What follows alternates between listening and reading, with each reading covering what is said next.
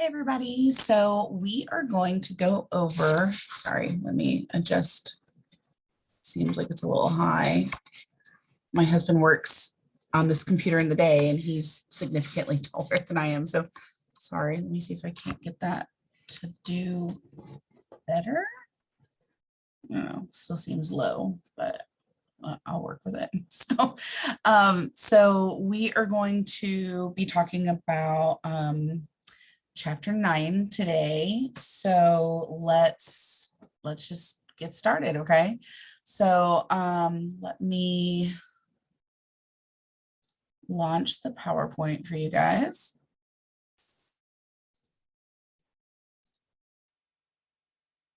Okay.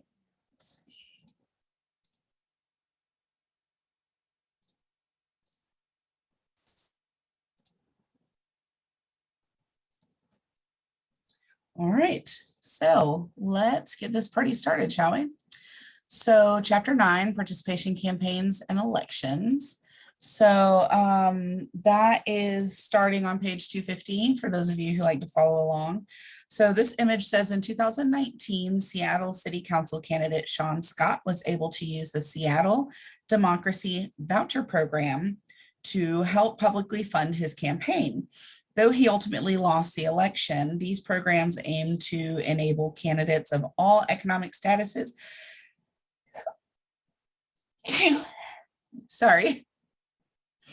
of all economic statuses and backgrounds to run successful campaigns for public office. So, and your book kind of goes into some more examples of that and some different things that are done. For any of you who have already had to file your taxes, you are probably familiar with the portion where they ask if you would like to donate to the election campaign fund, and it doesn't actually come out of your individual tax return or anything. It's something that's done through a federal program, but everybody who checks yes, there's a pool that it goes into for people who aren't millionaires who want to run for office, at least for president. And then I think they have certain cities and states also have kind of a similar program like this does for Seattle. And so the idea is to try and help it level the playing field a little bit, because obviously it's very expensive to run campaigns. I mean, you're talking staff, offices, especially at the presidential level, right? We're talking all over the country, staff all over the country. We're talking website management, social media management, people to knock on doors. We're talking printers and computers and paper and pens for places all over the country, plus swag. So, your shirts, your hats, your buttons, your bumper stickers, your yard signs, all of those things that people want during a big election to show who they support. All of that costs money to get ordered, and then you have to push it on people to try and buy it to recoup some of that money. And postage and direct mail pieces and TV ads and radio ads and all of those things cost money, right? And of course, it's on a much smaller scale if you're talking about at the state level or the county level or the city level. But you also have to think, as you're paring down those elections, those people are also less likely to have as much money. So it's still an expensive cost, regardless of at what level. And a lot of people just can't afford to do that, but they might be the best person for the job, but they can't afford to get their name out there. So programs like this kind of attempt to help level the playing field some. It is still difficult though, because you're still not going to get the same amount of money as somebody who can maybe fundraise. I mean, the last couple of presidential elections have raised in the billions. That's right. Billions with a B dollars in campaign fundraising. It's absurd to me that we spend that much money. Yes, advertising costs money, staff costs money, but it just goes up and up and up, which also makes it more and more difficult for the average Joe to really make a difference and to get the word out. And we talk about not wanting just a two-party system and that we want more people to be in the running and we want more diverse candidates, but then we allow for this system of like absorbent, just ridiculously extravagant large budgets for these presidential campaigns, and most people just can't compete with that. I mean, we could literally give everybody a home in America with that money, like, and we're giving it to just one candidate to run for office, which, you know, yes, it's important. Our process is important, but you know, that's a lot of money. I mean, we could like end homelessness, you know, like we could pay for every kid's school lunch in America. We could, you know, provide clean water to a third world country. Like that money could go towards like big picture stuff, right? Like things that are after the election, things that are still an issue regardless of who has been in office, you know, but alas, that is not, unfortunately, what has been done with it. It's a shame, because I feel like we could just do so much if we had that same sort of passion to like solve large issues instead of, here, I want you to be able to go on TV and bash this other person because I hate this person. You know, like it just doesn't, I don't know. It just doesn't work the way like it should. So, so anyways, so those sort of programs are an attempt to make that a little more fair. Oh, gracious, I apologize. So, your chapter goals for this chapter are describe the patterns of participation among major demographic groups, which we have already touched on some, but we'll kind of highlight over.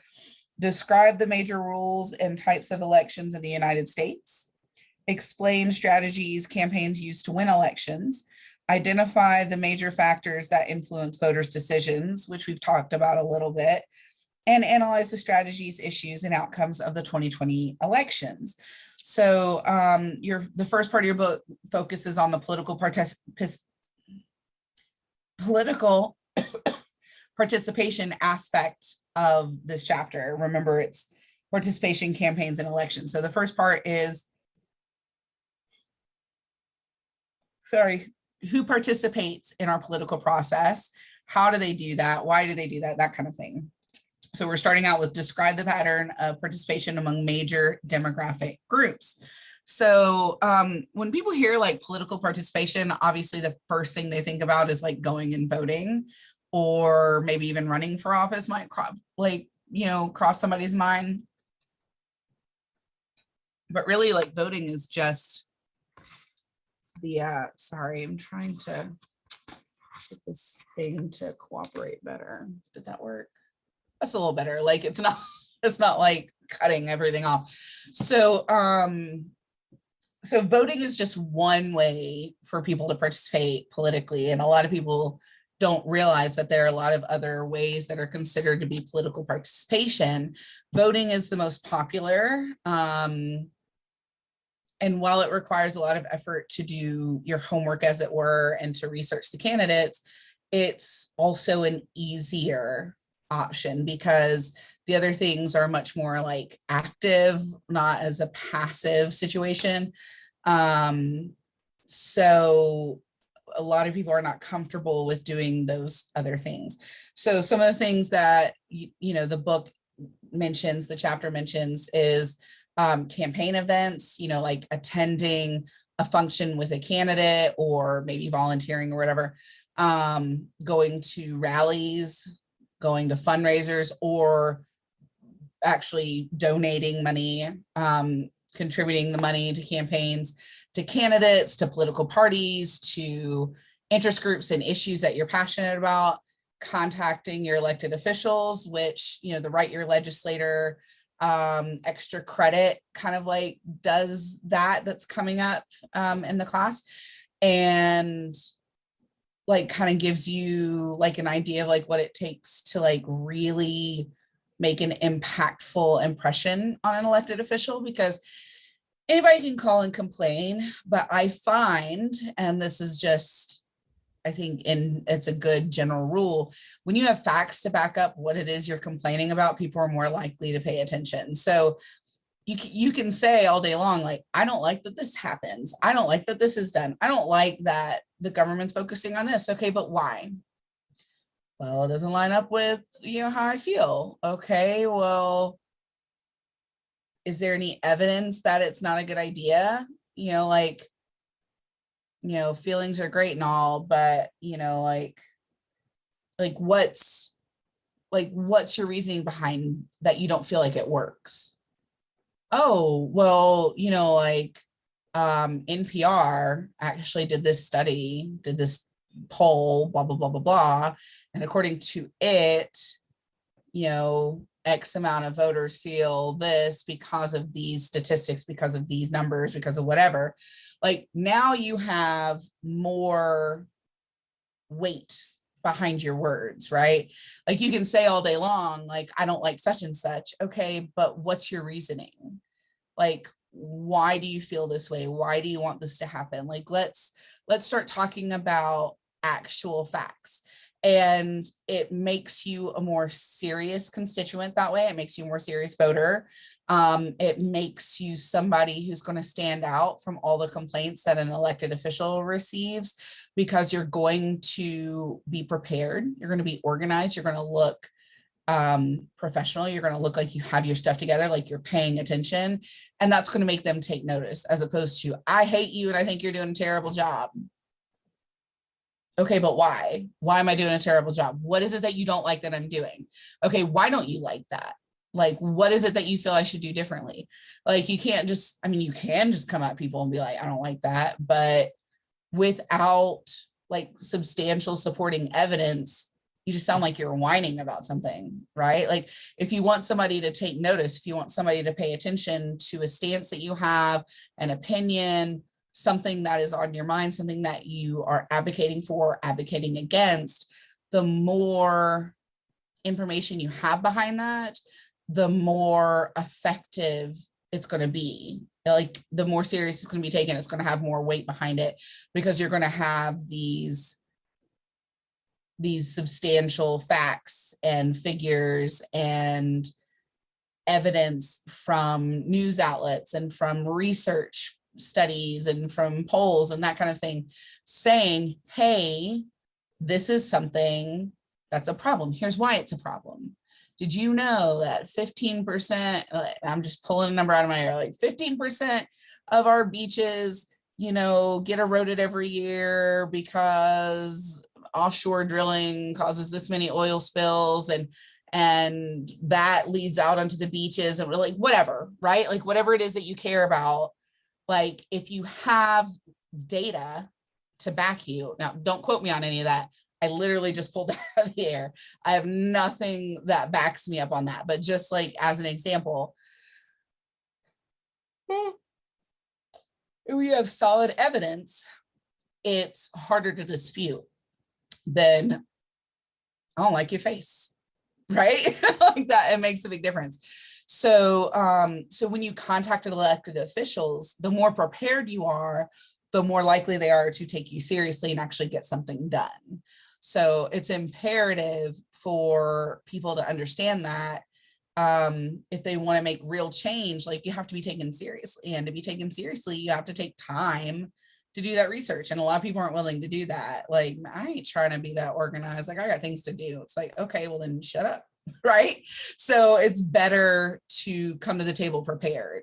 So, and then the next thing that it talks about is working for candidates and campaigns, right? Like, either being on the staff or working as a volunteer. Canvassing voters, which I had mentioned to you guys before, is like going door to door saying, hey, we just were checking, making sure that like your voter registration was was current, that you had all the information about the upcoming elections, and that you knew where your polling place was, like that kind of thing. Like, that's a lot of what happens with door to door canvassing. Like, here's some information on our candidate, but also it has your polling place on there. We just want to make sure that you get out to the polls. Do you need a ride? We're doing rides on election day, all that kind of stuff. Like, that's what happens with that. So and it is tiring, let me tell you. Hitting those streets, oh Lord, it's a lot. Like, especially because here in Florida, it's hot all the doggone time, right? Primary elections are in August. So you're like hitting the streets like now in this heat. Can you imagine, like, door to door, and like, capris, a campaign shirt, maybe a hat, water, sweat dripping, your face is beet red. I mean, that's at least how I look when I go outside. Like, I don't glisten, I sweat, it's a hot mess. You're a little like bored, and hoping that somebody doesn't try and shoot at you, right? So I've never had anybody do that. I have had people be pretty rude to me. I had one person like straight up, like, look out her window, see us, and then would not come to the door. And then as we were walking away, like, peeked out her window again. And I was just like, hey, boo-boo. Like, I get it. Like, fine, you don't want to engage in the process, but you ain't gotta be rude about it. You see I'm hot. Like, I'm doing this job for very little money. Like, the least you could do is be like, okay, thanks for the information. Please don't come by again. But she was like, nope, not even engaging with these people. I don't know these people. So yeah, so door-to-door canvassing is rough. But people are politer when you're face to face. It's worse when you're making phone calls to voters. People are rude. They will hang up on you. They will cuss you out. They'll be like, don't you have anything better to do with your time? And I'm like, then protect our democracy. No, like, I find that to be pretty important, like, I'm just trying to make sure we're all participating in the democratic process. Like, that's how we're set up as a country. Don't you want that? But people are nasty. So, so it's an awkward situation for a lot of folks. I hated making phone calls, hated it. I was like, I'll do anything else. Can I enter data? Like, let me go register some voters. Can I greet people at the door? Can I go make a water run? Like, I don't want to make phone calls. Please don't make me make phone calls, because, it's the same sort of problem that we've talked about before when we were talking about the media and we were talking about social media and that whole like keyboard warrior, like you're hidden behind your screen. So you're detached from the people. You forget, like, there's a person on the other end of that exchange. And that happens a lot, with phone calls. It's really easy to forget that there's a person on the other end. You don't know how their day has been. You don't know what they're going through, and you may have just really piled on. And I've been guilty of it. You get those solicitor calls, you get somebody like, I keep getting like this same solicitor call for donations, and it's always the same guy, but he calls for different things. And I have been as polite as I possibly can about, got a dust bunny flying in my face.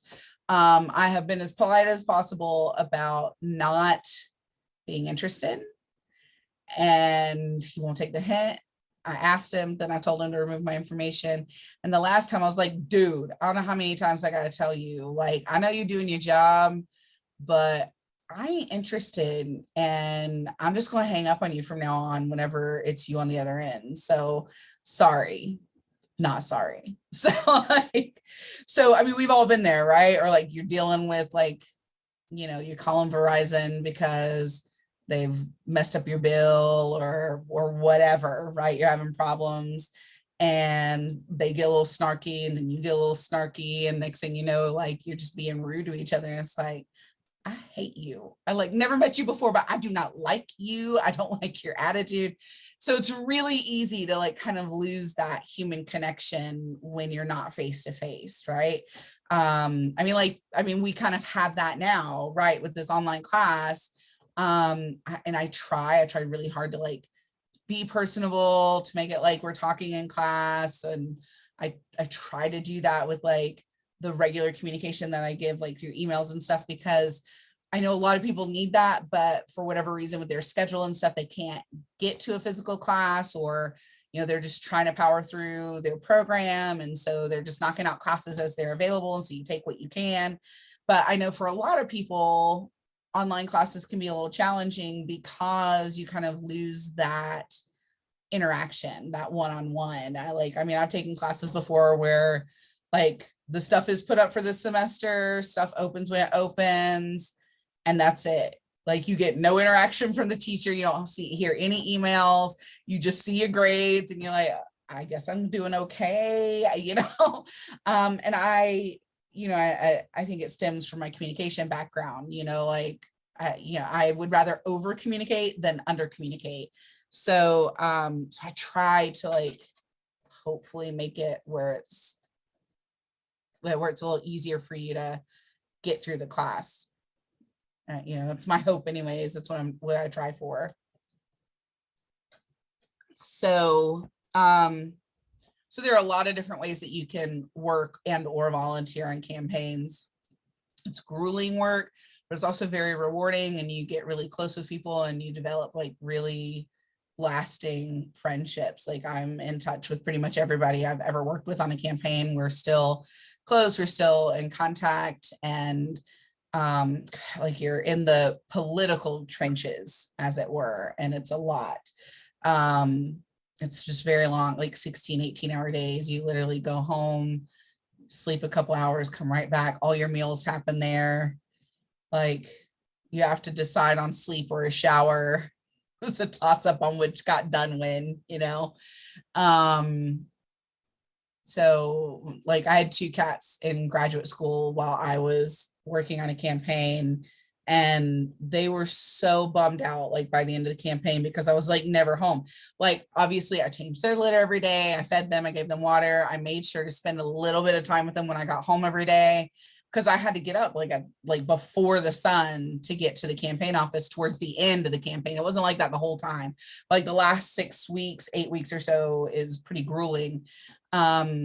And because it was just us, I didn't have a roommate or anything. So they just had each other, and they were very clingy to me after the campaign was over. Like, we missed you so much, Mom. And it's like that for like all your family and friends too, because you kind of like disappear whenever you're kind of in that world. And so it's a lot on you. It's a lot on your body. Almost everybody I know at the end of a campaign, they end up getting sick, or they get sick towards the end of a campaign because their body like is literally breaking down.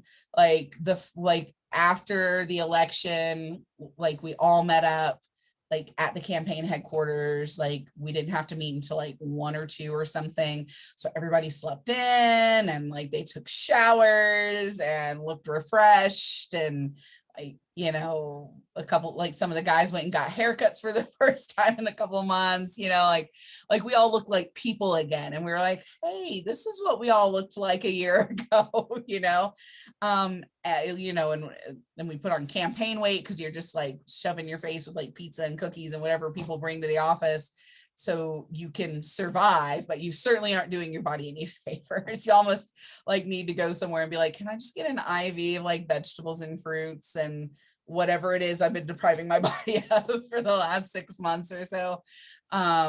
So it is very grueling work. And so a lot of people are not interested in political participation at that level.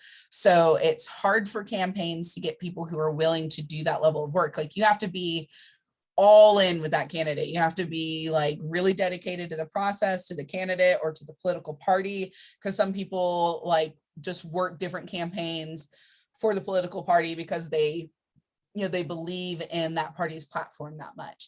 So they'll go from like campaign to campaign to campaign. I'm old now and I have a lot of random health issues. Like there's absolutely no way I could pull a day like that. Like the other day I was up all day. Like my daughter like didn't take a good nap or a nap at all or whatever the day before. And then so she had a restless night that night because she had fallen asleep early. So then she wanted to party at like 3 o'clock. And like, so my husband and I had like kind of a rough night of sleep. And then the next day I was up all day with her. Then she wanted to take a nap again. And I was like, oh my God, child. And I was exhausted. And then I stayed up late, like grading stuff and responding to you guys and like working on the next modules and like study guides and stuff. And I got like 3 hours of sleep, like 2 nights in a row. And like that third day, I was just like, what? I don't know what's happening right now. Like, there's no way I could pull like 16, 18-hour days every day, 6, 7 days a week for 6, 8 weeks. Like, it's a young person's game. Like, if you walk into a field office, it's people under 30. And then like the volunteers are like everybody else, like different age ranges, and they do what they can, but they can go home when they need to, right? Like, but like it's all young, like college students and stuff, because they've got the energy and the freedom, and they're usually not tied down with like a family and all that kind of stuff. Like, you usually don't see people over a certain age, like 20, sometimes even older than like 25 or so, doing those kind of hours, because your body just can't process it anymore. So bless the young people with all the energy, because like they're what makes the groundwork of any political campaign function and go round, but they're also quite the exception, because generally you don't have younger people quite as engaged in the process either. So it's a lot of people wearing several hats, and just stretching themselves as thin as possible to make the process work. So a lot of people will do other things, right? Like, okay, I don't want to knock on doors or call people, or I can't do all that, but like I'll attend an event, I'll sign your petition. I'll enter some data for you. I'll enter like how many people you called and stuff for that day, like what we got through, so we can print like phone sheets and like new, door-to-door canvassing, because okay, we just hit this neighborhood, so now we need to target this. Like, I'll enter that data for you. I'll bring you guys dinner, right? Like, I'll clean the bathroom, like I'll clean your headquarters for you. I am not going to deal with the face-to-face, but I'll do the other stuff, right? Also give me like a bumper sticker and a shirt and a yard sign, and I'll put all that up, right? So for a lot of people, like that's their comfort level for participating in the political process, aside from the status quo standard of voting first and foremost. So so that's important to keep in mind. And those are also important things. Now, like, none of the other stuff can happen without reaching out to the voters. Like, that is imperative. Like, you remember I told you guys about how like radio marketing works. Like, it takes so many times of hearing an ad before you even realize you've heard it. Another so many times before you start even processing it. And then another so many times before you start deciding whether or not that service is even for you. It's the same way with literally any kind of advertisement you can think of. Like, and really political campaigns are just advertising for that candidate, right? It's like, he or she is our product. We want you to choose this person. We want you to vote for this person. So we are selling this person to you, right? I mean, that's all it is. It's like, the other side of the coin, right? Like, we're not selling you Pepsi or Coke, but we are selling you this person.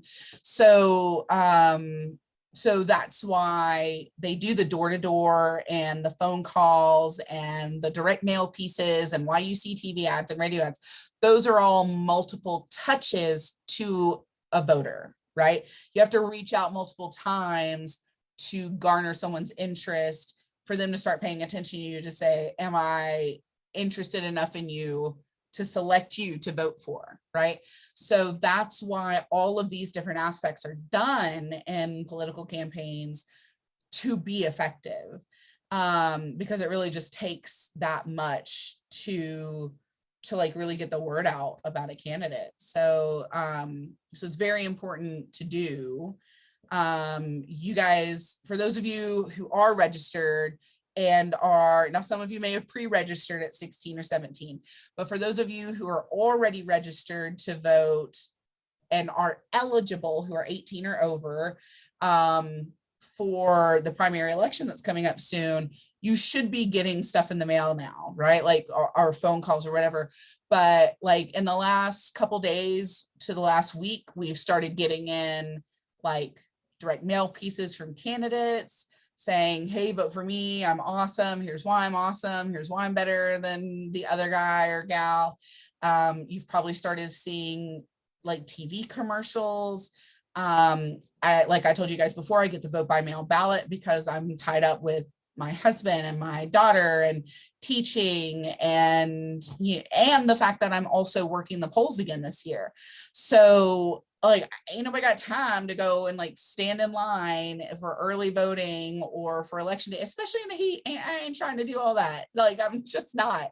So I get a ballot mailed to me. So that way I have time. I can sit down with it. I can go, okay, I need to research this office and then make my choice. Okay, now I'm going to research this one and make my choice. And so I got that in, and right after I got my my vote by mail, I started getting direct mail pieces from candidates.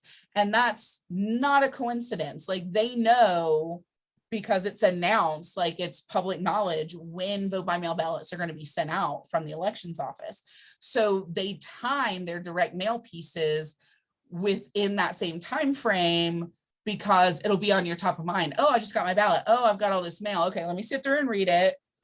Let me get some information, maybe go onto their website, do a little more research, figure out who I want to vote for, and fill out my ballot. Like, so it's intentional and it's smart. I mean, like, if you're not doing that, like, you don't know squat about how staying top of mind works, and you probably shouldn't.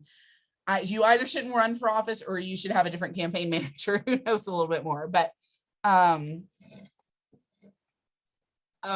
out of water. I have to get some in a minute. So you should be seeing all of that, right? And like, that's part of the process for them to engage you, right? It's all about that. Like, how many times can we reach out to you and make sure that we get our point across? So all of those are means of political participation.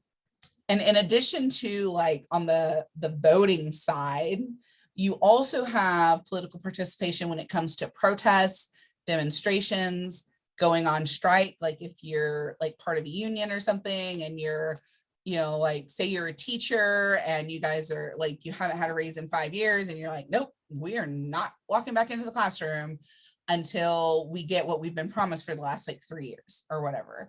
And so those things happen as well. So, and that really is part of the political process too. And remember, peaceful protests, right? So you can't go and ruin people's property and, like, break into a business and steal like a TV or something, right? So, so it's important to remember that it's peaceful protests, which I know I've emphasized in several other lectures. So the right to protest, as we know, is protected in the Bill of Rights. And it was really important during times in our history when it was just white men, landowners of a certain education status, et cetera, who were able to vote, who were able to run for office, that kind of thing. And so, you saw that in history class. We've talked about that during the civil liberties and civil rights, like the March on Selma with Dr. King, and, bus boycotts and sit-ins in segregated, restaurants, and all of those things, to like, those were peaceful protests. That was pushing back against the establishment, saying this is not acceptable. And it's still a very relevant part of what we do today, right? We've seen that in the last couple of years with Black Lives Matter. And we've seen that with some of the recent like LGBTQIA marches. And also like with the Roe v. Wade thing that's just come up, like there have been marches and protests all over the country from women and allies who are not okay with what has come down from the Supreme Court. And so we definitely still have all of those sort of like mass demonstrations and protests that occur to this day to fight for what they believe should be done within our political system. So the official, your book gives you like the definition of a protest. Hopefully you guys know what that is, but participation that involves assembling crowds to confront a government or other official organization. That sounds right, right? So figure 9.1 that's on your screen is on page 254. So these are what we basically just spoke about. Different, let me move my stuff on my screen so I can see better while I'm reading it to you guys. So this is this is the breakdown of how people basically said, this is what I am willing to do as a voter. This is what I participate in. So obviously, in a large lead is voting in a general election. Now, you notice it says general, not primary, because a lot of people skip a primary election, especially if there are no party affiliation. So then they don't a lot of times have anything to vote on in their ballot, right? So 79% of people said that's like, that is for sure one of the things they do. 42% said that they express support for an issue, for a campaign, for a candidate, something like that on social media, because again, it's not face-to-face, it's still pretty passive. You can share an article or share a post real quick and just keep it moving, right? Like, you know, we've all done that. 40% contact an elected official. So, and that's actually pretty good, like considering what you would think that like most people wouldn't take the time to do that.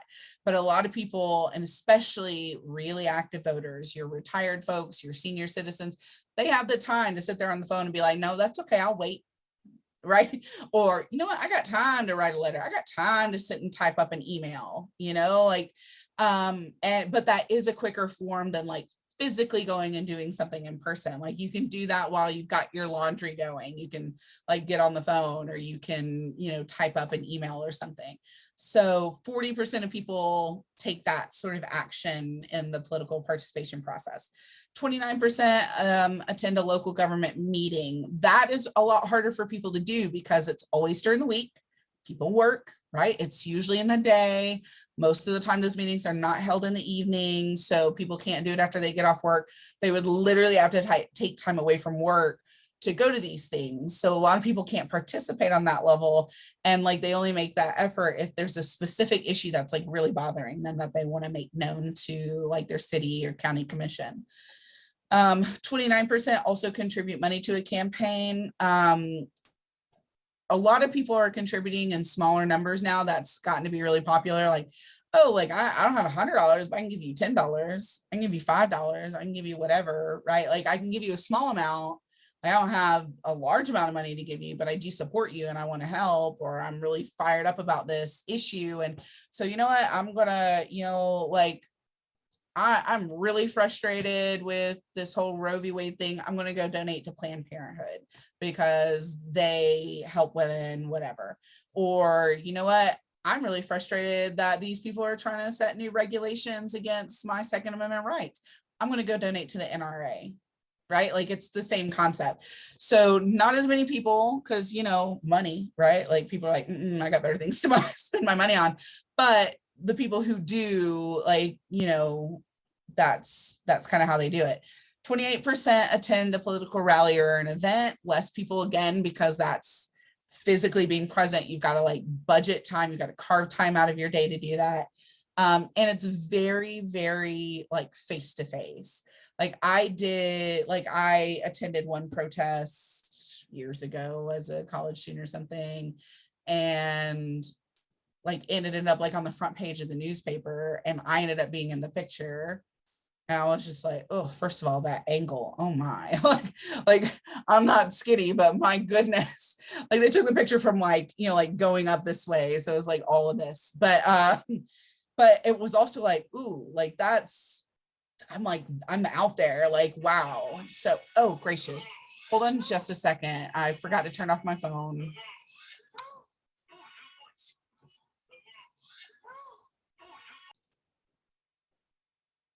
Okay, sorry about that.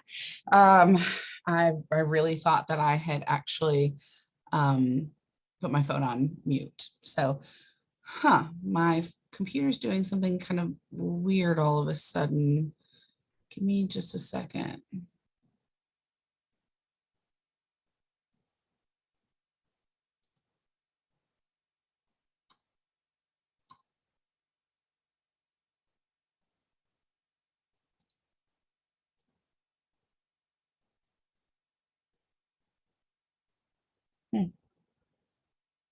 Interesting.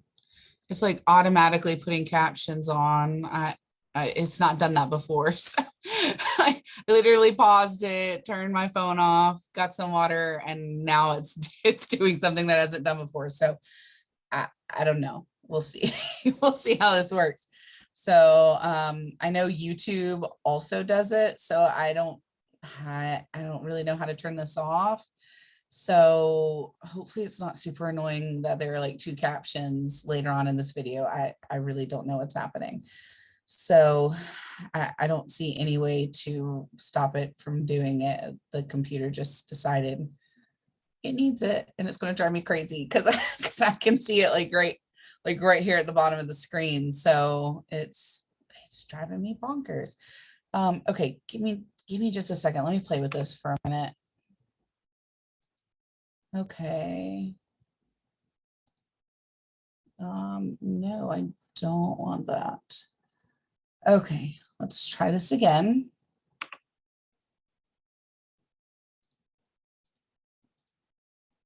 Okay. All right, I got out of whatever in the world was happening. So let's see if this works better.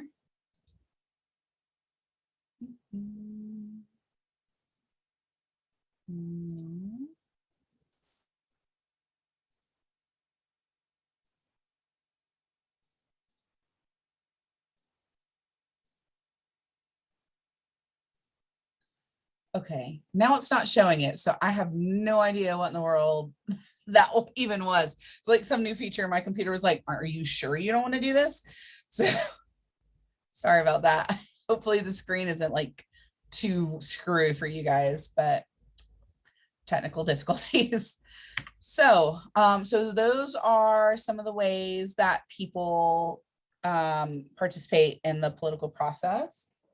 Oh, grab my, I think my daughter came in here while I was getting water and banged on the keypad. So that could have on the keyboard. So that might very well be what happened. So, okay.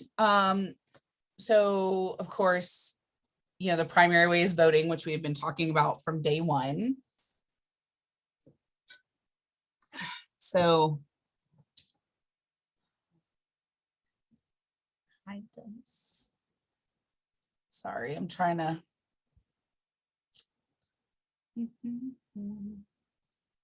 There we go. Okay, so the definition of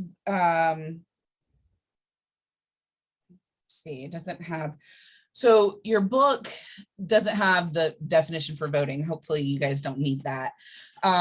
So we've definitely talked about it enough to where you should kind of know what that is. It does talk about suffrage, which isn't what it sounds like, right? Like you hear suffrage, you think suffering, but suffrage is literally the right to vote. So it's also called franchise, which is also confusing because you hear franchise, you think, you know, like McDonald's franchises or something, you know. So, but it is for the purposes of this class, like suffrage is the right to vote as well as the term franchise. And of course, we've talked about that quite a lot. Like voting rights have expanded significantly as our time as a nation has gone on, but it has been a major fight for everybody who wasn't 21, white, male, landowner, money didn't hurt. You know, of course, at that time, like it was very difficult to own land. I mean, it's still actually very difficult to own land. So, you know, we've discussed before about African-American men earning the right to vote, or not earning, fought for the right to vote, got the right to vote, because all US citizens of a particular age should automatically have the right to vote. You shouldn't have to earn it, right?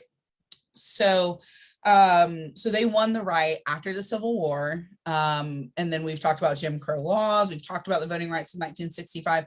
So I'm not going to like dive into all that again. I'm not going to, you know, like repeat the same thing we've already talked about. And then of course, women won the right to vote after that in 1920 with the 19th Amendment. And then the last thing, which we talked about one of the previous chapters, was the 26th Amendment, which changed the voting age from 21 to 18 because people were complaining that they were being drafted for war during Vietnam, but they couldn't even vote because they could be drafted at 18. So instead of saying, oh, gracious, I'm so sorry. I thought I turned this off. Hold on just a second.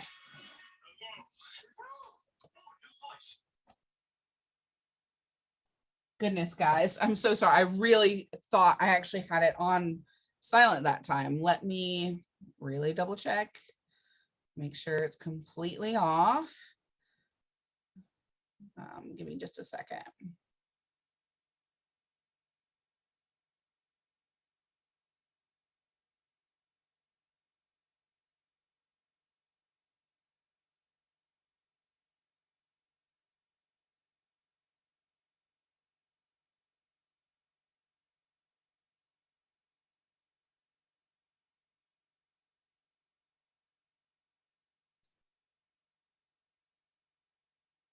Okay. I think I've actually like got the settings right this time. So sorry, guys. Oh, goodness. Scattered. That's my fault. So, so instead of saying, you know what, you're right, maybe you guys shouldn't go off to war, they were like, no, no, no, we need you to go to war. But you know what? Sure, you want the right to vote? We'll give you the right to vote. So they dropped the voting age from 21 to 18. So that was the last amendment as far as like who could vote, right? It's all US citizens.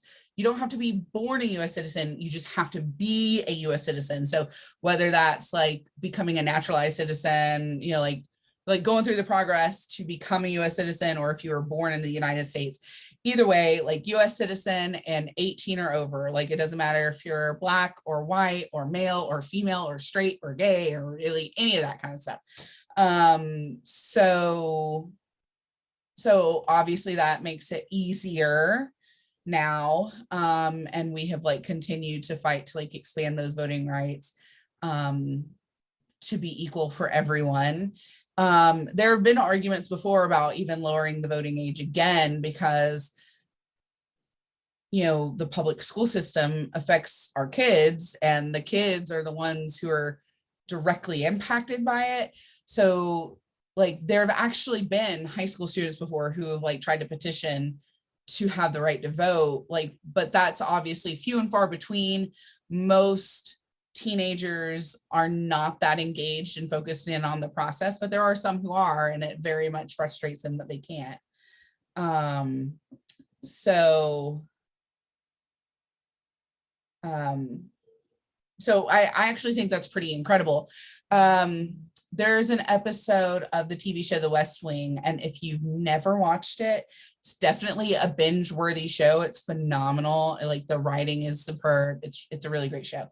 And there were actually a group, I think it was the middle schoolers actually, who like came and toured the White House, and they were part of like some kind of club or whatever.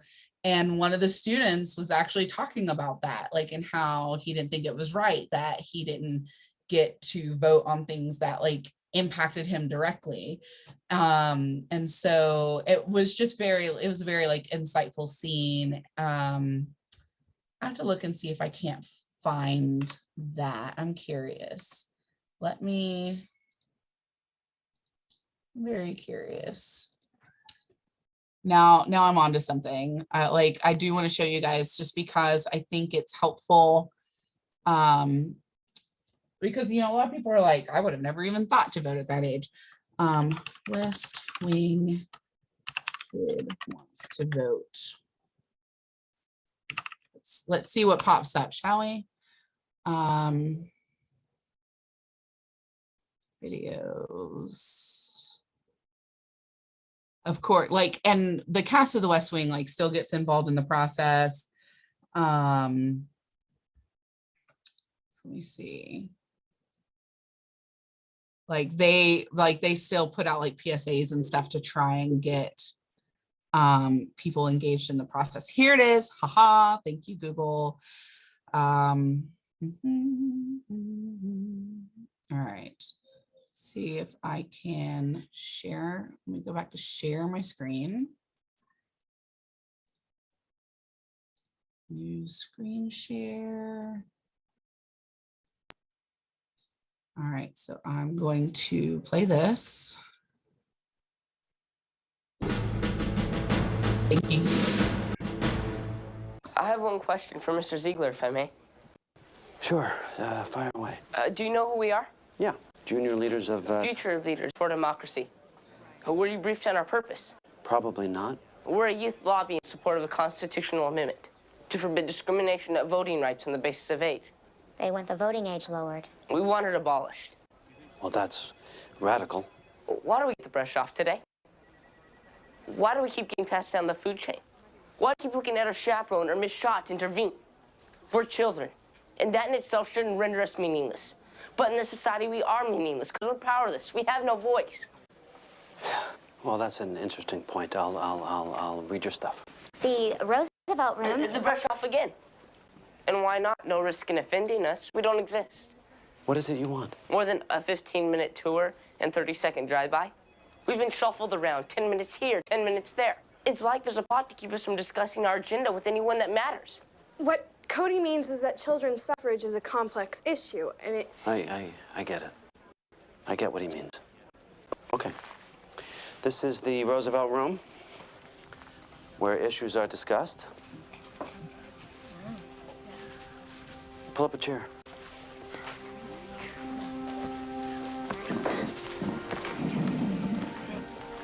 It's your meeting. When he was asked, So I'm mature enough to face sentencing as a full citizen, but not to vote? Well, you can be pretty dumb and commit a crime. Voting requires a level of reasoning. Adults don't have to prove any level of reasoning to vote. Nor should they. Okay, I'll cede that, but would you agree children need special protections against coercion and mistreatment by adults? Sure. Those same vulnerabilities make them unable to vote independently. That argument, immature logic, And being easy to coerce. that argument was used to prevent Negroes and women from voting up until the 20th. It's been great, sir. Another half hour, I could have convinced you. I believe you. We heard District is the best pizza in town. Outrageous. District Pizza delivers, don't they? I think so. Argue that 18 is the worst age to start voting. You're all worried about college or paying rent for the first time or falling in love. It isn't only power that corrupts, weakness corrupts. It makes kids grow up cynical. So you think half of adults don't vote because they didn't get started soon enough? Absolutely. Churches don't wait. And they get kids at birth. And it's just kids we have unique concerns. Like what? I'm going to be breathing the air and drinking the water after you're long gone. But I can't vote to protect the environment? And we're required to attend underfunded schools, but can't vote to improve them. And kids who work pay into Social Security without any say as to how the fund is managed. Right. When you guys fix Social Security, you have to keep adults happy. But you can rob our future without losing a single vote. Here's another one. Poverty among young people exceeds all other age groups, yet the government spends 10 times more on each poor senior than it does each poor child. Wow. We have no AARP to lobby for us. We have no voice at all. So, are you, did we convince you? Well, I'd go for lowering the age in increments, and I wouldn't start at the federal level. But you'll mention it to the president? I'll do better than that. Yes, sir. If you're in the mood, there's a young man in the back you might want to call on. Ladies and gentlemen, the President of the United States. good morning. Mr. President. Chris, the young man in the back. I'm sorry, I don't know your name. Cody Zucker, Mr. President. Cody? Do you think the budget deficit is especially unfair to younger Americans? Absolutely. We're passing on a crushing debt to our children. That's not something a responsible parent would choose to do. Yeah, David? A follow-up, sir. Do you think we'd have such a large deficit if children were allowed to vote? Well, as adults, we're certainly not shouldering our responsibility, and your generation has a vested interest. Allowing children to vote is worthy of consideration.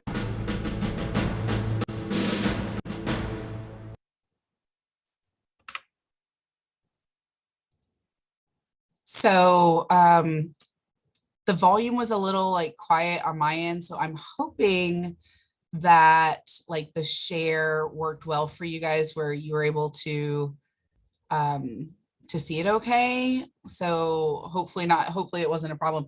I'll also make sure to like post the link for you guys. Like I'm in love with The West Wing all day, every day. And there are like a ton of like really great moments in that show that like connect to other situations. So most people don't even think about that, but it definitely sort of, you know, makes you ponder. And that clip is actually much longer in the episode. They have it like kind of chopped up for, you know, for time, for the purposes of the article that they've got. But I'll see if I can find like the full clip and I'll post it. But so those are definitely things that a lot of people don't think about, but it is really important. You know, one of the things that happen all the time to, sorry, I'm trying to get my screen share to cooperate again. Okay, screen share, here we go.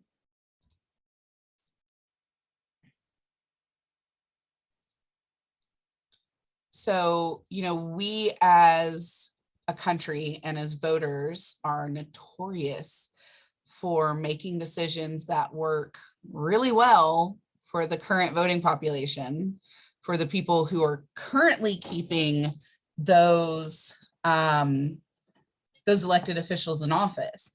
But we're dumping things down the road, generation after generation.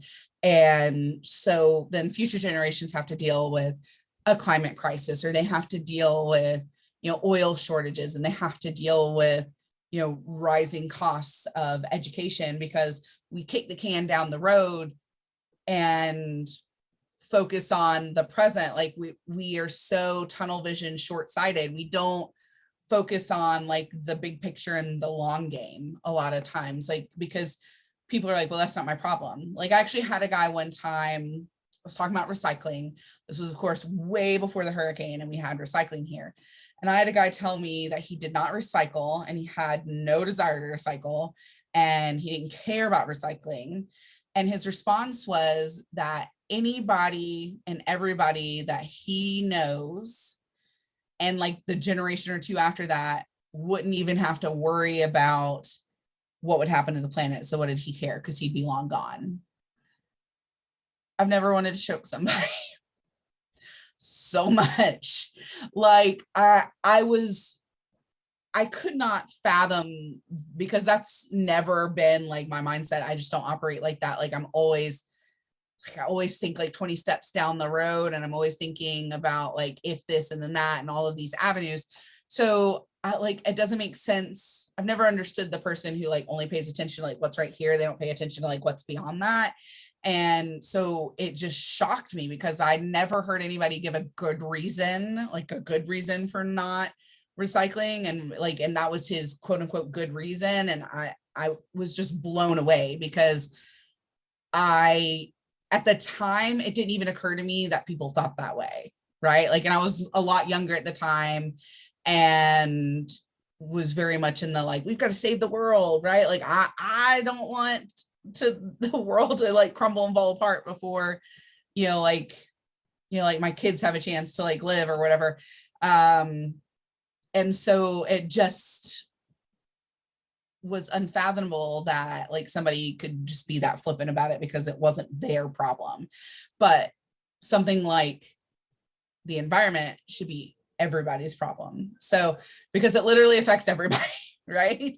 So that was just crazy to me. But, like younger people care about those sort of things. Like my elementary school had like a recycling program and things like that. And so that's always something that has been kind of like right in front of me, because it's been taught like, okay, we're going to have a climate crisis in your lifetime if we don't do things. And so, like even at a young age, like I felt like I was a very big like recycling advocate for like better things for the environment.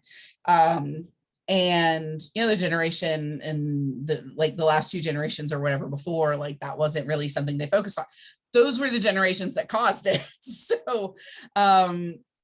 And then my generation has been trying to start to undo it. So I just think that's like a really interesting concept. The idea of like, maybe the problem is that people don't get exposure early enough to voting. When I was in elementary school, they actually did like a pretend poll. The person who was the supervisor of elections at the time actually brought like voting booths down. This was before like the electronic ones. It was all like, you just go into a little cubicle and you fill out like your ballot, just fill in a spot or write it in or whatever. And so they had it set up where, you had like, we actually got to vote for president. And I just thought that was like the coolest thing to be able to do. Like when I was a kid, like I went into the voting booth with my parents and I got to see the process. And so I was always really interested in it. My parents always talked about it. And then like being able to like do it in elementary school, and it had, it was in the late 80s, early 90s. I want to say it had like Carter, Jimmy Carter and Reagan on it, like, because it was like a fake ballot, right? Like it wasn't obviously like a real ballot. But I just remember thinking that that was so cool to be able to do that, you know, and it just kind of always stuck with me. And so I think it is important to reach people younger, whether they change like the voting age or not, like to get them engaged in the process. So like when they are legally allowed to vote, they want to hit the ground running and they want to make a difference because they understand how vitally important voting and participating in the process is. And I feel like if there aren't adults in their lives who are passionate about it and who care as much as like that kid did in the video, like if there aren't people around you who say like, this is why this is a necessity and like an imperative responsibility that you have to take part in, it's really easy to not feel like it's important if nobody around you tells you it's important, right?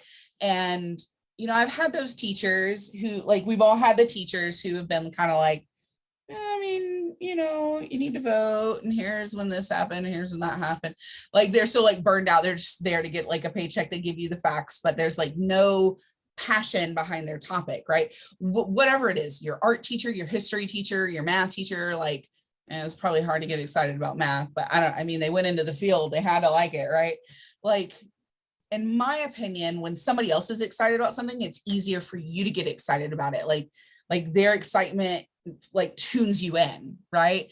And so for me, I was really lucky that almost every single teacher that I ever came across was like passionate and really engaged and like cared about things and talked passionately about things. I mean, I had like a handful of teachers, I was like, you are in the wrong profession, right? And we've probably all had that teacher who was just like, whatever. But the passionate ones are the ones that like really stick with you, you know, and they're the ones that really kind of spark something in you. And not just teachers, right? Like your parents should be like, they should have a fire about them about voting. Your grandparents, your neighbors, like everybody should have a fire in them about wanting to engage in the process to make a difference.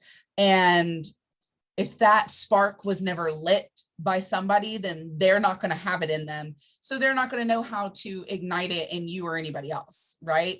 So, and I was just really lucky that I grew up with a lot of people around me who had that fire. And I guess I picked it up. And so I just continue, as corny as it sounds, I continue to try and like carry the flame and like pass it down to other candlesticks. I don't know. It's a new metaphor. I'm working it out. So I just love that scene because like the passion that kid showed was what everybody should feel about those sort of topics that like are absolutely life-changing for our country, for our world, for all of our neighbors and family and whatever. So yeah, I think it's really important to engage kids as early as possible in whatever way that is. Like I was on student government council all through school and stuff, like, and then, you know, those kids like kind of have a say in how things go with the school and that kind of stuff. And I don't know, I just think more kids should be encouraged to speak up and have a voice. And unfortunately, not everybody's lucky enough to have people in their lives to teach them that. You know, like they teach them the opposite, like sit down and shut up and not speak out. And I guarantee you there's probably some sort of like psychology study needs to be done about people's backgrounds and their voting record. Like how engaged are you in voting and what's your childhood? Were you taught to speak up and voice your feelings and concerns and opinions, or were you told sit down, shut up, be seen and not heard? You know what I mean? Like, is it like, are those people engaged in voting, or are they more likely to stay home because they don't think their voice matters? That's a really interesting proposition. If any of you are like psychology majors, you for real need to ask like your teachers about that, because I'm like really interested in that. So God, I think that'd be really cool to figure out. So if anybody knows anybody who would maybe know something about that kind of research, that would be pretty cool to figure out. Like, I feel like I have some Googling ahead of me.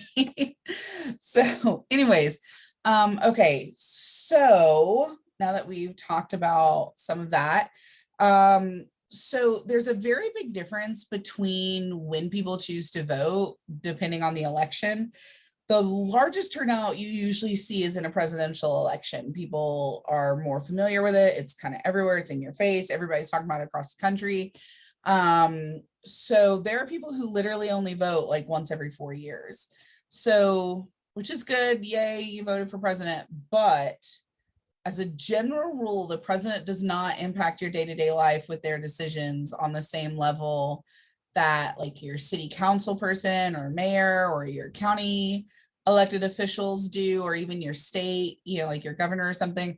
All of that impacts you on a day-to-day basis far more than the president does. So really, it's not even like, I don't want to say it's not the most important, like they're all important elections, but like for your day-to-day life, like it's crazy to me that people don't realize that, and then they don't even vote in the other races. Sometimes people vote once every 4 years, they only vote for president, and then they leave, and that kills me. Like, they leave everything else blank on the ballot. They don't deal with any other aspect of the races. They don't pay any attention to anything else, and then they think they've done their job as a voter. Like, that's work, you know, like you've got 5 days worth of work and you worked like half a day, you know what I mean? Like, you know, it's really not like enough, to be honest. So your book says since the 1890s, participation in elections has declined substantially, with the exception of the 2020 presidential election. Yeah, a lot of people turned out for that one, as we know. One pattern is consistent across time. More Americans tend to vote in presidential election years than in years when only congressional and local elections are held. Some of the reasons that participation rose and fell during the last century and then rose again in 2020 are those things I was just mentioning, like things that we've talked about throughout the semester. People don't have as much trust in government. They don't feel like their vote matters. People are busier than they ever have been before. People work multiple jobs. People don't have transportation. They aren't educated about the issues. So there are a multitude of reasons that people don't. And we know that in 2020, it was a very hotly contested race. Like, it was very, like, the country was absolutely like Trump or literally anybody but Trump. And like, that's pretty much how like it played out. Like, a lot of people were like, I don't care who it is, like, I'm not for Trump. And then people who were Trump supporters were like, well, I'm like diehard Trump, like, this is what I'm doing. So it was a very large turnout because it was a very, very contested race, because the people who love Trump, and the people who don't, like, there's a vitriol of like severe disdain for him. And so a lot of people were like, there's no way we can take 4 more years of that. And so those people came out in droves, just like his supporters did. And so that's why we saw such a large spike, and we haven't had that large of a divide. Like, in previous elections, it's always been, I don't really like him, but like the other guy's just kind of okay. And like, people haven't been as like, this is make or break the direction of our country.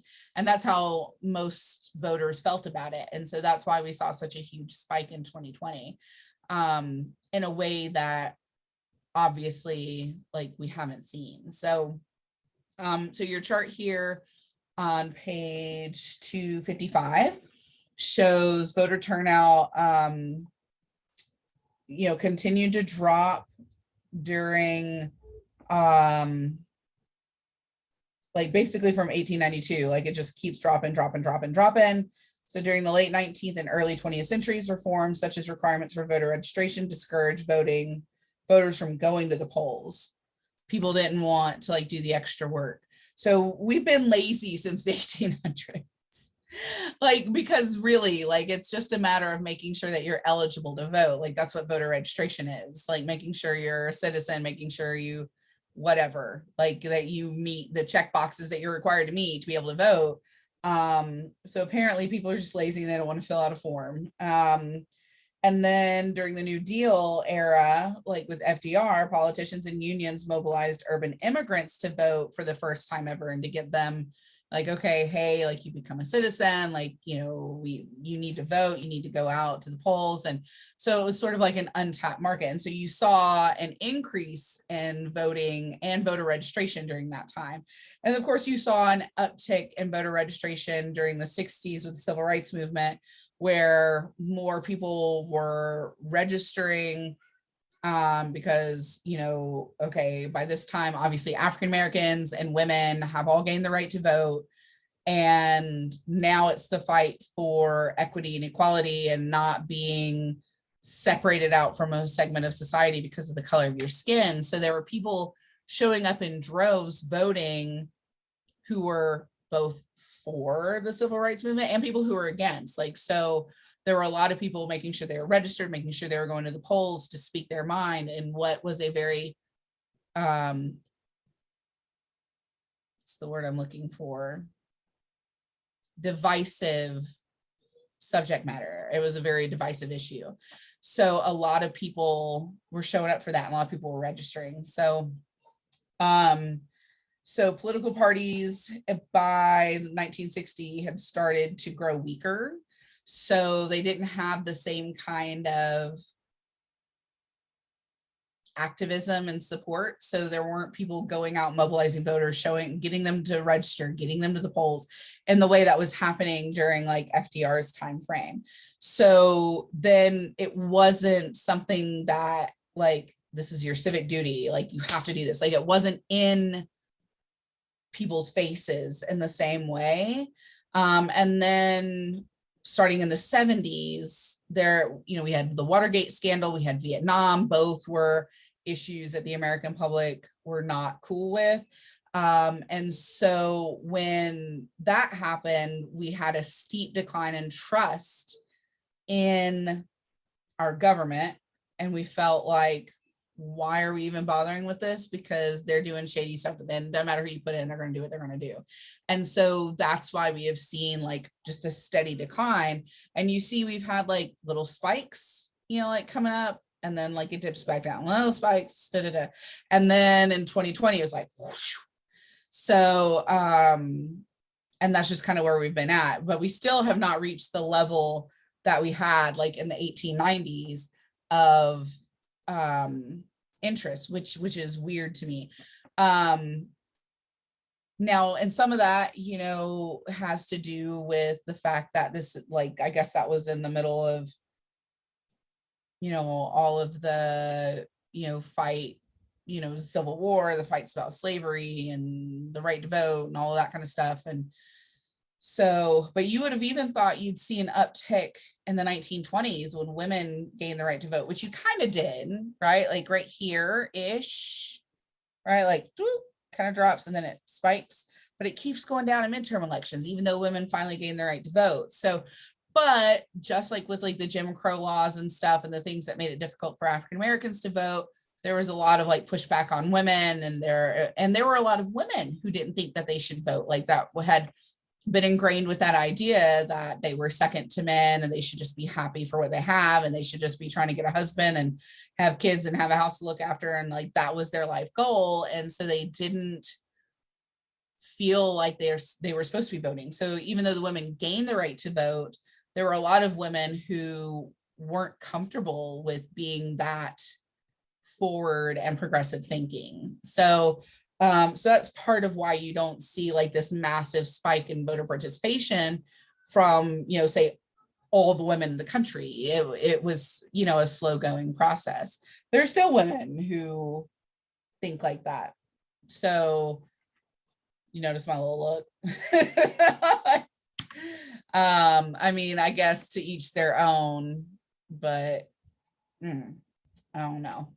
So, and hopefully like some of these terms aren't like confusing to anybody. Like turnout, voter turnout is the percentage of eligible individuals who can actually vote. Like, again, like who's a citizen, like, oh, you want to vote in a Florida race, well, you've got to be a Florida resident. Like you want to vote in Bay County, you've got to be a Bay County resident. You want to vote in the city of Mexico Beach, you've got to be a resident of Mexico Beach. Like, so because those issues affect you, it doesn't make sense for if you live in Panama City, but you want to vote in a Panama City Beach race, like you're not a citizen, you're not a resident of Panama City Beach. So that's why those rules are in place. So if there's ever like something that the book uses a term for, or if I say, and I don't even realize that maybe that's not something everybody's familiar with, just like shoot me a message, right? Like one of you guys emailed me and said about the discussion board project. Well, I don't understand what race has to do with anything. And I was like, what? I didn't say anything. Like, and I realized that I'd been using the terminology like, well, when you're looking at the race, because I meant the election race, the seat, like the race for that seat, like that's what it's called. And your book references that way too. So I was like, what? Like, and that person was thinking I was talking about like the color of your skin or your ethnicity or something. And I was like, no. Like, that's what you call when you're running for a position, it's the race, like the race to the finish line. Right. So, and that like, nobody's ever been confused about that term.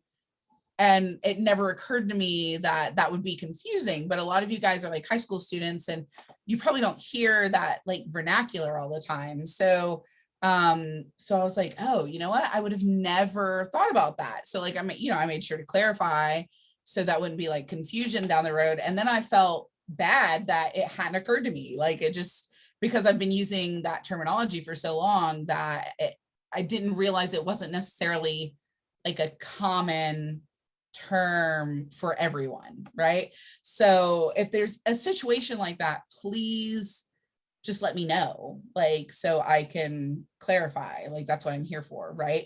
Like, I try to make sure that I'm explaining anything that I think might not be already like common knowledge, but I don't know what's common to each. And I mean, we've got 22 students in the class, so what might be common for some of you won't be for others and vice versa. So, like I do my best. And then if there's something that you're still confused about, like I'm just an email away. So, okay. So one way that people can participate, we've already talked about this some before in the previous chapters, is like digital participation. And that is a really big thing in the age of social media and YouTube and TikTok, and like everybody's got like a platform, right? Like I can't think of anybody in my life that doesn't have at least one form of social media, whether it's Twitter, Facebook, Instagram, Snapchat, TikTok, whatever that I'm too old to know about. I know that there are others. I don't know, I saw some weird phrase about some new one the other day and I was like, I'm not even going to bother to register that in my brain because I'm not going to end up using it. So like there's, and then like Facebook's trying to be meta and I'm like, whatever, so like there's always like something new, but we're all connected online in a way that we haven't been before. So your book describes digital political participation as activities designed to influence politics using the internet, including visiting a candidate's website, organizing events online, and signing an online petition. So you'll see ads for that, like online if you're on a website or if you're on social media or something, and they'll redirect you to their site or fill out this quick little survey, tell us how we're doing. they even do it by text message now too, where they like direct you to the site, like if you're already like on their text message list. You know, whether it's like, hey, we're going to have this like rally, or we're going to have like this fundraiser get together, or we're going to be in town and we're going to be speaking at such and such, like RSVP that you're going to make it, or you know, like we've got a fundraising deadline and like we need you to like click here today and donate $5. You know, our opposition is like out spending us and out fundraising us, and you know, whatever. So they use online means of communication all the time now, as like it's a regular part of a campaign. And the only exception to that may be like in a very small town, like a very small city race or something, where like everybody knows everybody. But like even then, like we just had city races for the city of Springfield, and there was the current mayor, and then the mayor had opposition. And like neither of them have like their own Facebook page or their own website or anything, because it's, I mean, city of Springfield is a very small city. If you're not familiar with it, like we're a teeny little city. But on the supervisor of elections website, you can log in and you can put your own bio up. You can put your picture and information about you and what you're running on. And some candidates choose to do it and some don't. And the opposition, I think, had like maybe a little blurb or maybe just their photo, and the current mayor like used that opportunity to like really like put out their information. And so it was a matter of like who, and the mayor won re-election. I'm not saying that's the reason, but it was like one of the avenues that was utilized to show like I'm the better candidate and here's why. And most people, if you don't exist online, you don't exist, right? Like I think a lot of people feel that way. Like, I'm sorry, if I can't Google like your restaurant or your business, and like if I can't find you, you give me your name and I'll like Google it, and your business doesn't exist, you don't exist. I need a website. And a lot of people now use like Facebook as their website. Like if you find them in like in a Google business search, you click on the website and it just takes you right to Facebook. Like, and that's their own, that's what they utilize. So, and a lot of people do things like that, but they at least have some kind of online presence. I mean, people use things like people use Facebook as like a Google search, you know, like if you're not on Facebook, do you really exist? Or if you're not here. And of course that varies by generation. Like we had looked at a couple chapters back, like the different age ranges that use different social media platforms. Obviously that determines, you know, who does what, but you know, like, I don't know, it was about 10, 15 years ago, my mom and grandmother were talking about, I don't know, the hours that a restaurant was open or something like that. And they were like, well, let me just get out the phone book and we'll call. And I'd like already looked it up and I was like, oh no, here are their hours. They didn't freaking believe me and they still called them to confirm. And I was like, really? Because like at the time that just wasn't like well, I'll just Google it, right? I was listening to NPR the other day and they actually said like, you know, your business model has arrived when you become a verb, because there are other search engines besides Google, right? But everybody's like, well, nobody says, let me Yahoo it, right? Like, let me Microsoft Internet it or whatever, which isn't even like a thing anymore, right? Didn't it just shut down or something? So, or like Internet Explorer it, like, you know, people are like, let me Google it. It doesn't matter if you're using Google or if you're using another search engine, everybody says, let me Google it, you know, like, let me look it up real quick. Let me Google it. So, or let me just Xerox that, when they mean copy it. But Xerox has become such a popular like business copy machine brand that a lot of people say Xerox it. Or, hey, will you pass me a Kleenex? Nobody says tissue. Like you might have like the Walmart or the Sam's Club brand of tissue at your house, but you're gonna call it Kleenex. But Kleenex is a brand, but we use it as a verb now because like it's what everybody equates with a facial tissue. But you don't say, will you pass me a facial tissue? People look at you like they don't even know what you're asking. You know what I mean? So so that's one of those things that like the internet has just become like that sort of like big of a deal. I mean, I am older than Google, which makes me feel like super ancient, but like that wasn't a thing when I was really little. Like that didn't become something, and until I was much older.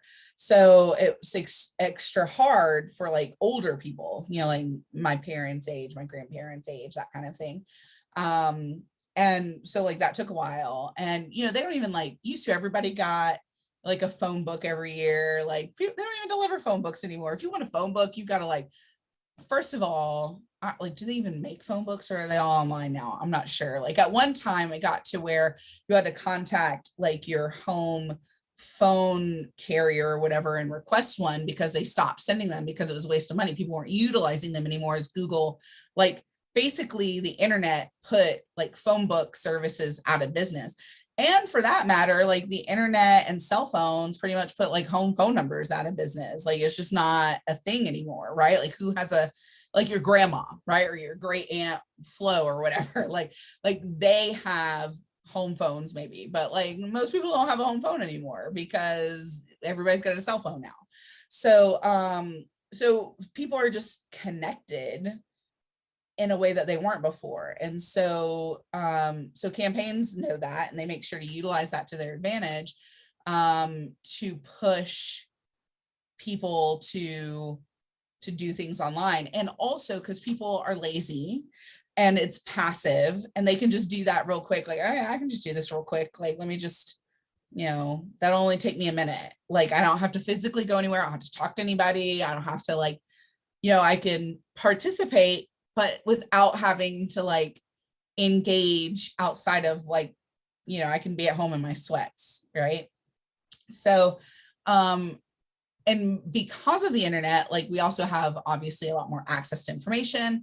We have an easier access time to campaigns and to candidates, and it's easier to get information about people. It's easier to find out people's platforms. It's easier to, you can become friends with politicians on, social media apps. You can follow their pages, like, which also increases that like connection with them, where you're like, you feel like you're more engaged with them because they're like right there in your news feed, like your friends. So you feel like you know them in a way that before you'd have to go out of your way. You'd have to watch a debate. You'd have to go to an event. And like now it's right in front of you. So it also gives us an opportunity to be like more engaged in the process and in politics and in voting than we've ever had before because of that, because it does kind of just put it right in your lap. It's now become the most common way that people participate in politics, aside from voting. Like voting is still the most common, but that is definitely like the second most means of being politically engaged. So, like I was talking about, it's vital to a political campaign, to have like social media presence, to have social connections in that way, because it humanizes you. One of the things that I learned working in campaigns, and I don't remember if I've told this story or not, so if I have, fast forward or whatever, just, I don't know, tune out, go to the bathroom or something, I apologize. But when I worked on campaigns, they tell the volunteers, and they tell like the campaign staff, you came because you believe in this candidate, right? But what if you'd been like treated like crap when you walked in the door? What if you didn't connect to anybody? What if you didn't feel like anybody went out of their way to make you feel welcome and wanted to be there? Wouldn't have you just gone home and been like, well, I'll vote for him, but like, I'm not going to go down there and spend my time? Or it could even turn you off from that candidate. Well, if these are the type of people that they're hiring to represent them, maybe I don't like that person, right? So like, you come for the candidate, but you stay for the connections that you make with the volunteers and the campaign staff. So one of the things that we were taught to do is to find ways to connect with like new volunteers that were coming in, to like, what's your story? What got you the staff member or the head volunteer? What got you to walk in the door? Like, why are you here? What is it that makes you so passionate about this candidate and this race? What is it about you as a person that put you in the seat you're in now. And so you tell that little story, and that helps people connect you on a personal level, and then they feel like they know you. So, okay, they walked in the door because of that candidate, but now they're staying because they have a connection to you. Remember the first night of class, I told the story about my dad and his situation and how that affected me. That was my, okay, you came because you needed the credit, but hopefully you don't drop the class and you stay because now you feel connected to me, right? And it's the same idea. And really that story is kind of the story that I used in the largest campaign that I worked on, and just tweaked it a little bit to be connected to that candidate and why I felt like that candidate was like a good fit for me to support. So you have to be humanized, like as the candidate, right? Like they have to find a way to do that with all the voters, right? Like how do I connect to you? And we'll talk about that more in the president chapter. But there are different strategies that candidates use to connect to their voters to make them more personable, because especially like at the presidential level, like they're not going to get to meet every single voter, right? Like in the city race, like, yeah, maybe you might meet almost all of your constituents, but that's not going to happen in a presidential race. So how do you connect with people where you feel human? People aren't going to vote for somebody that they don't connect to. And we'll talk about that in more detail in chapter 11. But social media has become one of the tools utilized to do that. So, sharing a news story or sharing like a campaign page or, something that you're interested in, like those things are small acts of like voting participation and political participation. But it can take you from, okay, I'm following this candidate to, man, like this has really got me worked up about this. Like I need to go to their rally. I need to go to their town hall. Like I need to be more engaged in this. Like I just can't get this out of my head. And so it can build up to larger acts of political participation. So one of the things, and we have touched on this before, so I'm not gonna I'll just kind of skim through it, but we've already talked about socioeconomic status a lot. But the reason why your book repeats it is because it is so important to understand it. A lot of people blow it off and think, oh, it doesn't really make that big of a difference, but it does. So your status, people say we don't have classes in the United States. That's BS. We absolutely do.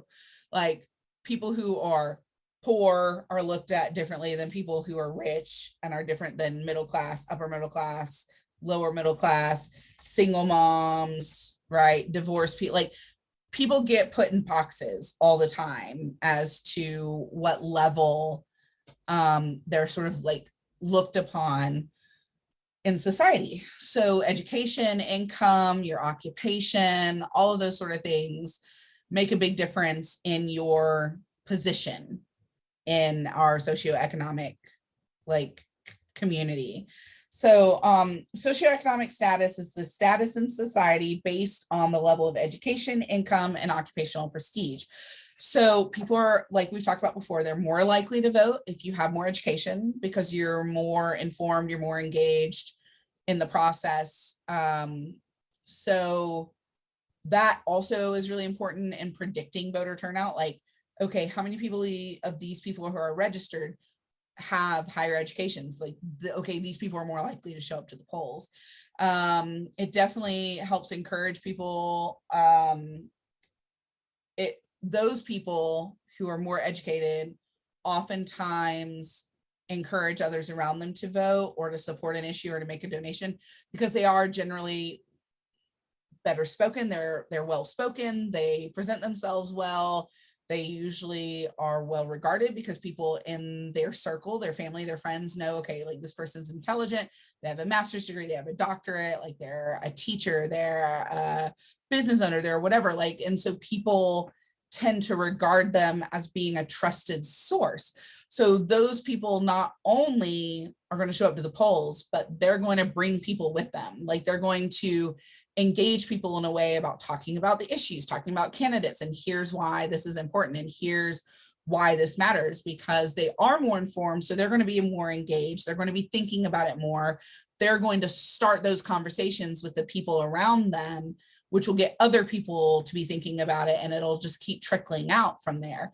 So those sort of people actually inadvertently increase voter turnout and political knowledge as a result. So, and typically they have higher levels of income. That's not always the case, but higher education, usually better job, better money, you know, that kind of thing. And people who have more income generally also have a more flexible schedule because they are usually high enough up in their career to, like, they're more, you know, they're like in a leadership role. It might be management. They might own the company. They might, you know, be able to make their own schedule to where, okay, I need to go and vote. I can go vote. It's not a big deal, which is not the same sort of freedom that like the cashier at Winn-Dixie has, or the like the drive-through fry flipper at McDonald's. I've never worked in a fast food restaurant, so I don't know what like terms are what, but like those people aren't going to have the same sort of flexibility in their schedules to vote, so, or to go vote. So and then, like we've talked about before a lot, like other groups of people are more likely to vote than younger people. Retired folks obviously like are more likely to vote because they've got the time. You know, we've talked about how younger people don't have as much of an interest. They've not been pushed to participate, like I was talking about earlier in the lecture tonight. And when younger people don't turn out, the government doesn't pay attention to them. So it doesn't matter if they raise student loan hikes on prices and interest and tuition costs more, because you're not showing up at the polls anyways, right? I can screw you over as your voter, as your elected official, because you're not who tells me I get to keep my job, because you're not showing up to the poll and voting. If you and your like fellow people of, you know, like your age range, like you and your counterparts showed up to vote, I'd pay more attention to you, and I might not like try and use that as like the first thing that we use to like fix budgeting and like our debt issues and things like that, because they're doing it on the backs of the people who aren't voting. That's why it's so imperative for you to vote, because they will screw you over. They just will. So if you want to make sure that doesn't happen to you, then you need to be engaged in the process and make sure everybody you know is. So even though much time and effort is spent mobilizing young voters, people who actually vote tend to be older than the average American. Again, they have the time to do that too, right? Like they're retired, they have more time in their day, they watch the news all the time. Like, you know, we all have that like retired uncle or grandpa or aunt or grandma or whatever, right? Who, you know, it stays on in the background like Fox or MSNBC or CNN or whatever, right? Like that's all they watch all the time. My best friend and I went out the other night for a girls' night and like went to a paint class. And so we were talking while we were doing that. And she was telling me about both of her parents are retired. My friend and her husband and kids just moved back from having to leave the state after the hurricane. Like they had to get relocated for work, and they finally were able to find a way to get back home, like literally in the last like 2 months. So, so they are currently staying with her parents while they're waiting to be able to close on a house this next month. So she was saying that they were driving her crazy because they're both retired, and her father like keeps it on the news like all day long, and then like argues the TV and wants to commentary, and she's like, he's officially like that old retired guy, and it's driving me crazy. And I'm like, yeah, he's at that age, you know, like, and so, you know, we all know somebody who does that. But like they're paying attention to the issues. Like they, you know, like sometimes I'll see, like I'll get busy with my daughter, or I'll get busy grading or doing whatever. And then like I'm kind of catching up on stuff, and I'll be like, oh, hey mom, did you know like such and such happened? And she's like, oh yeah, I saw that. Like I already saw that. Like, cause she's finally like connected enough to where she looks on her phone too, and she reads paper, and she watches all the like news programs throughout the day. And so she usually, not always, it depends on the issue. Like if it's an international something, like she might not know it as quickly, but she generally knows the news before I do. And I'm really good about keeping up with it. And like sometimes, because I'll be tied up with my daughter, like my husband might see it on his phone, like it might pop up while he's working. And so I'll be like, did you see such and such? He's like, yep. And I'm like, man, I'm like never the one to break the news story because I'm doing something else. So, but you know, those people are constantly in the know, so they are more informed a lot of time. Sorry, they've taken the time to do their homework, basically. So we've also talked about how race and ethnicity impacts what voting blocks people tend to put themselves in for voting. So like I won't, you know, go into all of that. You know, like we talked before about how African Americans weren't given the right to vote for so long, and then they finally won the right to vote in the civil rights movement. But they have generationally been behind because of all the discrimination and barriers that have been put before them by our country. And so that has hindered like their economic success, that has hindered their educational success, because like generationally they have been put behind. So, you know, when you come from money, you're already ahead of the game, right? Like you weren't, you know, like when people are like, I pulled myself up by my bootstraps. No, you didn't. Your dad was rich, you know, like you didn't come from nothing. Like you didn't like do all this by yourself.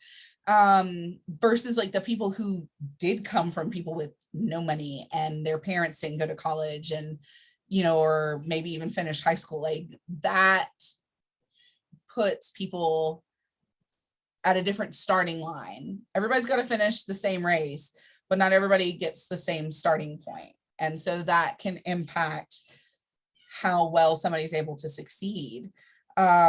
So African Americans are somewhat more likely than white Americans to have barriers if they're of the similar socioeconomic status as, say, their white like counterparts, because white folks have not been discriminated against for their skin tone and have been like hindered from owning land, from voting, from being able to do certain jobs, from becoming educated. Like that has not been something that we have been persecuted with in the way that African Americans have. So, and generally speaking, they have a very cohesive voting bloc. We've talked about that before. They generally vote with the Democratic Party and for Democratic candidates. And as a group, they are a political power to be reckoned with because of the fight that they have had to put in for so long to vote, and all of the other things they've had to fight for just to be seen as equal human beings. So they come together in droves to vote. Like that is a very active voting base. So, you know, the majority of people who vote in the US are white. That's because we've had the right to vote for longer.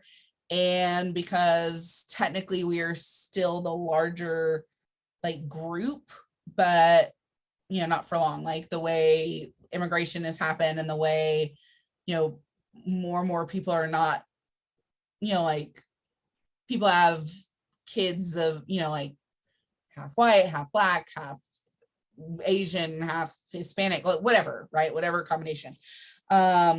So we will not be that forever. And so, but as of present, we are the larger majority. And so therefore it would stand to reason that the majority of voters would be white, right? Because there's more of us.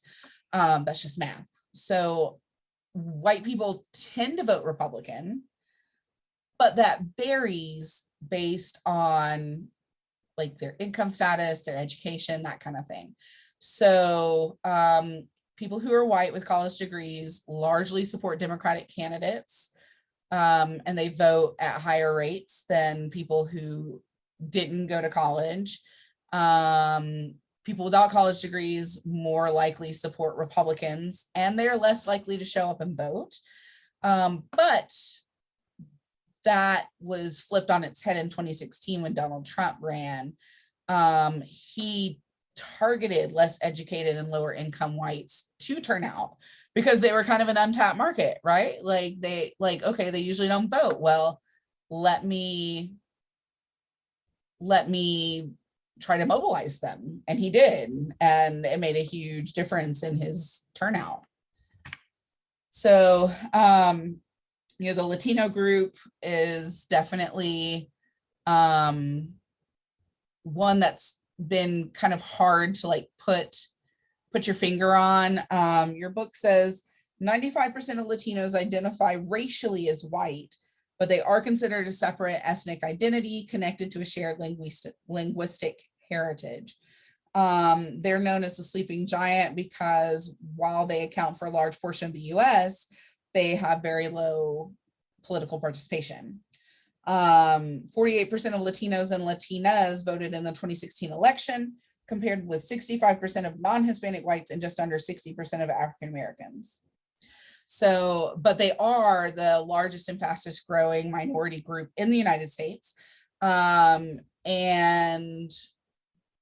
so there's been a shift to target them because, okay, they're not turning out, but they are here. Like, let's get them engaged. Let's show them that we care about them so they will vote and support for us, vote for and support us. So because a lot of them are immigrants, the more recent immigrants who haven't been established in the country and they're just trying to keep their head down, get their status, you know, make sure they do everything right so they're not deported, and to be able to become US citizens maybe, or, you know, are here on a work visa or whatever, right? But because they are recent immigrants, they don't have as many resources because they're not as established in the country yet. So voting has not really been their priority. But in the last few elections, people have been targeting them to try and get them to be more engaged, to get them registered, there have been platform issues geared towards the Latino and Latina community. And so because of that, it has been shown to have a steady increase in participation in that group of people because there's been an increasing focus on them. So, and that's really how it works for everybody, right? Like, you know, the more somebody reaches out to you, the more you're gonna be like, okay, like you really care. You really care about what I have to say. So like, maybe I should show up, you know? Asian Americans are another group that your book talks about. They're a much smaller group than white, Latinos, and African Americans. They only make up 6% of the population. In states like California, it's a much larger group because of, you know, the immigration that I had talked about before, that where like we had like a moratorium for a little bit, but before there were Asian Americans here, and then like it was lifted, and so Asian Americans started coming in again, and a lot of them came in through California because look at the map, right? Like it's easier to come that way than the other way. So their voter turnout is very similar to the Latino community. It's been difficult to target them to vote because they're really diverse group of people. So they're not really a group that you can pigeonhole and say, oh, because they're this, they're going to vote like this. So it is harder for like political parties and candidates to know how to engage them to vote, because it's not like, okay, well, African Americans are largely going to vote Democrat, and, you know, educated whites are more likely to vote Democrat, but uneducated whites are more likely to vote Republican, and conservative, you know, religious groups or whatever are more likely to vote Republican. Like, it's not that like black and white in the Asian community. And so it's been a very hard group to pinpoint, to figure out how to target them and get them to want to support like one group or one person or another. Oh, gracious me. Sorry. You know, we've talked about women a lot. We know about the gender gap. We've discussed that before. So, you know, men are more likely to vote Republican, women more likely to vote Democrat.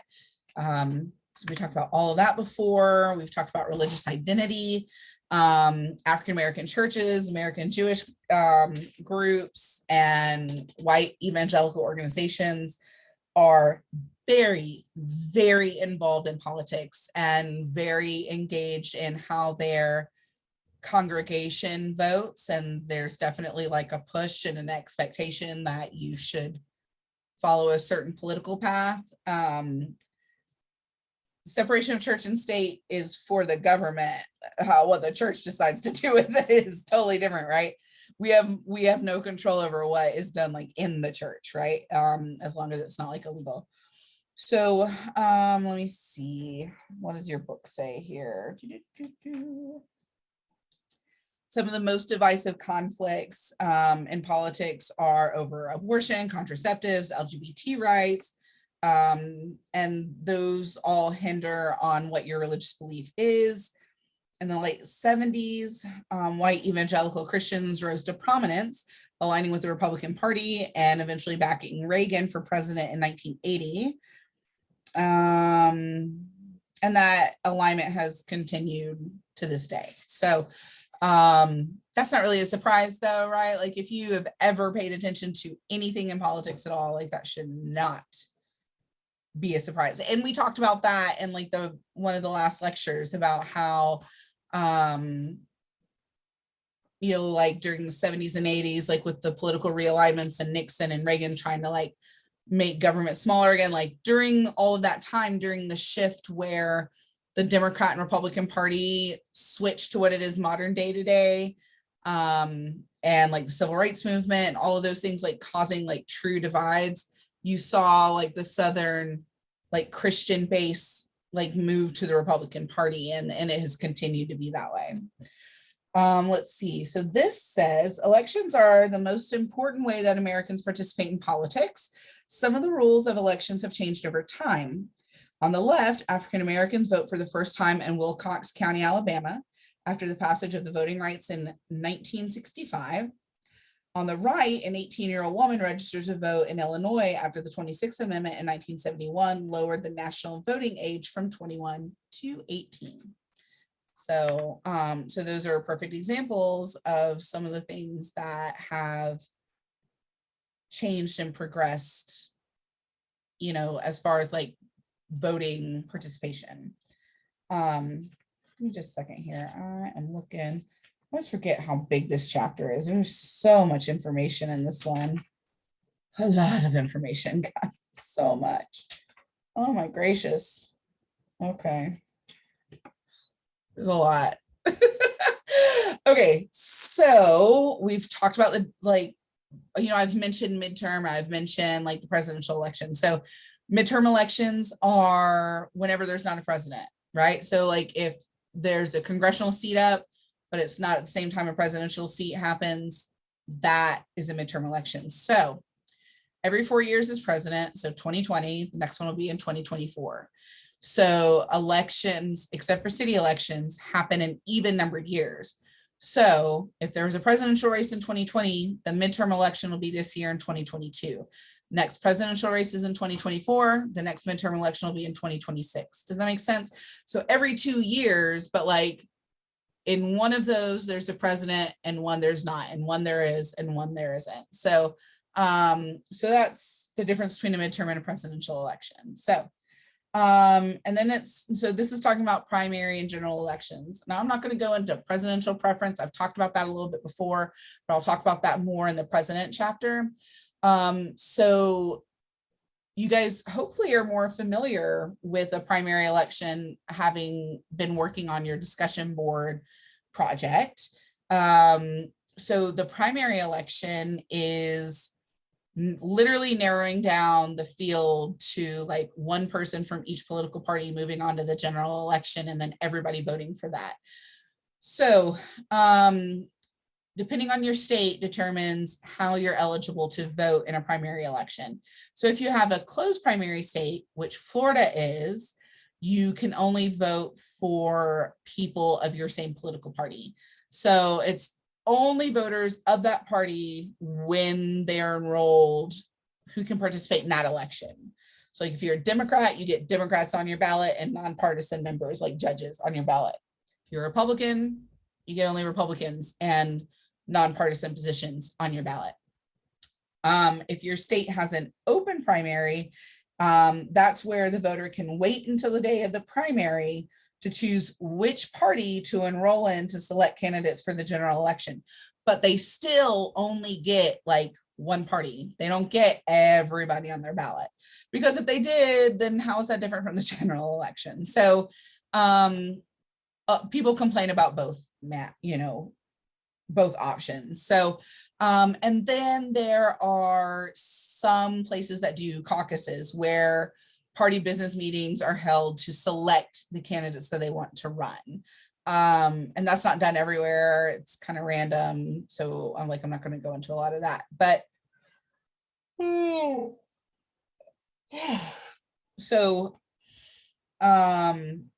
the general election is a regularly scheduled election involving most districts in the nation or state in which voters select office holders. In the United States, general elections for national office and most state and local offices are held the first Tuesday after the first Monday in November. So like if the new month starts, like say the November 1st is a Tuesday, that's not going to be election day because we haven't had a Monday in that month. It would be the following week on Tuesday because it would have to fall after the first Monday of the month. And that's some convoluted mess. Just be like first Tuesday of the month, right? But that's not what they did. So, so it's in even numbered years, again, every 4 years for president.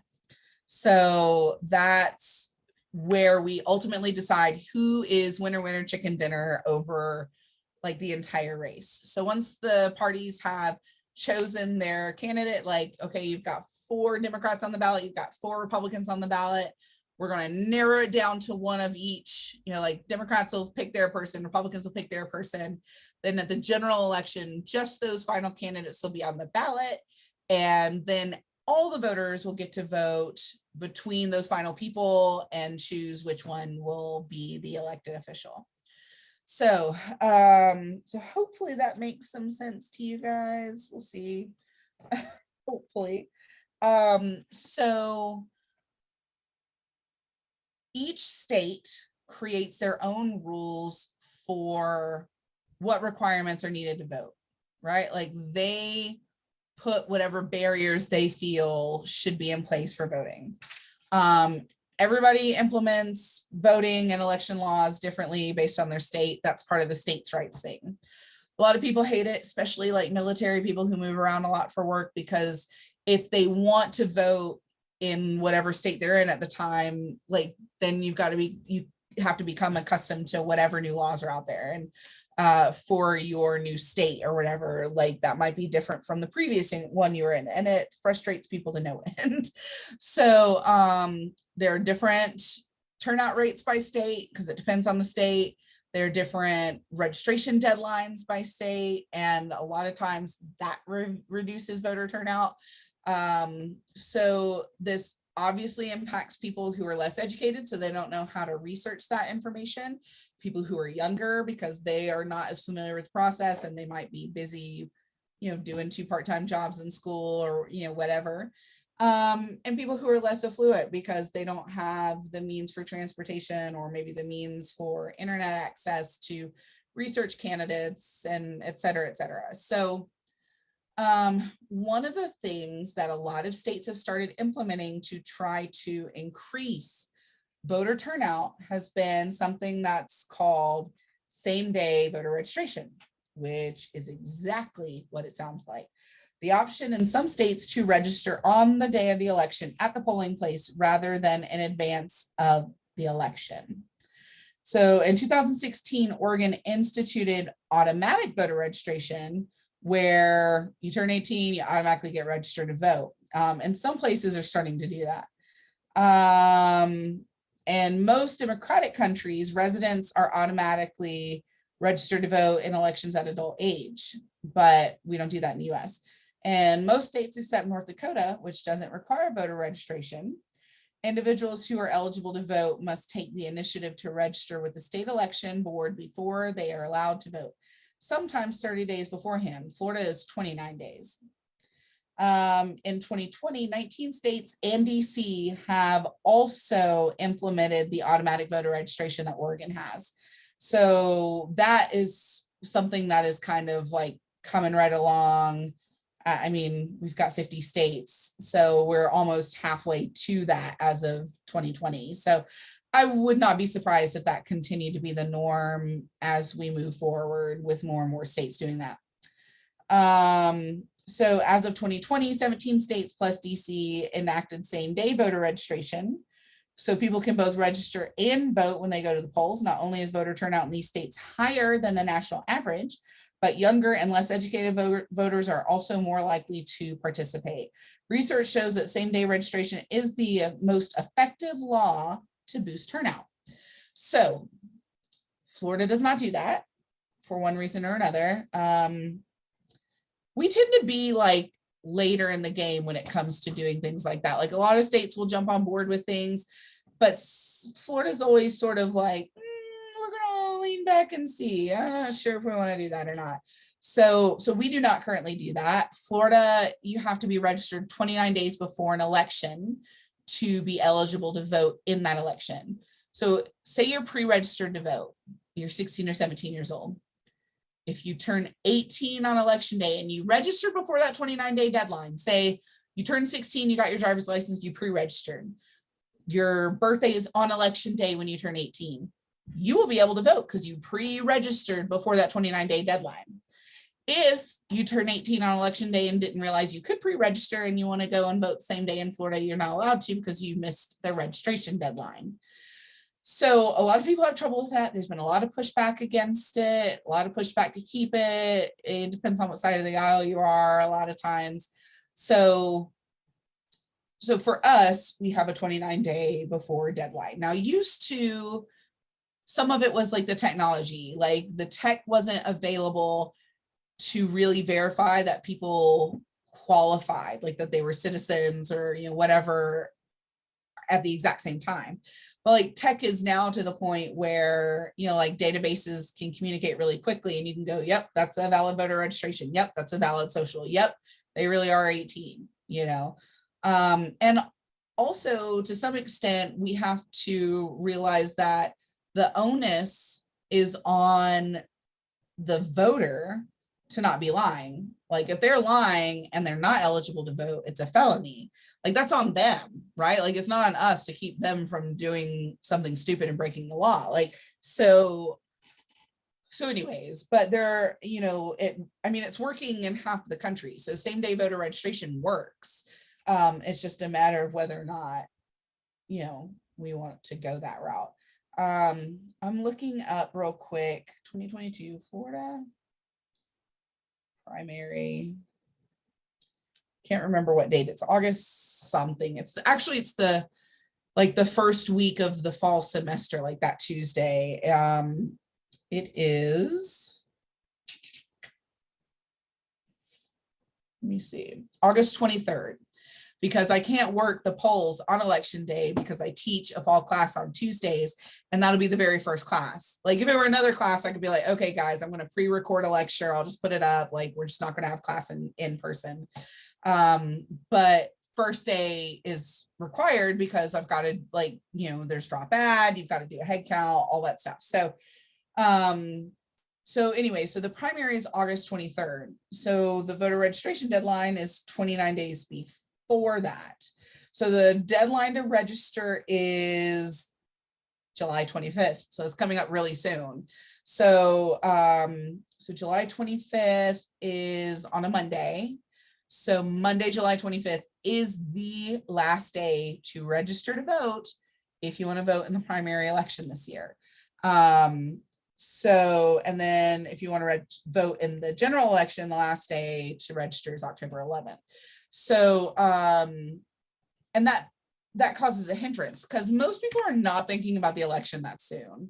Like when they start getting hounded by all the direct mail pieces, when they start getting hounded by their friends who've already voted, or by the news who's like, hey, you're running out of time, you're running out of time, you're running out of time.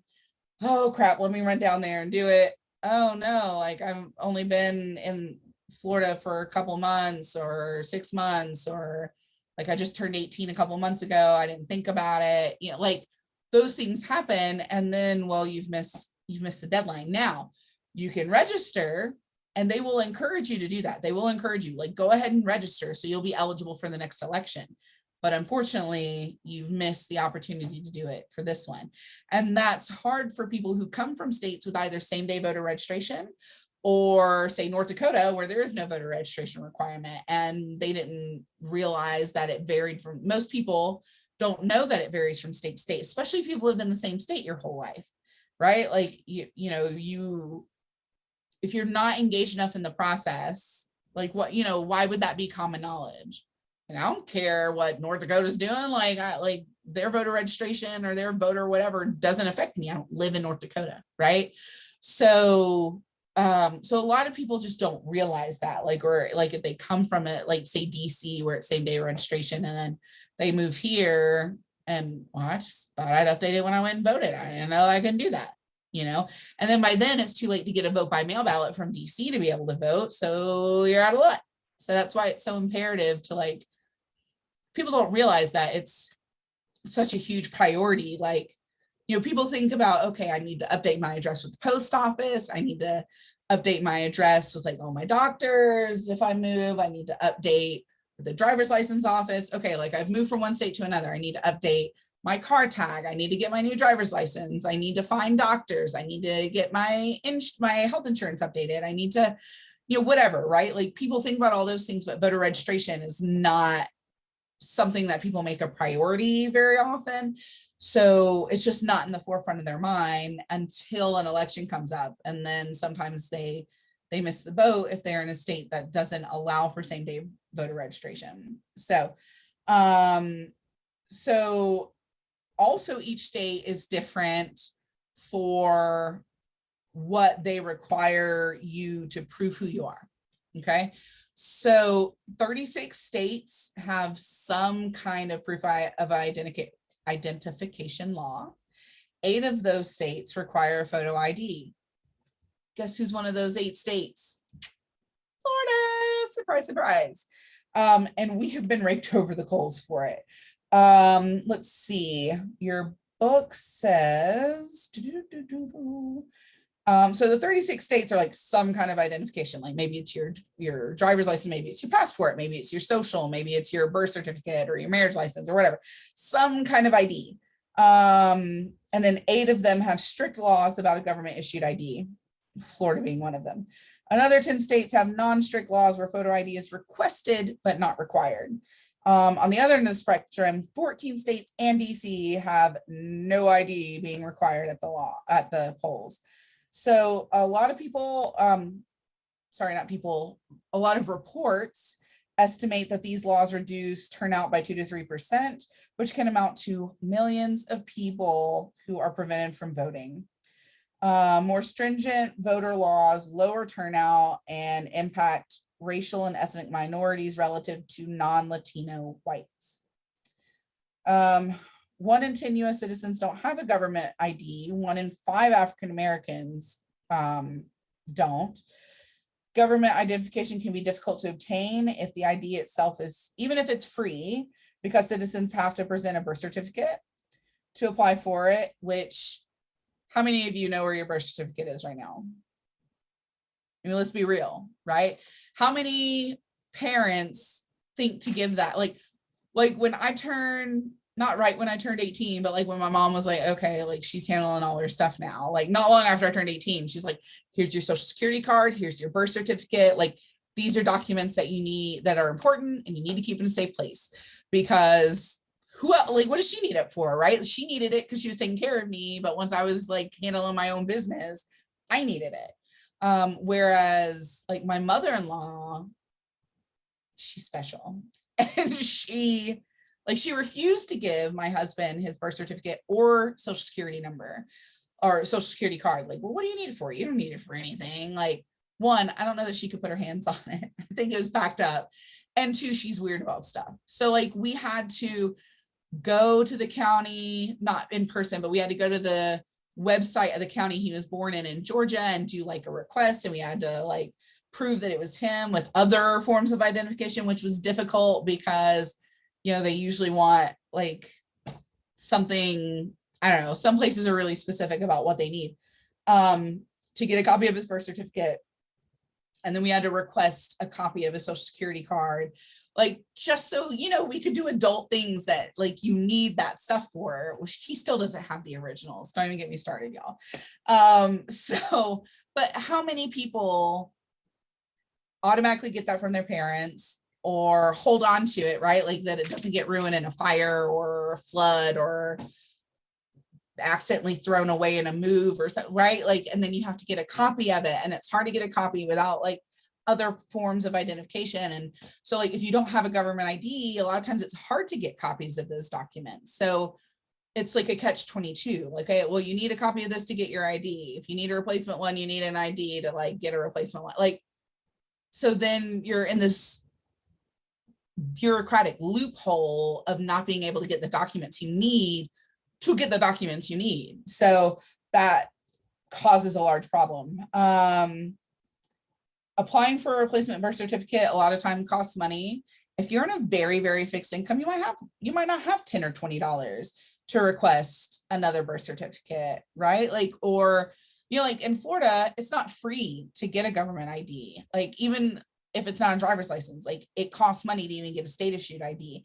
If you are so paycheck to paycheck that like everything has to be budgeted out, and like, you know, you're a single parent and you've got a couple of kids and like, ain't nobody helping you, and the other parent ran off and isn't helpful or whatever, and it's just you and you've got 2 or 3 mouths to feed and you're working a couple of different jobs to make it happen, like budgets are tight. You don't have money for extra. You better hope the furnace doesn't break. You better hope the AC holds out. You better hope that car doesn't break down, because you don't have the means to do anything about it.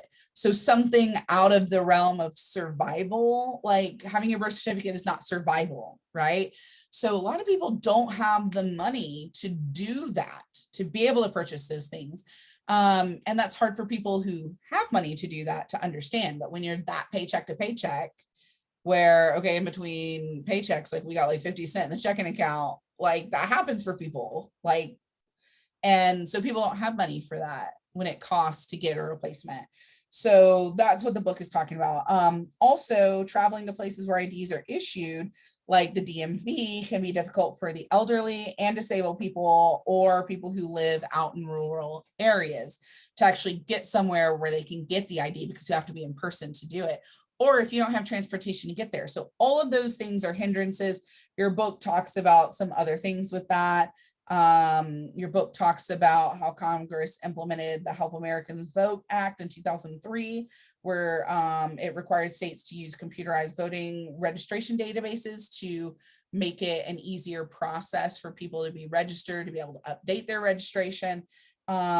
So some people say it could be vulnerable to unauthorized use, but it's a very secure system. In 2016, 21 states did experience intrusion by Russian hackers into their election systems, although to date, there's no evidence that ballots were changed. They just hacked in. That has definitely been all over the news. I won't really go into that, but you guys are probably familiar with that. So, I mean, any computerized system has vulnerabilities, but it used to just be like literally files of voters, like in a paper file. The building goes up, there goes all the voter registration, right? It like, so nothing is 100% foolproof. You know what I mean? So, anyways, so those are reasons why a lot of people say, hey, this is problematic to require photo IDs or any identification, right? So I'm curious, let me look it up real quick. Which 8 states require photo ID to vote? Here we go.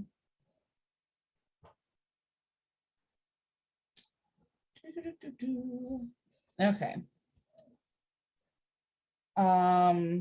According to this, let me find the list state by state.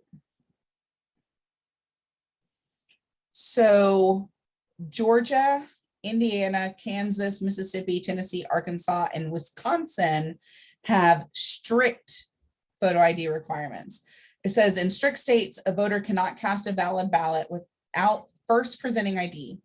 Voters who are unable to show ID at the polls are given a provisional ballot. Those provisional ballots are kept separate from regular ballots. If the voter returns to the elections office within a short period of time after the election, usually within a few days, and presents acceptable ID, that ballot is counted. If they don't come back to show up, the provisional ballot is never counted. Non-strict photo ID states: Alabama, Florida, Montana, South Carolina, Hawaii, Idaho, Louisiana, Michigan, Rhode Island, South Dakota, and Texas. In non-strict voter ID laws, other methods of validation are allowed, and that varies by state. You can sign an affidavit, you can have a poll worker vouch for the voter, you can have election officials verify a voter's identity after the vote is cast, or having the voter return an inquiry mailed to their reported address. So having elected officials verify voters' identity, that's one of the things that we do in Florida. So when a provisional ballot's done, you fill out your ballot just like normal. It's put in the provisional ballot envelope. And then information is put like on the front, like, you know, who the voter is, that kind of thing. Just like you would with a vote by mail ballot. It'll have your name, all your information, you'll sign it. Then when it gets back to the elections office, they verify the signature. And as long as there's a close enough match, they can tell it's the same person, it gets counted. Then so all the provisional ballots get checked, and then they get run through with the regular totals as long as it's valid. So like you forget your ID at the polls, as long as your signature hasn't changed to the point where there's absolutely no way to tell that it's you, your ballot will be counted. So we are in the non-strict voter ID requirements, but that can still hinder people, because what about people who maybe had a stroke and all they can do is an X, and there's some flowery signature that's on the ballot, or like saved into the voter registration. So that can be an issue. We used to be stricter before the online database systems, because before, like, there wasn't really a way to like verify signatures as easily, because things weren't like scanned in, right? Like when it was all like by paper, there wasn't a way to do that. Like you just had to have your information show up in person. It was also much more difficult to get a vote by mail ballot before. You had to be like officially disabled and have proof of it. You had to be in the military, not be able to show up, but like just, hey, like I'm too busy to show up at the polls, like that wasn't a valid reason for a long time. So, and now it's more open. So we have loosened the reins some, but we are not as flexible as other states. This also says non-photo ID required: Arizona, North Dakota, Wyoming, and Ohio, and that's strict. Okay, what's non-photo? I don't see where it says what non-photo is. I don't know what that means. Really doesn't say, so I'd have to look it up more. I'd have to research more and find out what in the world they deem a non, I guess like not a driver's license, but like, okay, never mind. I've got my head around it now. Okay, you don't necessarily have to have a driver's license or state issued ID, but you have to have some proof of identification: passport, birth certificate, social security card, military ID, I don't know, even mail or something that proves that you are who you say you are, something like that. And so those states do require that. And then there are some states that aren't strict about it. They'd like you to have it, but if you don't, we're still going to let you vote. And those states are Alaska, Colorado, Connecticut, Delaware, Iowa, Kentucky, Missouri, New Hampshire, Oklahoma, Utah, Washington, Virginia, and West Virginia. And then the no ID required to vote: California, Illinois, Maine, Maryland, Massachusetts, Minnesota, Nebraska, Nevada, New Jersey, New Mexico, New York, North Carolina, Oregon, Pennsylvania, Vermont, and DC. So, so less and less states are requiring those options, right? So, I mean, like half the country is at a point where like, we'll let you vote even if you can't present an ID. Like even the people who are like, okay, we would like to have some kind of identification, but if you don't have it, we'll still let you vote. I mean, like with those people and then the no ID required at all, like that's about half of the country. So, so that's interesting, that like it's going more in that direction, but again, it just depends on where you're at. And that's part of like the state's rights issue, like the separation of, you know, between federal level government and state level government to let each state kind of determine their own thing. A lot of people feel like because of the presidential election being a national race, that there should be more like universal voting laws, but that just hasn't been the case, because that would be the federal government kind of taking that on and then the state's not doing that. So pros and cons to that, right? So I've talked before about how state and county governments obviously exist. They run and collect, create all the ballots in the United States. That's not done at the federal level. That's done at the state and county level. The 2000 election had some old school ballot options that happened in Florida, actually. It was, we had a punch card system, like literally like, here's a piece of paper, you punch a hole to who you want, and the butterfly ballot where you like kind of like mark what you want. And so sometimes people like, what if the punch wasn't in like a good spot? So what, okay, like they kind of punched in between, like the chat, like the little piece of paper, which is called a hanging chat, like if that doesn't come off all the way when you hole punch it. There were a lot of issues that happened. And of course, Florida was like at the center of that because that was our system. And so that caused a big holdup between the Bush and Gore race. So, and I will talk about that race more when we get to the presidential section, or maybe it's in Congress, one of those two chapters where they talk about the Electoral College. So, but that was part of what pushed people to go, we need some reform, because we're dealing with a lot of antiquated systems, and it really held up the presidential election. It was a big problem. So, so there we go. So convenience voting, like early voting and voting by mail, removes the need to stand in a potentially long line to cast a vote and may result in increased voter turnout. We know for a fact it does now. So that is something that, to my knowledge, I believe all states offer early voting and vote by mail. Let me see. Do all states, Google will know. All states offer early voting.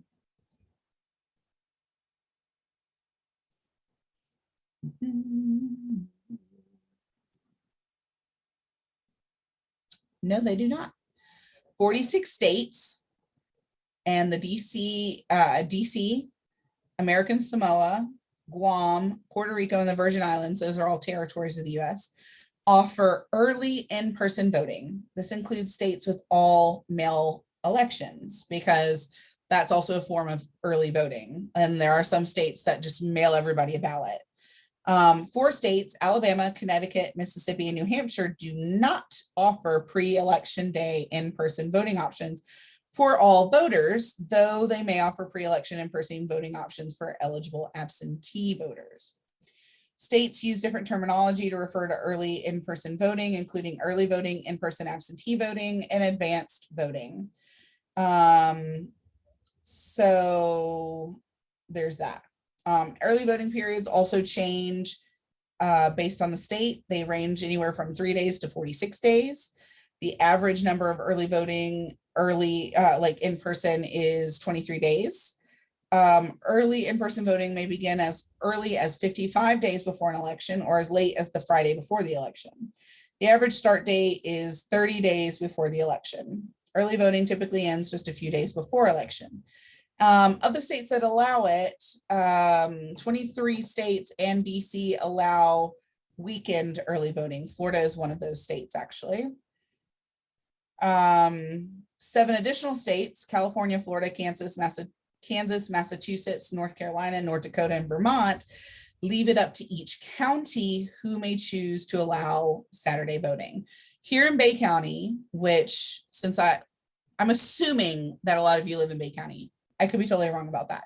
But since I live in Bay County and that's where the college is, that's what I'm going on. So Bay County, Florida supervisor elections does offer weekend voting.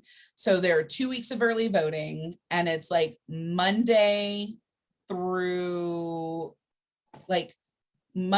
Sunday, and then Monday through Saturday. So like it's 2 Saturdays and 1 Sunday of early voting. And then like that Sunday and Monday before the election, there is no early voting because they're prepping for the voter spots like on election day. So it just depends on what county you're in as to how that goes.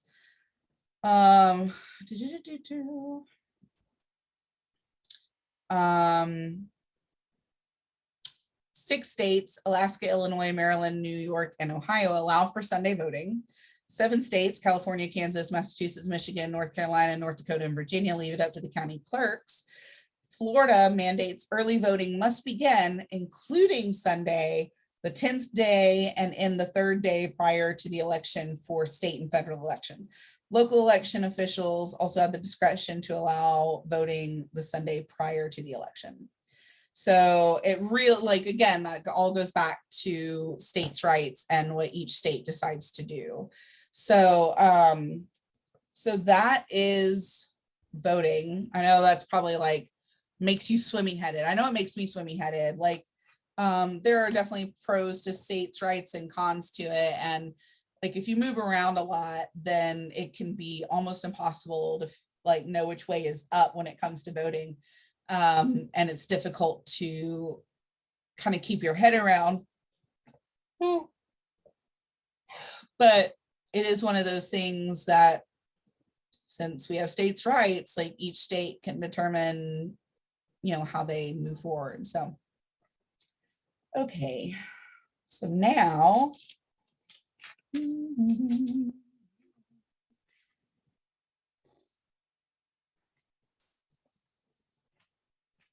to see where we're at. Give me just a second, guys.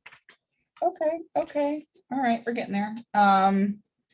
So also before I go too much further, and I know it's at the end of the slide, but on page 264 and 265,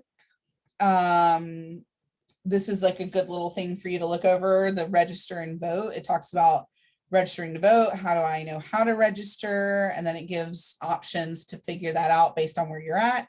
What information do you need to provide? Which again, we just kind of went over all that. What address do you use? It needs to be what you can, like, I talked about this before when I talked about voter registration in one of the other lectures, but it's tricky if you're a student. So I'm going to put a pin in student for a minute. For general purposes, it's your residence address. Where do you lay your head down at night? That's the address that you utilize. For people who own multiple properties, it's where do you claim homestead exemption? That's where you register. You can't vote if you have a home in another state and you don't have homestead there, you don't get to vote there. Like, I understand the property taxes affect you, but you can't double dip. You can only vote in one place. So, so you basically register at the place where you lay your head every night. You don't put your PO box for your residence address because you can't live inside of a mailbox. You are not Thumbelina. And if you don't know that reference, that makes me sad. So Google Thumbelina and you'll know what I'm talking about. So you can obviously put that for your mailing address, but not for your residence address. If you're homeless, this is what the supervisor of elections office always said here was, where do you lay your head? Winn-Dixie parking lot, then you put Winn-Dixie parking lot. Like, you know, if it's at the rescue mission, you put the rescue mission. Like what, like that's what you list. So if you're a student, it becomes a little tricky. And it's totally your choice. So you can either register at your permanent residence, whether it be your parents or your aunts or your grandparents, like whatever, like you consider like your permanent home address. And say you get a vote by mail ballot, like if you're away at school because you're more familiar with politics at home. Or if you want to get really involved in the area that you live in, you can register your address at your school and vote there. So, and it's totally your call. Like it's really about where you want to be involved in the process. So you can either vote remotely or go home and vote if you aren't that far away from wherever you're at school. And so you can register there, or you can be registered at the school, and it's completely up to you. So, so that's what you would do for what address to use. And then, am I required to register with a political party? Most states have a spot for one, but I don't believe it's actually required. It's not required in Florida, and I don't believe it's required in any state that you don't have to choose a party. And then where can you vote? Like, and you can go to 411, like just go to like 411.org. And you can put in your address and it'll tell you where your polling place is. Here in Bay County, they just redid a bunch of polling sites because with Hurricane Michael, we lost a lot of places. Like we used a lot of churches because there was space. There was just like a lot of, you know, there was usually like some kind of fellowship hall, like you could set up, right? Like, you know, where they would have like, you know, food socials and stuff at, like there was enough room to be able to set up what you needed to run a polling place. Or at, you know, ballparks, like you could set up in like the, you know, a lot of times in like a big park, there'd be like a conference building or something or whatever. And a lot of that got damaged or destroyed and has not yet been replaced since Hurricane Michael. So we lost a lot of voting sites. So there has been some merging of some precincts, and there have been some shifts in where people go. Like we used to go, there was a church that we went to when we were at my mom's, like her house was also in Springfield where we still live, but that place got destroyed and we ended up buying a home in another place in Springfield. So then we were supposed to be voting at like the Springfield Community Building, which got messed up in the hurricane. And now we're voting like over at, I think it's a church in Callaway or something. Because they've got to do it like close enough to you, but it's whatever they can make work too. So I would suspect in situations like that, like a lot of people are probably going to go vote by mail, or they're going to early vote and just like run down to wherever there's an early voting site, because a lot of people might not be familiar with a new spot. If transportation is an issue for you, you might not be able to like go to the new spot. Like maybe you lived a block away and you just walked to it. And now, you know, maybe you don't have money to ride like public transportation and that kind of thing.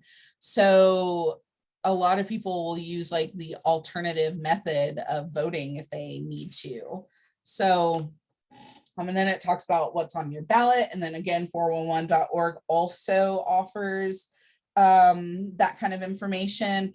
A lot of times the League of Women Voters will have information. They'll have information on the candidates. They'll have information on like initiatives that are on the ballot and like kind of compare and contrast. So that's always a good option. And then what will happen at the polling place, like this tells you like what you will do when you go to vote. And then what happens if you have a problem voting. So this is absolutely like, please look over this. This is great for you guys to be familiar with. So I didn't want to get too far past that and then forget about it. So, okay. So for anybody following along, we are now on page 267 of We're getting there, guys. We're getting there. There's just a lot of information in this chapter. I mean, they're all about the same length, but there's so many like nuancy stuff in this chapter. So we've talked about the regular primary. Now we're going to talk about what happens every 4 years when we vote for president. So there's a different type of primary that occurs and for the president, and that's called the presidential preference primary. So PPP. Presidential, yeah, PPP. So so that is a huge, long, convoluted process. All right. So political parties spend like months long process of picking their nominees. There's a lot of politics behind it. There's a lot of like, okay, all these people are running, like different, state parties and stuff have said like, you should run, like you're awesome, whatever. And so then you kind of get like a big pool, and then people kind of like, okay, we got to weed out some of the, like the political leaders are like, we got to weed these guys out. Like, like the viable candidates get support and the other ones don't, right? And so then the parties happen, I'm sorry, not the parties, the voting happens across the states. Each state has their presidential preference primary at a different time. And that gives time for the candidates to like tour around the country and like, talk and debate and do all these things. And so each party, votes for who they like, like all the Republicans vote for, the Republican primary candidates, like whoever's there. And that happens in each state. And then what starts to happen is as the presidential preference primaries happen, candidates start dropping out of the race because, okay, man, I haven't won like one president, like the math isn't there after a while, right? Like, okay, I haven't won enough states to get the nomination at the convention, at the national convention of my party. Like, I'm just throwing away money at this point. I've got to make the call. Do I keep going on? Do I think I've got a shot based on my polling to still come out ahead? Or like, if I run out of money, do I need to like just time of death, call it and like get behind one of the other candidates? And so you see that happening. They like start dropping like flies. So a lot of times, like by the time it comes to say your state primary, and this actually happened in 2016 and 2020, actually, several people had actually dropped out of the race by the time Florida voted. So, but because they'd already qualified, like they were still on the ballot. So if you wanted to, you can still vote for them, but you're kind of throwing it away, right? Like you're throwing away your shot to vote for someone. Sorry for the Hamilton reference. Sorry, not sorry. But you're kind of missing an opportunity because they're not running for office anymore. So even though they're still on the ballot, like you have to be keeping up with it enough to go, okay, well, like the person I wanted to vote for, my guy or gal is not like even running anymore. So then you don't have necessarily as many options. Like by the time it got to us, the only viable candidates in 2020 were Joe Biden and Bernie Sanders. And it had come down to those two. And that's how it was like at several states by that point. And so then it finally got to a point where like Bernie was like we're going to get behind Joe. And so that's how they got the nomination. And Trump, because he was running for reelection, or no, he was running for reelection at that time. He was the presumptive nominee. There were other Republicans on the ballot, but it was pretty much always him. Like in the 2016 election, it was brand new people. It was Hillary and Donald Trump.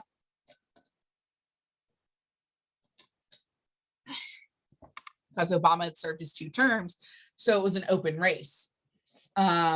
So that was obviously like a large group of contenders. A lot of candidates were running. And again, it starts to dwindle down as people realize like that the numbers just are not there and they're not going to be a viable candidate. So then each political party has a national convention where they like formally announce who their person is going to be. So each state primary that happens, they win what are known as delegates to the national convention. This is some convoluted mess, guys. So hold your breath, stay with me. All right. So a delegate is a representative who votes according to the preferences of his or her constituency. So by the time the primaries and caucuses have ended in each state, they pretty well know who the person is who has the nomination. And so it's like delegates are more of like a formality at that point. But so like, you know, okay, this state went to Bernie Sanders, this state went to Joe Biden. This state, like it was split dead even. So half the delegates or, you know, whatever, right? So that's kind of the math that they do. It's very similar to the Electoral College, which we'll talk about in more detail later, to figure out, okay, who has enough delegate votes from each state? Like, okay, you got 20,000 votes from this state, and that equals to X amount of delegates. So you get that many delegate votes at the national convention. It's not like just, it's very similar to how the Electoral College pans out instead of just being like a popular vote, which would be easier math, right? So this process has become known as front loaded, as states jockey to have their primaries and caucuses earlier and earlier because that makes them more influential, because less and less people will have dropped out at that point, right? Like they will have all of the people. So that means all eyes are on the country, or all eyes in the country are on those states. So more and more states want to have their primaries first, to basically have their pick. You know, like by the time it got to us, like several people were off the ballot that a lot of people wanted to vote for, like their guy or gal wasn't even an option. So when they get to the national election, I'm sorry, the national convention, not the national election, the national convention, there are a couple different things that happen. So this is like the big meeting for all of the really involved top people in that political party. This is the time that they update their bylaws. They like revise anything they need to on their party platform. Like this is the time when they do all of their business work in addition to announcing to the country who the presidential candidate is going to be. So a party platform is a document written at the national convention that contains the party philosophy, principles, and policy positions. And like, that's the official, like that's the Bible for that political party and what they focus on as a party. So at the national convention, like they announce their people, and they then they go on to the general election. So Electoral College, here we go. So I was wrong. I was like, well, the Electoral College thing isn't until later. So this gets a little convoluted. I have a video that makes it a much easier situation. So I am going to play that video instead of getting, it's like trying to explain, I don't know, basic, I don't know, like convoluted math. Like it's very trying to try and explain. So instead, I have a lovely video. Now, I hope you do not feel like I'm treating you like a kid by showing you this. I'm trying to make it like full image. Let me see if I can figure it out. Haha, hot dog. Hot dog, hot dog, hot diggity dog. Can you tell I have a toddler by singing that? I apologize. It just pops in. You can't like, I can't say hot dog without thinking that. So I apologize. So, okay, let me get this set up right for you guys. All right, new share, there we go. Okay, so this video is actually geared for kids. Okay. This talks about the 2000 election. Disney actually put this out, but it's so great. My old supervisor, who he like moved out to California for a different job, but he came and like sat in on one of my classes, and it was right after the presidential election between Trump and Clinton. And it just happened that we were talking about like because she won the popular vote and then he got the electoral vote, which doesn't happen very often. Most of the time, the people who get the popular vote also get the electoral college vote. Like, so it's only happened a few times in history. And so there were questions about it. So I played this video and he told me that it was the best thing he'd ever seen. He said, I never even understood the electoral college. Like, I was always confused about it. That was like the best explanation ever. Like, that was fantastic. Like, he loved it. And I'm like, listen, if I can't explain it well enough, like, because it gets jumbled in my head, if I can find something like this, that makes it easier, then like, why not? Like, why would I try and stumble through and confuse you guys when there's a clear way to explain it? So I hope you don't find this too derivative, but it is a very clear way to understand the Electoral College. So before we go into that section of the book, I'm going to play this for you guys.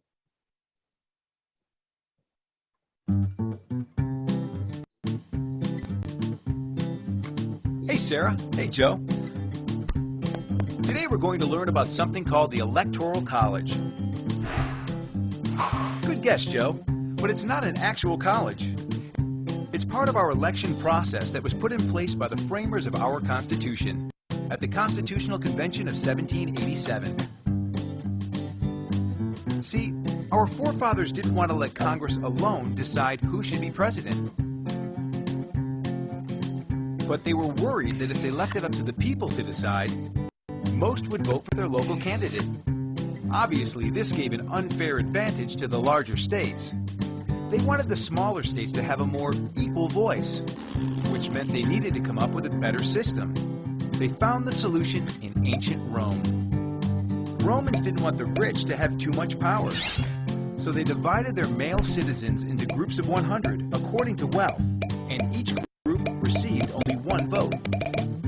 This system was called the Centurial Assembly. It was this ideal of fair representation that our founding fathers used to create the Electoral College system in the United States, which gives each state a number of elected representatives, called electors, who formally select the President and Vice President of the United States. The number of electors in each state equals the number of its congressional senators, which is always 2, plus the number of its congressional representatives, which is different for each state and depends on its population. Over time, the Electoral College has evolved a bit. Though the method for choosing electors has changed several times, it is still basically the same. So here's what a lot of people don't really understand, maybe not even your parents. When people next vote for President of the United States in what is sure to be an exciting 2008 election, what they're really doing is voting for electors who have pledged to vote for a particular set of candidates. Ballots in some states make it clear that voters are actually voting for electors who cast the official votes for President and Vice President. Article 2 of the Constitution says that each state shall appoint electors in a manner determined by the state legislature. That means that it's up to each state's legislature to decide how electors are selected. In some states, electors are selected by registered voters in an election that occurs several months before the presidential election. In other states, electors are selected by elected officials in the state's political party, such as the state party's executive committee. Typically, electors are individuals who are loyal to their political party and pledge to vote for their party's nominees for president and vice president. Here's the catch. Sometimes the electoral votes produce a different outcome than the nationwide popular vote. In fact, this has happened a few times in our history, but never was it more dramatic than during the 2000 election, which was the closest presidential election in U.S. history. That's the one. Now, we all know who won that election. Almost. It was George W. Bush who ultimately became president, but it was one bumpy roller coaster of a ride. As the vote wound down, both candidates had close to the number of electoral votes needed to win. It was neck and neck, and it all came down to one final state, Florida. Things weren't looking so sunny for one of the candidates as the newscasters, in bold fashion, claimed a victor. Watch. Although newscasters first named Gore the winner, a few hours later they did a turnaround, declaring Bush the winner.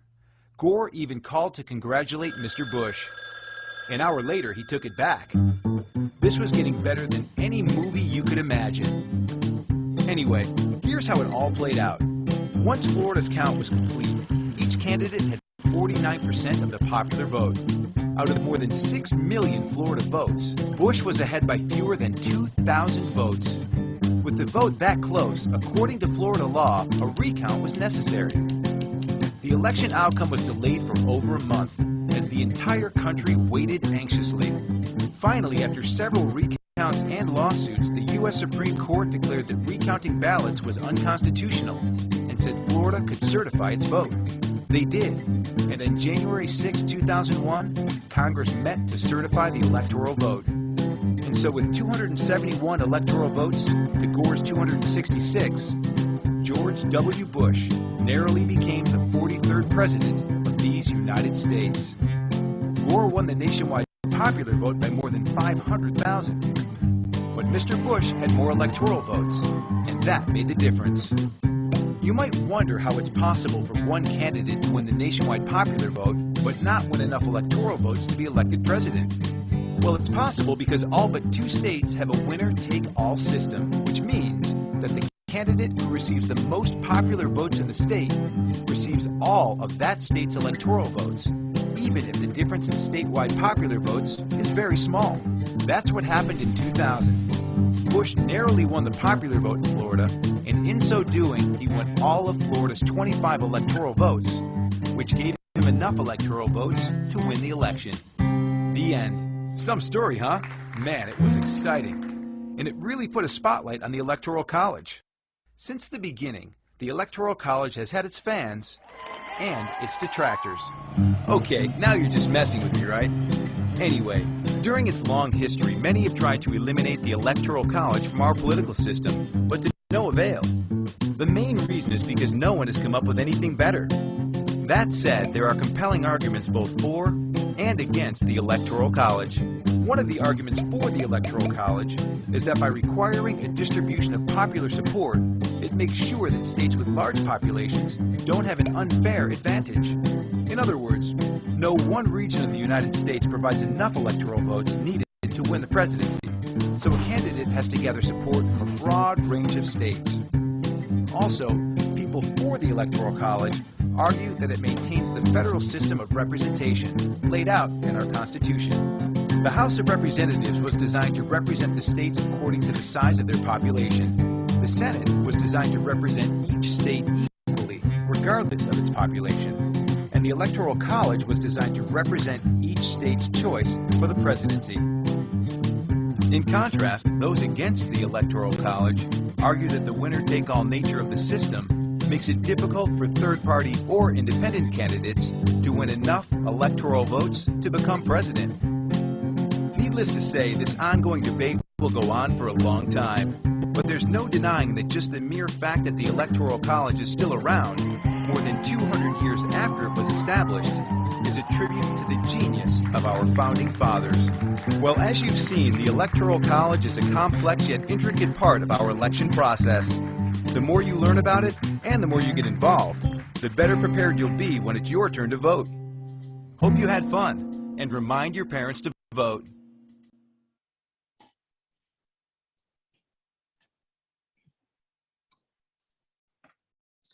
So that is, let me make sure I get out of, oh no, okay, sorry. Okay, so that's the Electoral College. To me, it is a much easier thing to follow along with than trying to like trying to follow along with the way the book does it. To me, that's like, I have not found a clearer explanation of the Electoral College. I mean, it might be out there, but, and I know that that is very dated, you know, like we're talking about the 2000 election and they're getting ready for the 2008 election. So obviously, like, it's a almost 20-year-old. They were talking about the 2008 election. So yeah, we're talking like 10 or 12 years old or something. So, so it is a very dated video, but the information is still accurate. So I continue to utilize it because it is a very clear way to explain the Electoral College. If you ever look at the supplemental videos that I have on YouTube, you'll also see that I have some videos explaining the Electoral College in other ways as well. That, like, if you need like other like examples, that it's there as well. So so let's see. So 538 total electors, and the winning candidate needs 270 votes to be able, like, you get to 270, you're the president. So let's see, make sure there's nothing else. Let's see. Figure 9.3 is on page 271. So this walks you through all of that as well. I'm not going to read all of this to you. I won't bore you with that. So the electors meet in December and their votes are officially counted in January. And then the inauguration happens on January 20th. So modern campaigns are definitely complex, especially the Electoral College. So a campaign is defined as an effort by political candidates and their supporters to win the backing of donors, political activists, and voters in their quest for political office. So I've talked to you guys before about, you know, there are several different factors that decide how people vote, who they vote for, why people decide to run, what makes it difficult to run, all of that. So one of the big things that helps a candidate a lot of times, not always, but a lot of times, is whether or not they're an incumbent. So an incumbent is the candidate running for re-election to a position that he or she already holds. So, so for example, the 2020 election, Donald Trump was the incumbent running against Joe Biden. Now, a lot of times the incumbent has the upper hand, but in something like the presidential election, they already have so much name recognition already, right? Like Joe Biden has been in politics and been around for ages. He also had the name recognition from being the vice president for 8 years under Obama. So like he had as much name recognition as Donald Trump, but like in local elections, that can be a really big difference because, like I've said before, a lot of average voters who don't take the time to do their homework, they don't research and figure out people on their own, vote for the name they're most familiar with. I've always said that if I ever ran for office, I would probably just run under my maiden name, which is Nixon. My married name is Mabry. I mean, my like legal last name is Nixon Mabry because I kept my maiden name as part of my new last name, but I digress. So even though Richard Nixon has he's kind of muddled in American history, he is still a well-known president, for better or for worse. I mean, he created the Environmental Protection Agency. He actually did do a lot of good in spite of the crazy that transpired with Watergate. But for those average voters, they're going to be like, Nixon, I know that name. I don't know why I know that name, but I know that name. You know what I mean? Like there'll be people who like blindly vote solely because my last name is Nixon. And then the people who are more informed are gonna, actually like pay attention to, what I would run for. But the people who don't, will like blindly vote for a name that just sounds familiar. So, so that gives you a leg up if you are already, if you're already the person in office, you're going to be more established. You're going to have probably an easier time with fundraising because it's the people that helped you get elected before and then some new people. More people are going to probably know your name unless your challenger has held another political office and has the same kind of name recognition. So that can give you a leg up. Or if it's what is known as an open seat, then that kind of changes the game a little bit. So an open seat is when there's not an incumbent in it. So in 2016, for example, Obama hit his term limit, right? You can only do 2 4-year terms as president now. So when Hillary Clinton and Donald Trump ran, they were both vying for an open seat because there wasn't an incumbent running for president. But they both also had like a ton of name recognition. But that happens like on a local level too. Like if it's an open seat, whose name is recognized more, who maybe has more clout, who is better known in the community, that kind of thing. So all of those things make a difference in like just the surface level, like easy, like low hanging fruit votes. Campaigns need organization. And in my experience, when candidates try and do everything themselves, it's a problem because candidates need to be told no on occasion. I mean, it's just how it is. They need somebody who has the foresight to say, ooh, that's a bad idea. And here's why it's a bad idea. You need someone who knows the political game. They know the area, they know that seat, and they can steer you in the right direction. Another little snippet from the West Wing, somebody was asking, how do you choose a campaign manager, to Martin Sheen's character who played the president for the series, President Bartlett. And they asked him like, well, how do you pick a campaign manager?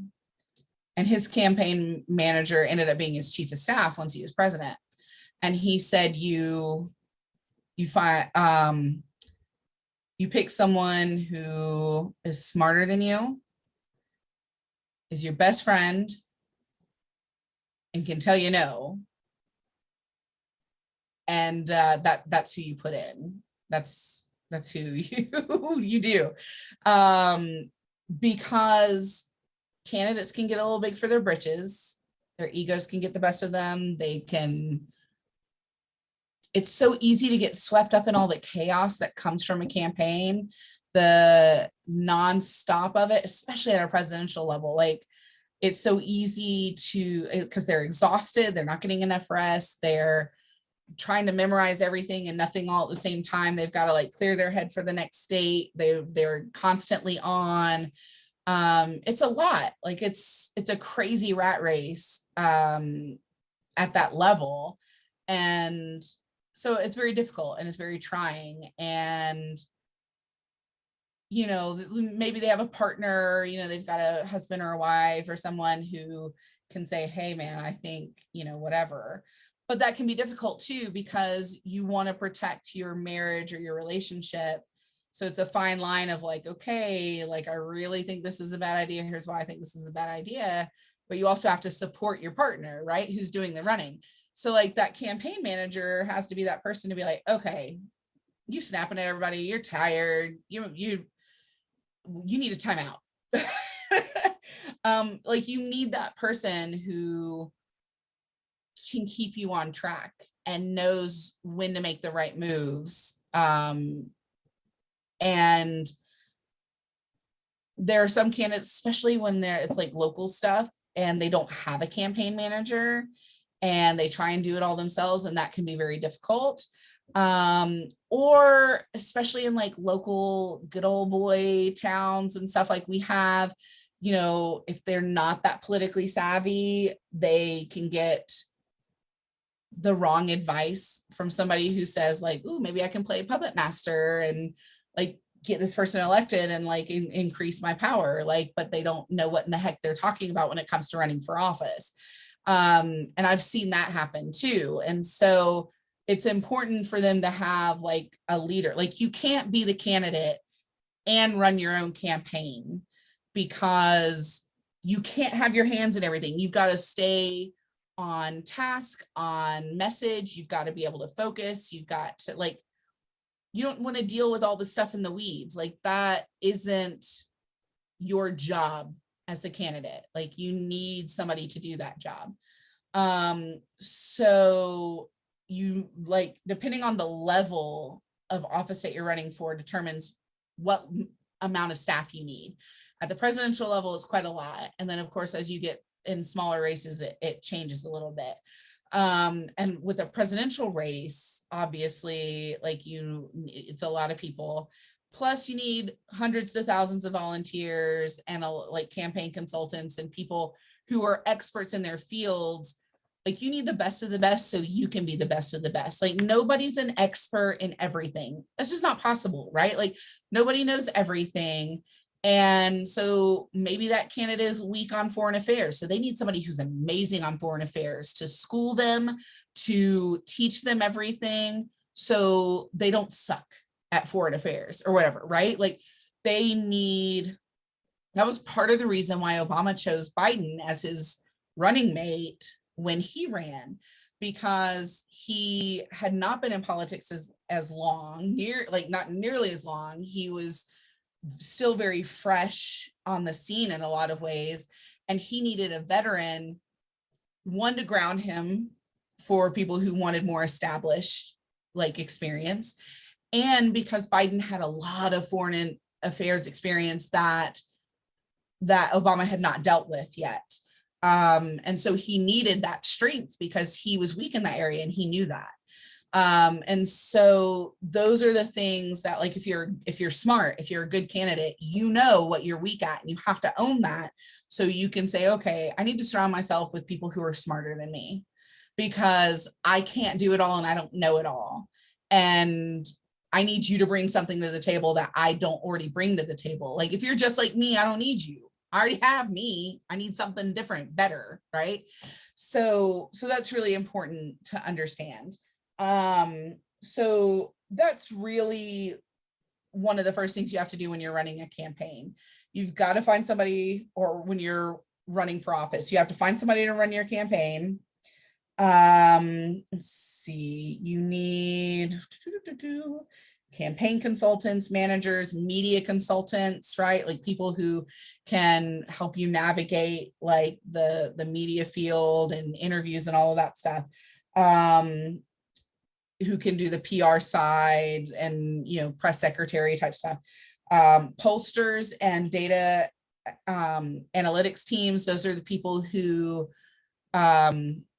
do all the stuff that we talked about when we were talking about doing a poll. Like they put together the polls, they call, they see, they're like testing the waters on issues, on where the candidate is about stuff, how people are feeling about particular issues. If there's like a gaffe, like a negative thing that happens in the campaign, they put out a poll to try and find out how it's impacting votes, all of that kind of stuff. Like you have to have that if you're going to be a serious candidate on a larger level. Now you might not have that in little podunk, like, mosquito district race or whatever, right? But at the presidential level, the governor, Senate, all of those things, you absolutely will have that. If you're a viable candidate. Financial advisors, press spokespersons, staff directors for activities to coordinate your volunteers and your paid workers, that kind of thing. Consultants help craft campaign messages, conduct opinion polls, produce TV and social media ads, direct mail pieces, open field offices. I mean, all the things that are needed to succeed in a race, right? Like, or to run a race, maybe not succeed in it, but certainly to run it. So you've got to like set all that up. The biggest thing is you find a good campaign manager and they pretty much find all the other people, and you guys kind of work together because you will be working with those people. So if you don't click with those people, then that can be a problem.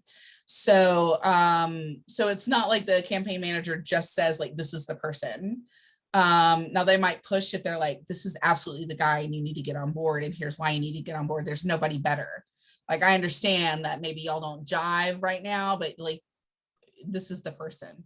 And so a lot of that behind the scenes stuff happens. And that's when you kind of have to, one, trust your gut, but you also have to trust who you have put in charge of your campaign and know that, okay, well, I trust this person implicitly, so I need to trust what they're doing.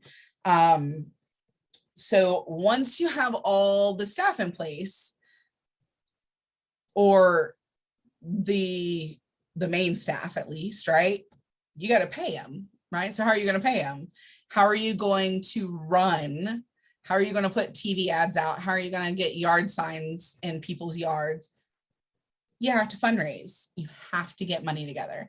So, and that starts with like your inner circle, right? Like you ask your parents, your grandparents, your siblings, your aunts, your uncles, your cousins, you're like, right? Like all the family, your best friend, your absolute, like your friend soulmates, like your inner circle, then like you're pretty good friends, right? Like you've known each other a while. And then like, and you grow out to your acquaintances, and like you saturate all the people that you know, and you ask everybody for money, you don't leave any stone unturned. And then you start going for strangers, but you start out with the people who are likely to say, yeah, I support you in whatever you do, right? So, so they have to ask in a lot of different ways: phone calls, direct mail pieces, emails, text messages, like ads on social media, ads on websites, like you name it. Like they have to have different sources to ask for donations for. And one of the things that you kind of have to like get over is asking for money as a candidate. And a lot of people have trouble with that. But it's a necessary evil to be able to pay these people who are trying to help you get elected to a position. So there are campaign limits for individual donors and how much you can donate to a candidate, to an organization, et cetera, et cetera. So you can donate, say there's a candidate you absolutely adore and money is not a problem for you. Candidate, you know, Jane Doe, you can give $2,800 to her for her primary election. She gets chosen for the general election to run. You can give $2,800 for the general election. So those are separate elections, but that's it. Now you've capped out at $5,600. Okay.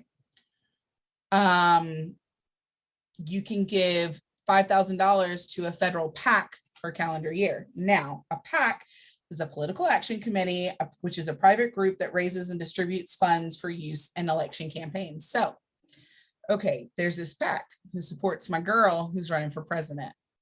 Now I've already donated my maximum $5,600. I want to help her out more. Like she's it. She's our Messiah.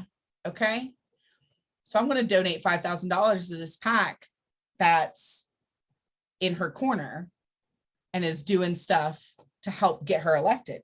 Now, PACs and candidates cannot coincide. They cannot coordinate campaign messages. So for a campaign, it can be a little stressful because you have no control over what they put out. But it kind of seems like, because they're for you, right? Or they're against somebody else. So you kind of have to hold your breath and be like, please don't put anything like that's crazy off message that can be a problem. Like, you know, yes, thank you for your support, but could you not make me look like a jackass? You know? So people will donate to these PACs that support their issues or their candidates or whatever, as an additional means to money. Now, remember, I'm saying money is no object. I know ain't none of us got this money to donate, but say you have all the money in the world and you are a massive political activist You've given $5,600 to your person in total between the primary and the general. You have now given $5,000 to the PAC that's helping her out. Heck, yeah, there are 2 PACs out there helping her. So you gave $5,000 to each, whatever, right? Because it says per PAC, per calendar year. Now, a lot of people start running for office early, right? Okay. Oh, their presidential preference primary is not till February and March. You're going to be hearing about them in August of the year before. And, oh, this PAC just came up and they're really supportive of this person. You can give $5,000 to that PAC before the end of one year. And then $5,000 the next year, the next calendar year, because the race is still going on and it'll still help them. And that's what people with a lot of money do. And then you can give up to $35,000, $35,500 per national campaign. I'm sorry, national party committee. So it's Democratic Party or Republican Party on the national level per calendar year. I'm sorry, what? That's a lot of money, right? So, okay, like my candidate's a Republican. So I'm going to donate $35,500 because I know that this committee is also now going to be helping them because they're the official candidate. So they need money to be able to do that. Okay. Now, you can also give $10,000 to state and local committees per calendar year. All right. So I live in Florida. I'm voting for Jane Doe for president. I gave her $5,600. I donated $5,000 to each of these PACs that are out here helping her out. I donated $35,500 to the Republican Party, who's backing her as the candidate. Now, I live in Florida. I'm going to give $10,000 to the Florida Republican Party, who's also going to be supporting her in my local area, in my state. And I'm going to give $10,000 to the Bay County Republican Party committee because they're also going to need help doing that. It's a lot, right? That's a lot.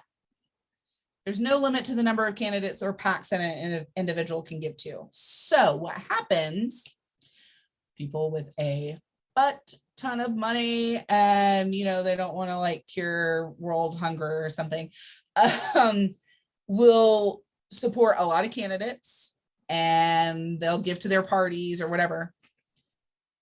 You see individuals do it. You see businesses do it. You see like big old corporate donors. Heck, Donald Trump did that before he was ever a candidate. He gave to a lot of candidates and to a lot of political stuff because it helped him on the business side later. It just did. Like, this is the way it works. I mean, there are pictures of him like hugging up and all buddy with Hillary and Bill. So like, you know, and that happens all the time. Like people with a lot of money, because they want to be able to like call in a favor later. Like, hey, remember how I supported you? Remember all the money I gave? I'm gonna need you to support this now. I'm calling in my favor. I'd hate to take me and my buddies who all donated money to you to the next candidate. Sounds like buying a candidate, doesn't it? And you hear about that like on the news, and like Bernie Sanders actually ran on like not taking like corporate money and not taking this and not taking that, to show that he wasn't like somebody who could be bought. Like that was like his big, like one of his big things that he pushed. He was like, I'm not taking money from these corporations. I'm not going to take money from this. I'm not going to take money from that. So people with a lot of money can influence elections quite substantially, right? And remember what we talked about earlier on in the semester, money facilitates free speech because they can use that money to buy ads, to buy direct mail pieces, to buy whatever they need to run their campaign. So they are facilitating their free speech through those candidates. this same thing applies to like interest groups, to like things that they're passionate about, you know, like I really care about this issue. I'm going to throw all my money behind it. And so they do these same kind of limits for those sort of issues. Or I really support the Democratic Party because like they back all my values. I'm going to cut them that $35,500 check every year because I want to make sure that they have funds to do what they need to do. Like it's the same concept. So the problem now, so these are limits, large limits that most of us can't ever even get to. I know some people who can get to them. I am not some people, but I know some people who do that every year, and they give quite a substantial amount of money, and they give to a lot of candidates and stuff. But a lot of people complain about such large limits because this makes people with money have a much larger voice in politics and a much greater access to the candidates than your average voter. So it makes it very, very disproportionate. So political action committees, they're established by corporations, labor unions, interest groups, advocacy groups, and they channel their contributions from their members to different political campaigns. Nearly 2/3 of all PACs represent corporations, trade associations, and other business and professional groups. Again, it's a means to support a candidate who they think will help further their interests based on like what they're running on or whatever, you know, like, hey, this person is really for, you know, this particular advocacy issue. Like we're going to put our money behind this person to try and help them, you know, do something that will help our cause later. So at one point, there was something called soft money before 2002. It says most campaign donations took the form of what's known as soft money, unregulated contributions to national parties that were officially intended for party building and voter registration and mobilization efforts rather than specific campaigns. Federal campaign finance legislation enacted in 2002 aimed to ban soft money by prohibiting national parties from receiving contributions from corporations, unions, or individuals, preventing them from directing such funds to affiliated state parties. But it didn't reduce money in politics. Under federal rules, a national party may make unlimited independent expenditures, advocating support for its own presidential candidate or defeat for an opposing candidate as long as the expenditures are not coordinated with the actual campaign. So, so PACs are kind of there's a workaround, right? So it was an attempt to limit like the soft money, but it's politics. So they figured, they found other ways around it. So there are a couple of other different ways in which you can get campaign funds. So we just talked about PACs.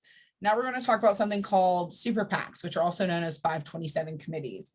So that's nonprofit, independent political action committees that may raise unlimited sums of money from corporations, unions, and individuals, but is not permitted to contribute to or coordinate directly with parties or candidates. So, so there's that. They can raise unlimited amounts of money, but they can't coordinate with candidates. They can't take that money and give it directly to candidates, but they can run ads supporting that candidate. They just can't coordinate messaging with the campaign. They can run ads defaming the other candidate, you know, like, but they just can't, they cannot work directly, like they can't work with the campaign. And then there's something called 501c4 committees known as dark money.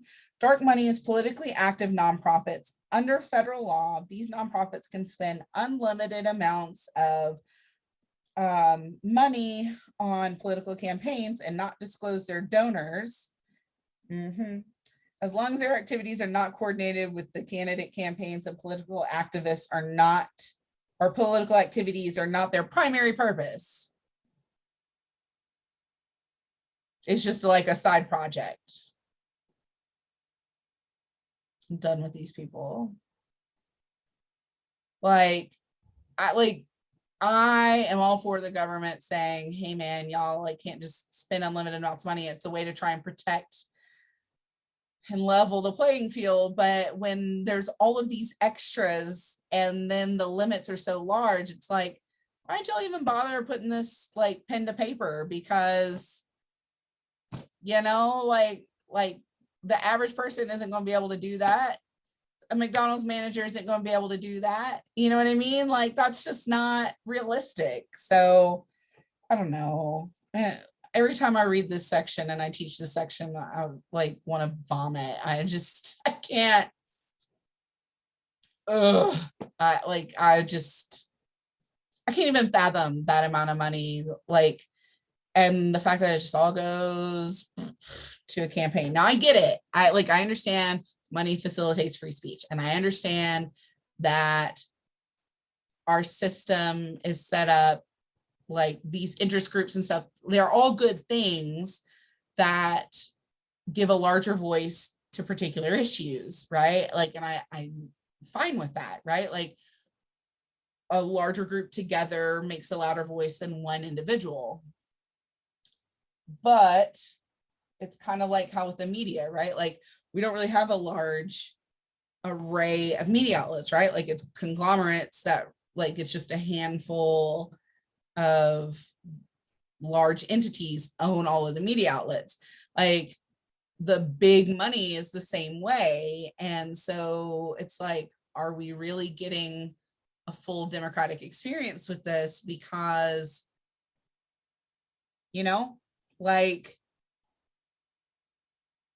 the little guy is still not getting their voice heard. They're still being pushed down by, you know, the top brass because they have the money to facilitate that speech. $5 is not on the same par as, you know, $5,600. So it's just, who wants to go to an island with me? Like start a sheep farm or something. I don't know. Like it gets disheartening when you think about that level of money. So there we are. I hate this section of the book. It's important. You guys need to know about it, but it breaks my little like hippie soul a little bit. My little like, you know, the world is rainbows and like everybody's good people. It makes me go, ah. Just want to like, you know, listen to grunge music and like put on a hoodie, you know? So anyways, so in addition to all those sources of money, candidates can also spend their own money in unlimited sums. Like, hey, you want to like make yourself go broke and have to file for bankruptcy, go running for office? That's your business. I know somebody who actually got a second mortgage on their house for a race because they were having trouble raising enough funds. And they didn't have a campaign manager. And they're a friend of mine, they're an attorney. And honestly, like that is usually a sign that your campaign's not going well. And if you can't get enough funds up that you need to mortgage your house,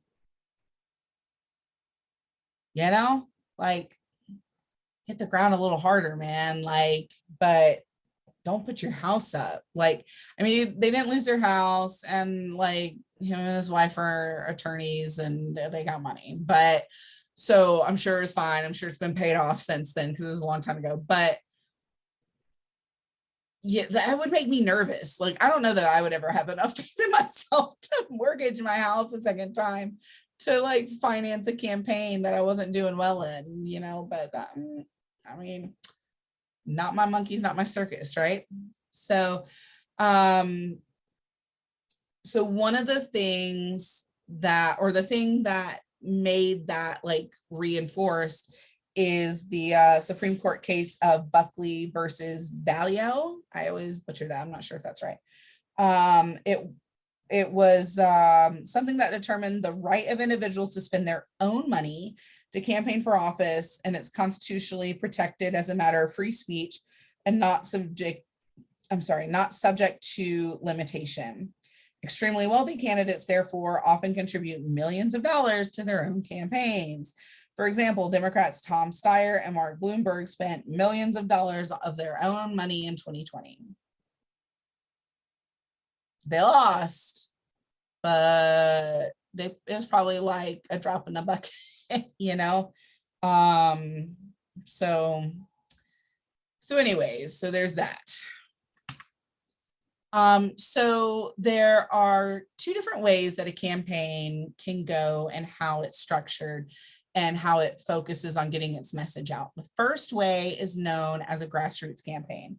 Your book defines grassroots campaigns as political campaigns that operate at the local level, often using face-to-face communication to generate interest and momentum by citizens. So that's your boots on the ground, door-to-door canvassing, voter registration, phone calls, rallies, getting a group of people together to go and, you know, petition at something. Like, that's a grassroots level campaign. Like, that is your boots on the ground, hard and dirty work. Okay, so that's a grassroots campaign. Not everybody has enough people who volunteer who have that kind of time to do that, though. It's a lot of work. It's a lot of manpower to do that effectively. So if you don't have that, then you tend to run what's called a mass media campaign. It's exactly what it sounds like. They extensively advertise. They use digital media and social media for campaign advertising. Sometimes the advertising can involve negative or attack ads. A growing number of ads are sponsored by political parties and advocacy groups. During the 2008 re-election for, no. Yes. Yes, no, not 08. In the 2012 re-election that Obama went through, he ran against Mitt Romney. So Obama had run a grassroots campaign in 2008. That was his initial background. Like, he did a lot of grassroots advocacy work before he ever ran for political office and became a state senator and then a US senator. And so that's what he had done prior, like just a ton of advocacy work in Chicago. And so he had a lot of experience with like mobilizing people on the ground to do that kind of local work. So that was the focus that he did in both 2008 and 2012. But it is difficult to get enough volunteers together to be effective in a lot of areas. Mitt Romney didn't have that level of, he didn't have the experience in that, and he didn't have that level of volunteerism. So he focuses efforts more on a mass media campaign. Both are effective. Both have benefits, both have drawbacks, right? Like, it's exhausting to do grassroots. It takes a lot of people. But it can also be really cost effective because you can get a lot of people to do it for free if they're really passionate about you. And they're just paying the staff to manage it. And then like the supplies to like print walking lists and phone banks and stuff like that. But even now, like, mostly you need to print like a walking list for people going door to door, because you can be sitting there and like have the list on your computer and like just be making phone calls. So it can be much more cost effective, but a mass media campaign reaches a lot of people in a quicker manner, but it's really expensive. And a grassroots campaign can be good because it's more personal, right? Like, because you're actually speaking to a person. You're not like seeing a TV ad. You're not, I mean, you do see that too, but it's not just through the means of mail or TV or whatever that you're getting your communication from a candidate. Like somebody knocked on their door and said, hey, I'm here. I'm working to elect so-and-so. and we care about your vote. And so grassroots campaigns, when they can be done and done effectively, are very successful because of that personal connection. A lot of the times people go, well, that other candidate never came knocking on my door. Like, those poor kids were out there in the hot sun. I offered them some lemonade. Like, they were exhausted, but they were out there doing their thing because they believed in it. Like, and for a lot of people, that makes a huge difference in who they're willing to support, because they feel like, wow, this campaign cares enough to like come and hunt me out, hunt me down and find me. So grassroots campaigns are, I mean, they're both effective, but what is phenomenal is when you have the budget to be able to do a lot of media and you have enough volunteers to do the grassroots, and then you just like saturate it and you're like, yeah, bring it, right? So, so that is very, very helpful. So one of the things that they also do, like, so like grassroots or media or a combination thereof is kind of part one of a strategy for campaigns. And the second part is really honing in who you're talking to and what you're talking to them about. So that's called micro-targeting. All right, that's on page 275. So it's easier to do with the technology we have now because people fill out surveys. They say, here are the things that I care about. Here are the issues that matter to me. So then, okay, you can hone emails to them and like only talk to them about those issues that and how that candidate is focusing on them, what their platform is for that item. It's easier to target people since we do have electronic databases with voter registration, because it's easier to find out who your super voters are, who votes in every election within your respective political party. You talk to those people, make sure that you got their support and their money and some of their time to volunteer.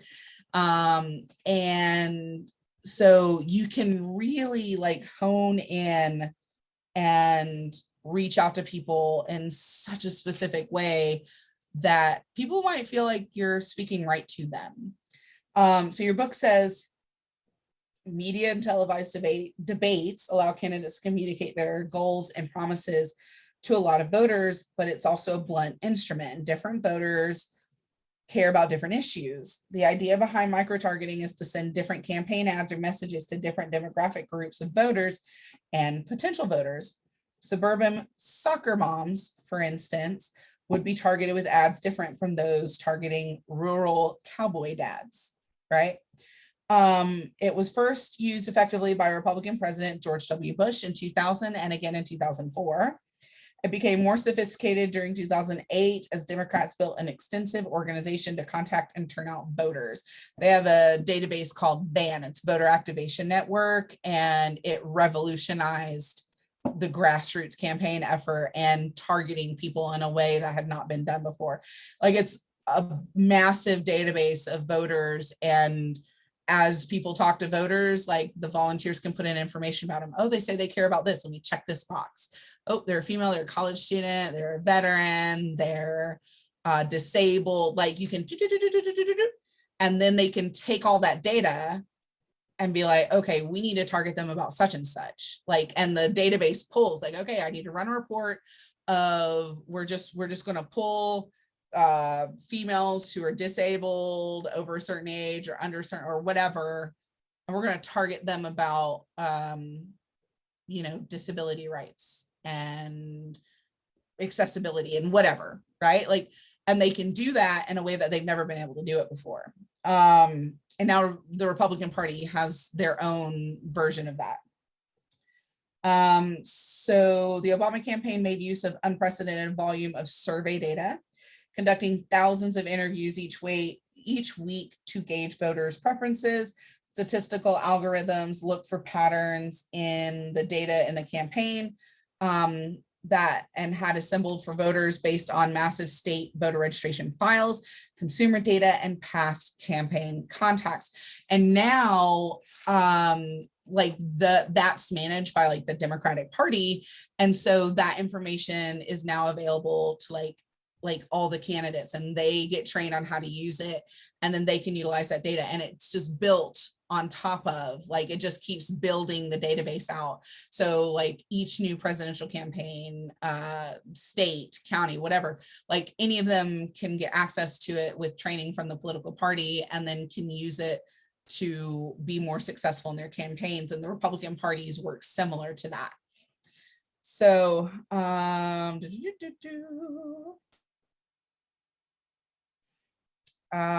this helped to target messages for different demographics, regional areas, ideological groups. Millions of Americans heard from the campaign about issues that matter to them most. It was the first time that big data had been used to win a presidential election.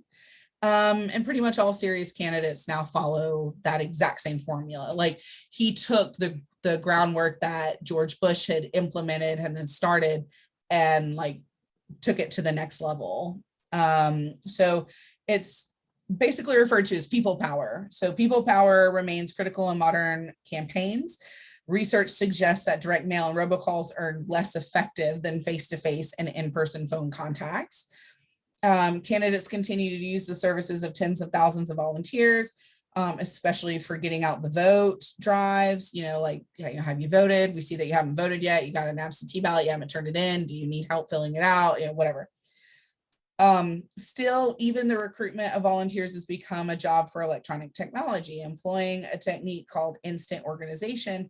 Paid staff use phone banks to contact not only potential voters in computer targeted areas, but also potential campaign workers in that area.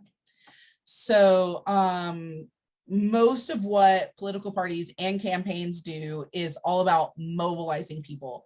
Like, what do we need to do to get these people to the polls to vote, and to vote for our guy or gal, right? Okay, you can't go to the polls. Did you know you can get an absentee ballot? You can still request that. You haven't requested it yet. Hey, let me call the elections office, put you on the phone with them. All you need to know is your name, date of birth, confirm your address, and they'll send you a ballot. I'll check on you next week, see if you need any help with it, make sure it got to you okay. And they do that, and they make that follow-up to make sure that people are actually doing that. Hey, we just got an updated list from the elections office, and we see that you haven't turned in that ballot yet. Like, do you need any help with it?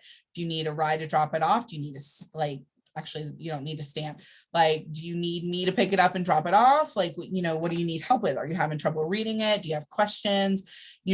All those things to encourage them to complete the process. Oh, I really want to go to the polls. Okay, you don't want, okay, fine. Like, do you need a ride to the polls? Like, we can certainly pick you up and take you. Do you want to go for early voting? You want to go for election day? And so it's all about, what do we need to do to get your vote? So, and so that's what they try to do. So, let's see, this image says, people are more likely to turn out to vote if someone asks them face to face, like I'd mentioned before. Direct mail and impersonal phone calls are less likely to have an effect on turnout, because people feel more connected. I mean, that's just the way it works out, right? So, all right, so, give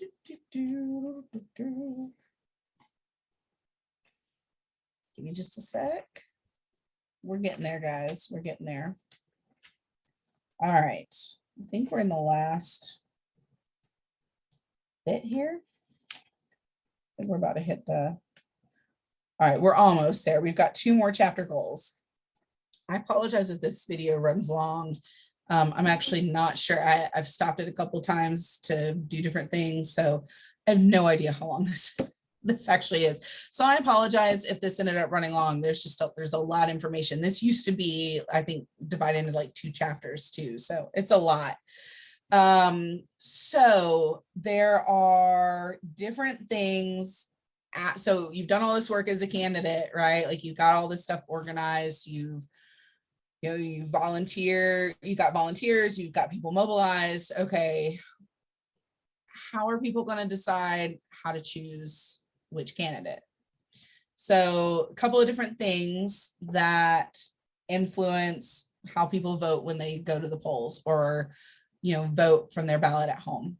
So some people are ridiculously 100% party loyal. Like they are like all about partisan loyalty. They're true blue Democrat, like bleed red Republican, like that's all there is to it. They're most likely to assert themselves less in less visible races, right? Like ones that aren't as big a deal, they might vote like more the person in that. But there are a lot of people who will just vote like down ticket, like all Democrat, all Republican. They don't do any research. They're like, nope, hate the other party. I'm just going to vote this way. And that's all there is to it. Those people are hard to reach if it's like an issue item, obviously, right? Like, so it's the most reliable indicator though, of which candidates people will vote for from president to local. Issues and candidate personalities get more national attention in presidential elections compared to down ballot decisions. They often have very little impact on how partisan people vote. Once formed, voters' partisan loyalties seldom change unless some crisis causes them to re-examine their loyalties. During those crises, millions of voters can change their party ties. For example, at the beginning of the New Deal between 1932 and 36, millions of former Republicans traumatized by the Great Depression transferred their allegiance to FDR and to the Democratic Party. So that's party loyalty, right? Like that's pretty self-explanatory. So the second factor that your book talks about are the issues and the policy preferences that people find important to them for at their core. So some people cast their ballot for candidates who line up with their own beliefs, right? Like, so they vote for the person, not so much the D or the R next to their name. So like, okay, like if my absolute number one most important issue is the environment, like, and you're for offshore drilling, boy, you better keep it moving, right? Like, I'm not interested in you. You don't match my core values, and I would never put you in office, right? I'm going to vote for somebody else. The economy a lot of times becomes a dominant issue when it talks to policy and issues. If the economy's not doing well, people are like, well, we got to do something. We're hurting. Like, this is hitting my pocketbook now. So, so that's something that people pay a lot of attention to as well. So a lot of people will vote on that, on like the individual person and the things that matter most to them. And if you don't line up with that, then bye, Felicia. Like, it's just not going to work. And then the third thing that people look at are characteristics. So do they see themselves in that candidate? Their race, ethnicity, religion, gender, geographic background, social background can be factors, whether like if they're racist against a particular race, you know, then they're not going to vote for, right? Like if you're white and you're racist, you ain't voting for Obama, right? You're not voting for Joe Biden because Kamala Harris is on the ticket, right? You know what I mean? So, you know, if you're, you know, a particular religion and you like think all other religions are wrong and somebody's like an open whatever and that doesn't agree with you, you're not going to vote for them, right? One of the things I'll talk about in more detail with the presidential election about likability is a really big deal too. So one of the things that George Bush was really successful at was like, he's an average guy, right? Like he's like everybody's uncle. He kind of has like these little gaffes and he's just kind of silly and like when he's just being himself, like not like putting on president hat, but just like George Bush, right? Like just the cowboy, the guy who likes to go and like work out on the farm. Like that guy is likable. Like he's a guy you feel like you could sit across from, like have a hamburger and just like shoot the ish, right? And people are drawn to that. Like they need to feel connected. Remember, that's that human element I was talking about before. If they don't connect to you, it doesn't matter. Like there are a lot of people who are like, if I don't understand who you are as a person and why you are that way, I'm not voting for you. because I can't see past my own nose to understand different people. And there are a lot of people who are like that. Like a lot of people are like, I don't understand people who are like this. Like, and if they can't connect to you, if they can't see themselves in you, or they can't understand your experiences that make you who you are, a lot of times they won't vote for you. So that's one of the things that candidates at all levels, presidential and otherwise, spend a lot of time on. They do a lot of that micro-targeting messaging, right? They pull something from somebody's background, like, you know, like Obama. So like he was raised by a single mother, right?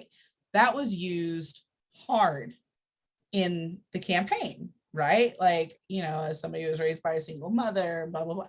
Like that hit home for all single moms. It hit home for everybody who was raised by a single mom, right? And as we know, unfortunately, like statistics show, like that's a lot of folks, right? So that was one of the things that was used, you know, like, yeah, like he's like Harvard educated and he's, you know, genius IQ or whatever, but how is he human? How does he connect? How is he a president of the people? How would he be a president of the people? And that is true at all, like in all races, like people have to feel connected to them. One of the things that that Bill Clinton was really adept at was getting people to connect to him. So for a lot of people don't know, but like Bill Clinton has a genius level IQ. Like he studied at Oxford and like he's just brilliant, like super witty. And one of the things, like his brain is like wicked fast. And so when they were prepping him at the beginning stages of the election, one of the things that you do in an election, like your campaign staff will prep you for questions for upcoming debates, things that the media might ask you. And so they're constantly like grilling you, like, okay, what's the campaign message? You know, like, you know, we need to be on target. We need to, you know, like, here's what you're running on. So we need to make sure that whatever your answer is, it needs to go back to that. Like, don't let them drag you astray and whatever. It's all about like, you need to be as polished as possible and not be caught off guard. So there's a lot of repetitive drill of that. So they would ask him a question and he would answer it quickly. And a lot of times before they finished asking it, and then he would give like follow-up answers on what would subsequently follow it. And they called him out on it. And they were like, you look like an arrogant a-hole right now. Like, most people do not think that rapidly. Like, he's the guy who can sit there and have a conversation with you, answer all the questions, know 10 steps ahead, and like be playing chess with some dude in his head. You know what I mean? Like he is not wickedly smart when it comes to personal relations, as we know, and making good choices of, you know, keeping it in his pants. But so all the blood flow doesn't continually stay up here, is what I'm saying. But when it comes to like policy and all of that intellect side, like he's brilliant. But they told it and they were like, people are not going to connect to that. The average person is not going to understand that. And they're going to think you're going to come off as an arrogant jerk. You're going to look like an elitist and nobody's going to vote for you. So if you've ever watched Bill Clinton, he's from Arkansas. He's got himself a little like Arkansas slow accent, kind of little aw shucks, not too much, just enough, you know. If somebody asks him a question, he's like very deliberate in his answer. He's got like a nice cadence, a nice rhythm. He does like this little thing, like with his hand. He'll kind of go, like sucking his lip, and he'll like squint his eyes and be like, "That's a good question. That's a good question." And it'll look like he's like giving it really good thought before he answers, right? Like he's taking it all in. It's all an act. that is completely fake. It's something that they practiced with him, so it looked like he was giving a thoughtful response like any average person would do, but it's all for show. Like it was to measure him out so he could be a little more likable. And that's just like one of 1,000 stories of things that like go on behind the scenes to help people, and it worked, right? Like he became governor and he won the presidency and his reelection. So clearly it worked, right? So those are things that are done to help make people connect, right? Like part of those characteristics to make people feel connected to the candidate. So fun story. So, okay, now your book talks about, oh, we're in our last chapter goal. Whoop, whoop. So analyze the strategies, issues, and outcomes of the 2020 election. So the election like really threw a lot of people for a loop because it wasn't something that we had seen in a long time. Like COVID really threw everybody for a loop. Like it was just kind of an insane time, right? So there were 3 different crises that your book talks about that kind of impacted the election as a whole. The first one it talks about is polarization. So over the last several decades, American politics has become increasingly polarized. We've discussed that a lot, right? So there are some differences and some similarities, but people are pretty well one side or the other, and that has continued to grow and grow and grow. And it kind of like hit a new level when Trump was elected, like when he ran for office and was elected, like people who felt like candidates hadn't been speaking to them, they felt connected to Trump. And it definitely did cause a lot of polarization because those people are very specific niche. I'm sorry, my voice is all like, ugh, sound like I'm going through puberty or something. Like a niche of people who are very, very loyal, but very hard-lined, right? Like, I mean, if you're a Trump supporter, you probably feel that way. If you're not, you probably feel that way, right? Like they're very loyal as supporters and very hard-lined about how they feel about particular issues. And there's not a lot of like movement on that. And that in turn also pushes the other people who are like, well, I'm not in support of that. And it got to where people were feeling like they were having to choose sides, like in a way that they haven't had to do before. So your book talks about the Republican camp ranges from business conservatives who favor reducing government regulation and taxes to social conservatives who oppose abortion and same-sex marriage to Trump conservatives who favor reducing international trade and immigration to the US. And then it also describes like the Democratic Party, where you've got traditional social welfare liberalism, which traces its roots to the New Deal, left liberal progressivism, who envision a substantially expanded role of federal government, Green New Deal of environmental programs, single-payer national health insurance, and reparations to African Americans for slavery and racial injustice. So not a lot of similarities, right? Like totally different goals, right? Like you might have some people who feel like a little bit over here, a little bit over there, but like in general, they're very divided camps, like very different political focuses. Like they're not even talking about the same ball game, right? Like they're in totally different worlds of focus. So there's not like a lot of middle ground. So more than a few party activists have come to view presidential elections as contests between good and evil, democracy and authoritarianism, and they communicate that perspective to the public as they work to mobilize supporters by social media and partisan media outlets. So, and then it gives more examples of that. So, The part is the polarization was one of the crises that your book focuses on. And then it talks about the campaign itself. You know, like 2020 was an ish show for so many reasons, right? Like COVID being the largest of them, right? It was awful. And we were experiencing a lot of racial, your book refers to it as racial strife and mass protests. We're talking about the murder of George Floyd. We're talking about the Black Lives Movement coming together. And that all happened in 2020 as well.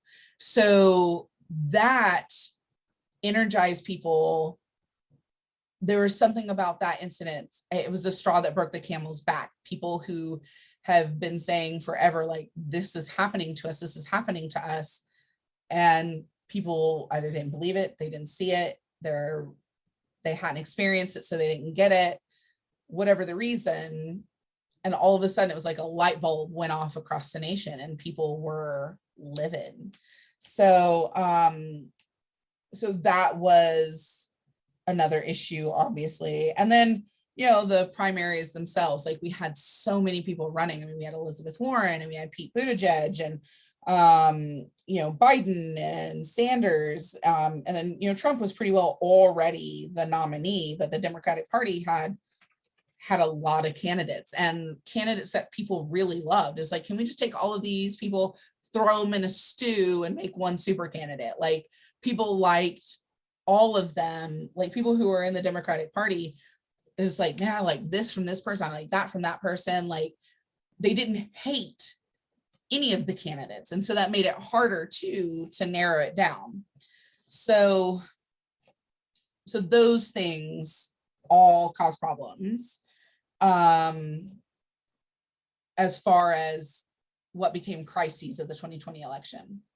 So, and as we know, former Vice President, now President Joe Biden won the popular vote as well as the Electoral College. So it wasn't like split like it had been with Hillary Clinton and Donald Trump or Al Gore and George Bush. And then, of course, Senator Kamala Harris, a woman, a Black woman, like, as his running mate. That's a big deal. Like, Biden's the oldest president we've ever had. It was Trump, but Biden's older than Trump. First Black female. I mean, like, what? So Democrats got control back of the House of Representatives. The control of the Senate was kind of like up in the air at the time. We had January runoff elections in Georgia for like their state elections that were like the national news was covering. So there was a lot of like fight for control of areas, for the redistricting that was coming down the pike. Like, all of those things were huge, right? So, so we had that. We had this polarization that I talked about. Then, you know, Donald Trump went through 2 impeachments, like one in 2020, one another time. Like, so that was obviously a huge deal. The House did impeach him. The Senate did not go all the way through, which is why he wasn't removed from office. There have only been like 2 like full instances of impeachment, and then like a couple of different presidents have been impeached in the House, but like it hasn't gone all the way through the Senate. Like, now I'm blanking on their names.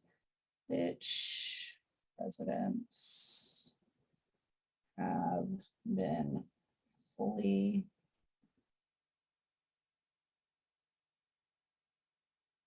impeached?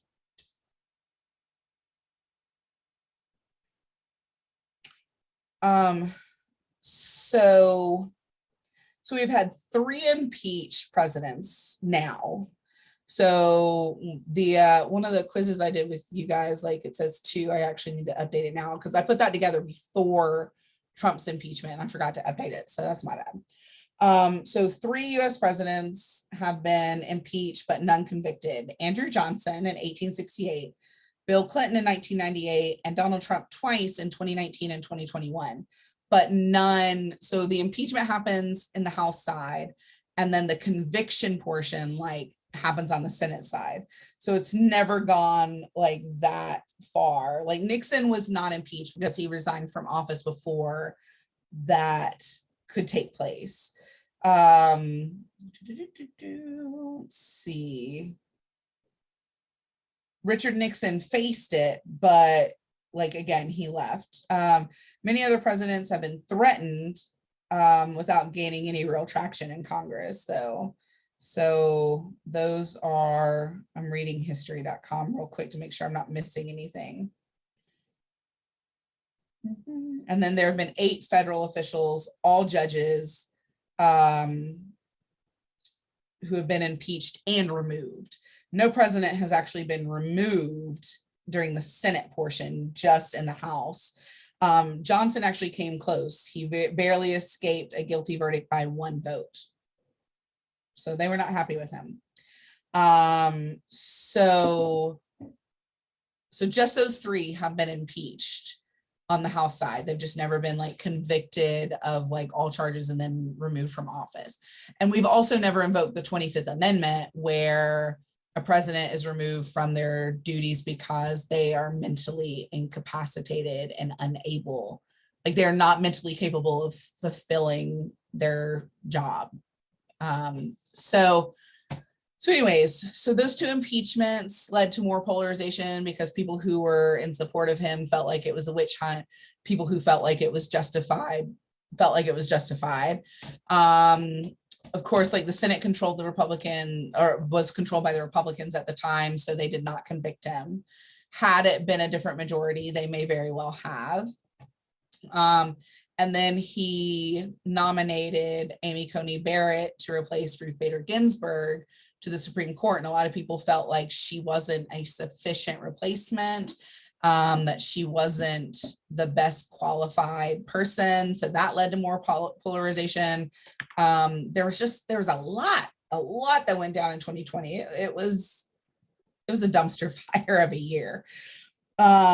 So let's see, where is that picture? That was back here. The 2020 elections demonstrated in several ways how polarized the United States has become, culminating with both sides demanding that all legal votes be counted. Trump supporters hoped this would diminish Biden's lead, and Biden supporters hoped it would buoy his winning margins. So of course that like was a huge problem. So the presidential preference primaries, obviously, again, like I said before, Trump was the candidate for the Republicans. There were more than 20 candidates for the Democrats. Joe Biden ended up with the nomination at some point. There were a lot of issues on the traditional, like Democrats feel this way, Republicans feel this way. And they talk about them every campaign season. And it always frustrates me because it's like, none of this stuff is going to change. Y'all are always going to disagree about it. That is not even like our current problem. So can we please just talk about the current issues? So that happened. And then what ended up really dominating the campaign when things got heated up was COVID and the racial protests that were happening across the country. So we know all about COVID. So that happened. Tons of people got it. Everybody was quarantined. Everybody learned to hate the inside of their houses, I think. So Donald Trump implemented something known as Operation Warp Speed, which is an effort to push pharmaceutical companies and equipment companies to ramp up research for a vaccine. The administration and Congress put together a stimulus package to help with economic turmoil. Trump frequently attacked public health officials and scientists, which caused a problem because it was in direct contradiction. Like, he wasn't letting the experts lead the way. He wanted to act like he was the expert, even though he doesn't have a medical degree or any kind of science degree, or like he isn't the person who should have been doing all the talking. And then there was inconsistent enforcement of social distancing and mask wearing, especially by the president, which is how he actually ended up contracting COVID himself. Wearing a face mask in general has become a polarizing issue. Like just every little nitpicking thing became like everybody, to their corners come out fighting, right? So those all became like really big issues. Even like how the stimulus packages were put together ended up being a problem because if you remember, anybody who had to get a physical check for whatever reason, those checks got delayed in the beginning because Trump wanted them to be reprinted with his signature on them and to be sent with a letter as though he individually was giving you the money, not the government and not Congress, which is where the budget actually comes from. It's not from the president. Instead of just getting the money to the people who needed it. And so that became another like unnecessary drama, right? Like just, get it done. And that became like a hot button issue because that delayed things. And there was just some mishandling of stuff. And there was a lot of like panic, right? Like across the country and across the world. I think like a lot of people just didn't know which way to turn about it. And then it looked like the politicians were about to eat their young, right? So that became a bigger problem.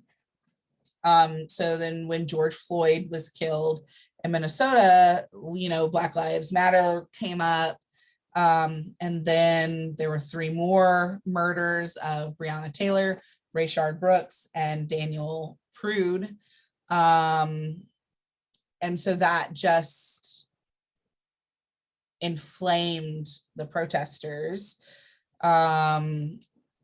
People in the Republican Party, including President Trump, accused protesters of violence and supported police actions against protesters, even though there were a lot of reports and a lot of proof showing that it wasn't actually the protesters who were causing violence. It was people who took advantage of a crazy crowd and would go and like do shady stuff, like break into buildings and steal stuff.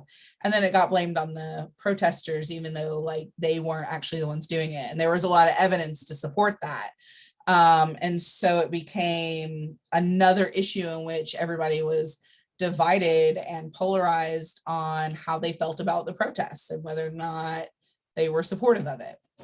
So, and then Democrats fired back at the president and said that that just added fuel to the fire and hoped that these events would show how important it was to go and vote for Joe Biden, that you needed somebody who had a cooler head about them. And so that was kind of like, again, another line in the sand that came up.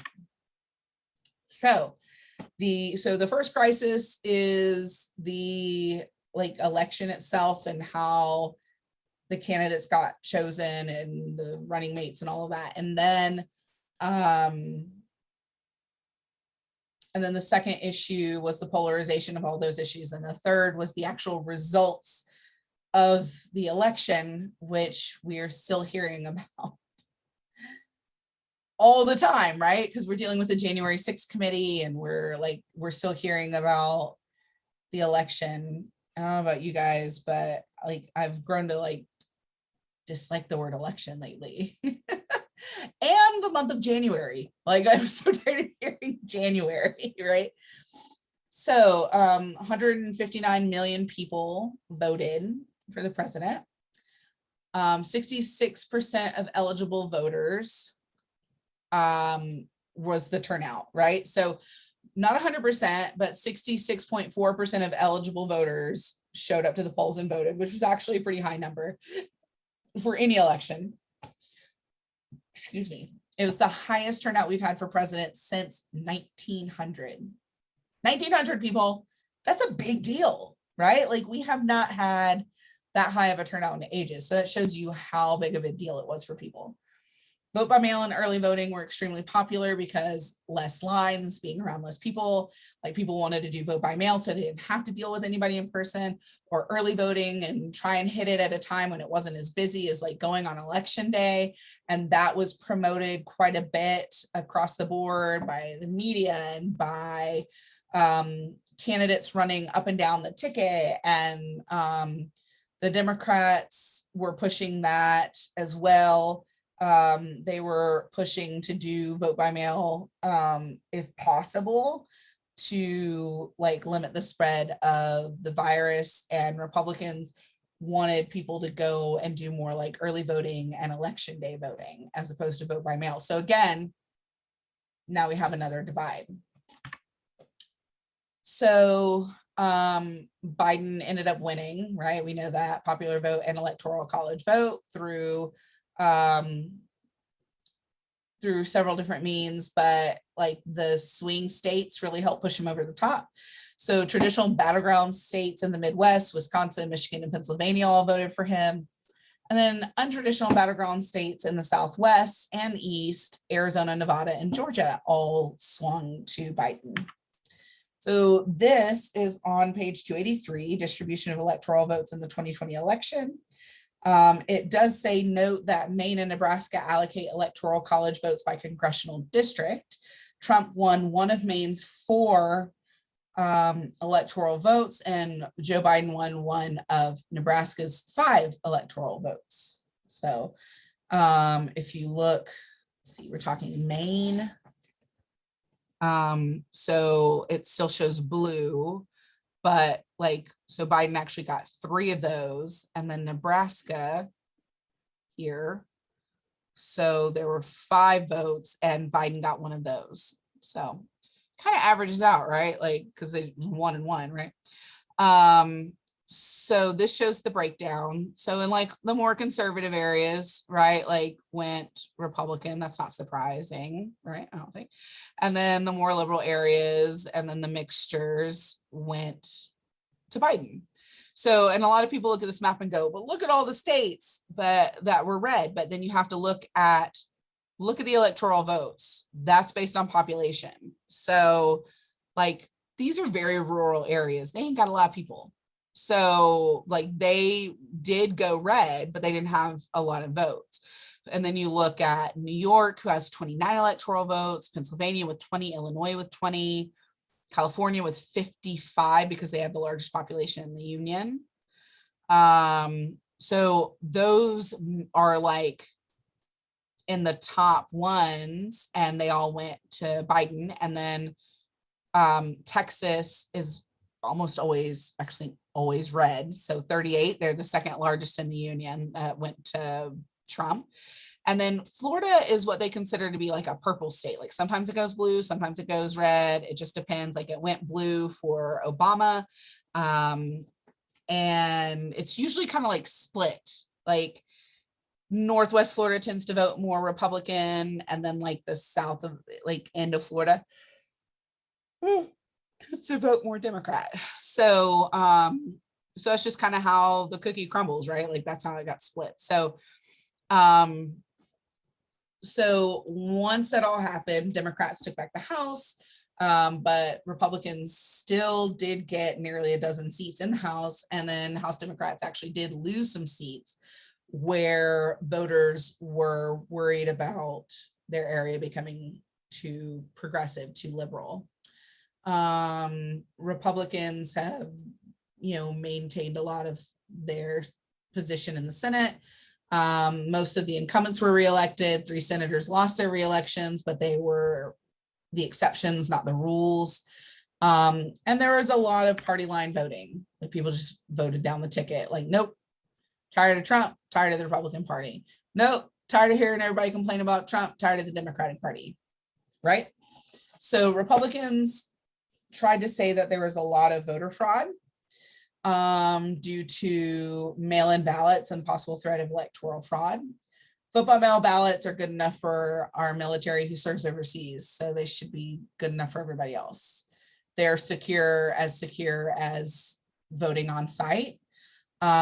Speaking as somebody who has led that process myself for like 2 or 3 of the 5 years I worked at the elections office, somebody who has voted that way multiple times. I've never had an issue with my vote being gotten to me or gotten back to the office. I've never had an issue with it not being counted. And I know several people who vote that way, and it's never been a problem. It was a scare tactic it was a way to try and discredit those votes, to try and promote that those weren't valid votes. So Republicans mounted up. They brought legal challenges to people, to the states where basically Trump didn't win, to try and change the vote. After it looked like Biden had won, Trump basically set his own court challenges in places like Nevada and Pennsylvania and pushed back and said, no, these aren't legal, da da da da da. And then January 6th. So we started seeing groups of people kind of coming together, having rallies around the nation called Stop the Steal rallies, as in stop the steal of the election. But the election wasn't stolen. Everything was done above board. Things were certified in Republican areas by Republican election officials for Joe Biden, because that's how the votes fell. Just because you don't win doesn't mean that it's crooked, just means you didn't win. And it was a loss that was taken very hard on the Republican side and by President Trump. And there was a lot of fueling the fire of his supporters. And that's where a lot of these court battles came from and where the rallies started popping up. This image says, in every election, election workers in each state and county meticulously process and count mail-in ballots. Some states are permitted to begin counting before election day, but some must wait until after the polls close on election day to begin. In 2020, due to the high volume of mail-in ballots, election workers counted mail-in ballots for days after the election. So there are two big factors that determined basically the shift in how Biden won versus Trump, right? So moderates and independents supported Biden in addition to his base, his Democratic base. That pushed him over the top, because like diehard of one party is going to vote for their person, right? Hardcore Democrats voting for Democrat, hardcore Republicans voting for Republican. So you got to pick up the people in the middle to push you over. And that's what happened. The moderates and independents who were not happy with how things were going, they were not happy with Trump's job performance. I mean, that's just all there is to it. So they voted for the other guy. And then nearly 65% of people who were voting for the first time voted for Biden. And they pushed hard for first-time voters to get out and vote. And we know COVID, I'm so tired of that word too. So tired of hearing coronavirus. Obviously that impacted and is still impacting our economy in a very negative way. 8 months after the pandemic started, 40% of Americans were living in a household where at least one adult had lost employment. I got laid off twice due to COVID, twice, from 2 different jobs, because people could not get their ish together. And I know other people that had happened to as well. It wasn't like because I was a bad employee. It was just the nature of the thing. It was awful. I was like, I'm so done with this. Lower income people were obviously hit the hardest because they didn't have a cushion. They didn't have a backup plan. And then 75% of small businesses had large or moderate negative effects, right? Like my favorite restaurant in town, love it to death. If you're in the area, Panorama, 23rd Street, next to the Chick-fil-A where the old Hobby Lobby was. Phenomenal, delicious. We're actually going there tomorrow. And they were damaged a lot for the hurricane. Took them a while to get reopened. They reopened like in April or something before the pandemic hit in like October, November timeframe. So they were struggling. So like they were suggesting, get a $25 gift card now to like use later. Like they were just desperate for some kind of income. So we did that. We did like to-go orders and things like that to try and help them out and keep them afloat. And we did that for other local businesses as well when it just wasn't safe to like be face to face yet. So we tried to help in whatever ways we could without putting ourselves at risk, especially with a small child at home. Like I got pregnant in October of 2019. So like literally right before the pandemic. So like I was pregnant during the whole pandemic, gave birth like at the height of it in July of 2020. So obviously like that impacted a lot of people, and everybody was struggling. Everybody was scared. Nobody knew which way was up. And when exit polls were done, talking to voters after they had voted, a lot of people said the economy was a big issue for them. People were afraid of the direction everything was heading in, because they felt like the pandemic wasn't handled well. They felt like there was a lot of like dropping the ball. There's a lot of unrest. There wasn't any cohesion happening.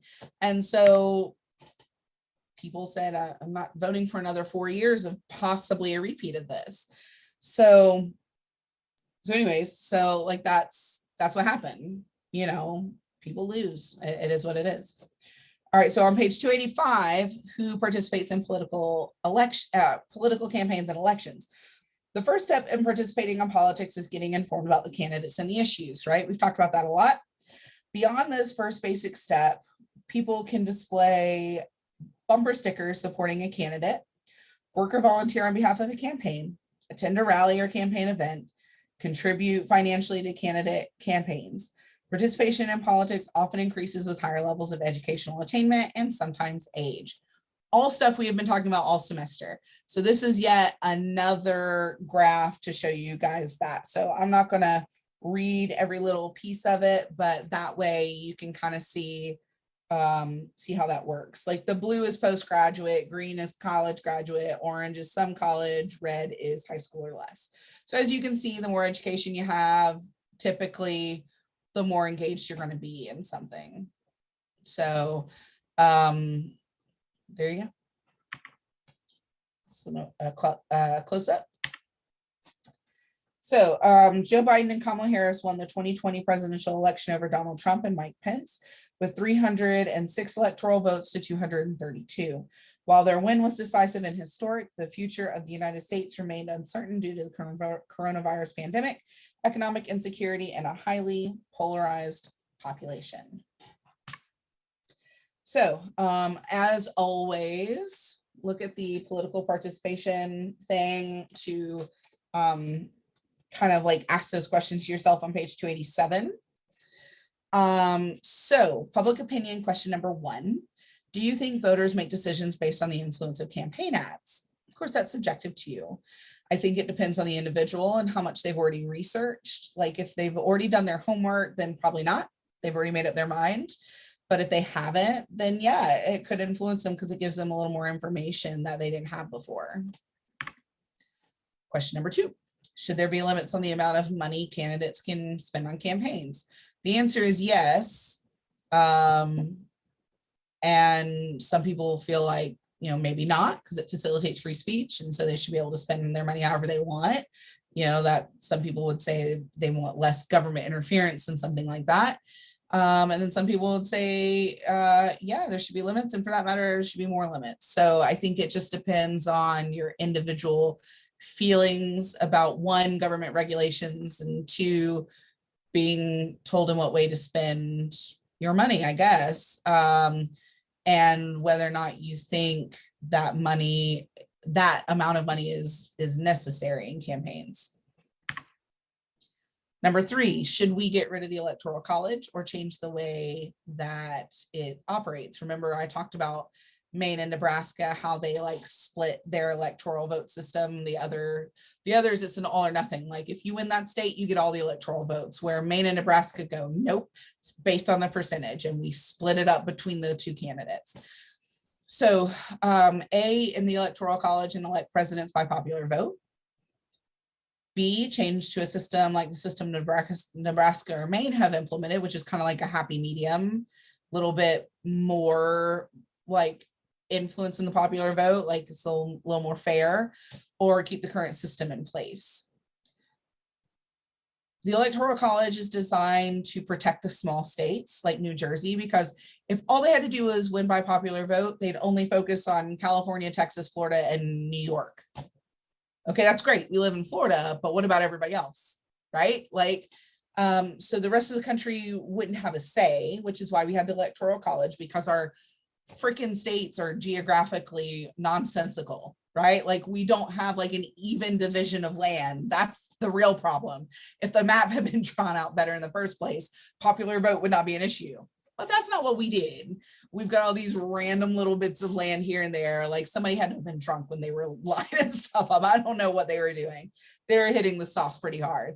But because our states are the way they are, I mean, look at the size of Texas. It's ridiculous. The Electoral College helps protect places like New Jersey and Rhode Island and like the Dakotas, where there aren't as many people, you know, that kind of thing. Like it helps protect smaller population states. So that's the point in the Electoral College, which makes sense when you think about it like that. But a lot of people think, well, like, is it really fair that all of the votes go one way or the other? I kind of like the way Nebraska and Maine do it. It feels like a happy medium. It feels a little more fair, but I don't know, you know what I mean? Like it works for them, but would it work everywhere else? I mean, I guess it would, like it'd just be a difference in math, and it's something people talked about a lot. Like, do we reform the Electoral College? Do we get rid of it? Because it was also intended to help with the fact that like a lot of people weren't as knowledgeable about the candidates. They weren't as educated. Now we've got 24-hour news cycles. You know, it took 6 months to find out that Lincoln had been assassinated, like for the whole country to know. 6 months. We would all know in 6 seconds, right? Like people would know immediately now. So more knowledge is out there to level the playing field a little bit, but there are still some people out there who are probably just as informed as those people that took 6 months to find out about Lincoln. So I don't know. Me personally, I wouldn't mind trying out Nebraska and Maine situation, because I wouldn't want like the little guys to get completely screwed out of anything, right? Like I wouldn't want them to not have the same impact that they had before in the political system. But it does seem kind of unfair that like winner takes all system. But that's how the end result is of the election, right? It's still winner take all. So, you know, because used to the first couple of presidential elections we had, the vice president always ended up being whoever lost the presidential election. Can y'all imagine Donald Trump being the vice president right now? How you think that's going to go in the White House? They wouldn't get anything done. They'd be arguing all the time. They'd be starting stuff. Like we have two old men out on the White House lawn throwing bows. Listen, folks, we're about to, we're going to go down. Like I'm going to beat you up. I'm going to have some ice cream. And Trump's all like, I'm not afraid of you. Like, oh my God, it would be a disaster, right? Not work. And they realized pretty quickly that that was a bad idea. You don't put the loser to work with the winner. Like, and they thought it was fair because it was like, well, but other people like this guy. Like he was like the second choice. But they realized that that system just didn't work. So they changed it, obviously. So like the winner take all system, that idea wasn't always completely in place, but so I don't know. I don't know, it'd be kind of cool to see how Nebraska and Maine like would do on like a nationwide level. Whether that ever happens or not, who knows? Question number 4. Several countries that are democracies like ours have compulsory voting policies that require all citizens to vote, and they fine those who do not. Should the US adopt a policy like that to increase voter participation in American elections? So, Australia is one of those countries, and they have like a 90-something% like turnout rate because they don't want to be fined, right? Like people show up. And so it's like, just kind of like your attendance when you have to go to class, right? Like you get fined by not getting full credit for attendance and participation, right? So like when I teach a physical class, so that participation section that you guys have, that's like 10% of your grade, I do that for the physical classes too. And I take attendance when they come in. And so it's not just what they submit for work, it's do they actually show up? And they don't get full credit if they don't show up to do the work, right? Just like if you don't show up to a job, you don't get paid for not working, right? It's the same concept. And so, so those countries feel like, you know what? No, like we all need to have a say. Like, and the way a lot of them do it is by implementing like a national holiday. So like everything shuts down except for the voter polls on election day, and people go and vote, and that's how they handle their business. So I'm not opposed to the idea of that. One, another holiday. Two, you'd hear less of these people being like, well, I didn't even choose any of these people. This show is on you. Like, no, you're part of the problem because you didn't speak up and have a say. So like that kind of like conflict would be less because people would have to go, right? And then the few people who got the fines, it'd be like, well, your full ass should have shown up at the polls, shouldn't you? Right? So I'm not opposed to that, but I know a lot of people usually end up opposed to it because they're like, that's just like another tax type thing. Like, what does that fine go to? Like, what do we use that for? To me, it would be really cool if those fines, and I don't know if they do or not, I haven't really researched this, but if those fines went into like a fund to help the people who couldn't afford to run for office, right? Like go right back into that fund to like, or like to promote voter education or something along those lines. Like to me, it should go like right back into the voting process. So I don't know, like I'm not opposed to it because I vote. So I don't care. Like I wouldn't get fined, right? Like, but you know, I know it's hard for a lot of people, but that's why a lot of states do like all mail-in ballots. Like we're just gonna send you a ballot. Then you have no excuse. We're just gonna send a ballot. We got to print the ballots anyways. We just gonna put them in an envelope and stick them out to you. And so that would maybe take care of the issue of whether or not you could show up too. Like, okay, mandate it, and anybody who wants to vote by mail can get a vote by mail. If you don't get a vote by mail, you better be at the polls. And then we'd have more voter participation. And if we have more voter participation, we would probably have more politically knowledgeable people in our society. There would be, I would think, less ignorance to the political process and what's happening in our government would make us all more informed voters, which would lessen, I feel like, corruption in our government because more people will be paying attention because they're required to, right? Like, remember I talked about that on day one, like the more informed we are, the more engaged we are in the process, the less crap the bad politicians can get away with. For that matter, the less bad politicians end up in office because we're all paying attention and voting for better quality people. And maybe that would make them better quality people because people are looking and paying attention to them. So I don't know, I'm kind of for it. Let's do it. I'm for it. Whatever, like, let's go for it. Can't hurt. Question number 5. Do you think laws, policies, and the way government operates in general would be different if everyone who is eligible to vote actually did so? I feel like I just answered that question with the last question. I think it would be different because I think everybody would like be involved. So then they can't screw over the little guy because the little guy is voting too. The little guy is like paying attention because they have to. right? Like they can't screw over new college students who are 18 and 19 years old because guess what? They're voting. Now you actually have to do the right thing by all of the people, not just the people who show up. So yeah, I do. I think things would be very different. So there's that.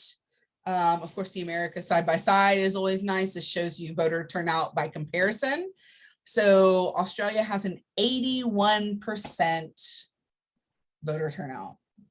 81%. We had 66.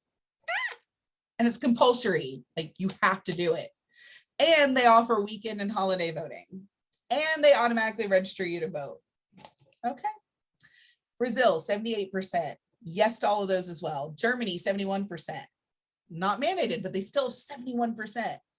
And they automatically register folks and they offer weekend and holiday because people work, right? India, 65%. Like this is on average, right? These are average elections. This is for, I'm trying to see if it says which election.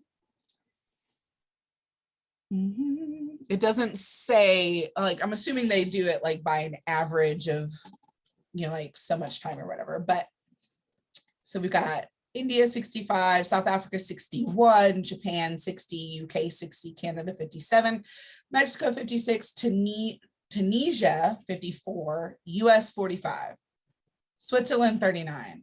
The Swiss says, Evet, we're the Swiss across the board. Like we're just staying neutral. Do what you want to do, whatever y'all want. We're not making a choice. But everybody else beat us on the list. Everybody else had better turnout. And almost all of them have automatic voter registration, weekend and holiday voting, and 3 of those have compulsory voting: Mexico, Brazil, and Australia. I'm cool with that. Like we want to talk about being the best in the world, being the best country in the world, and being #1. Then we got to stop having numbers like this, right?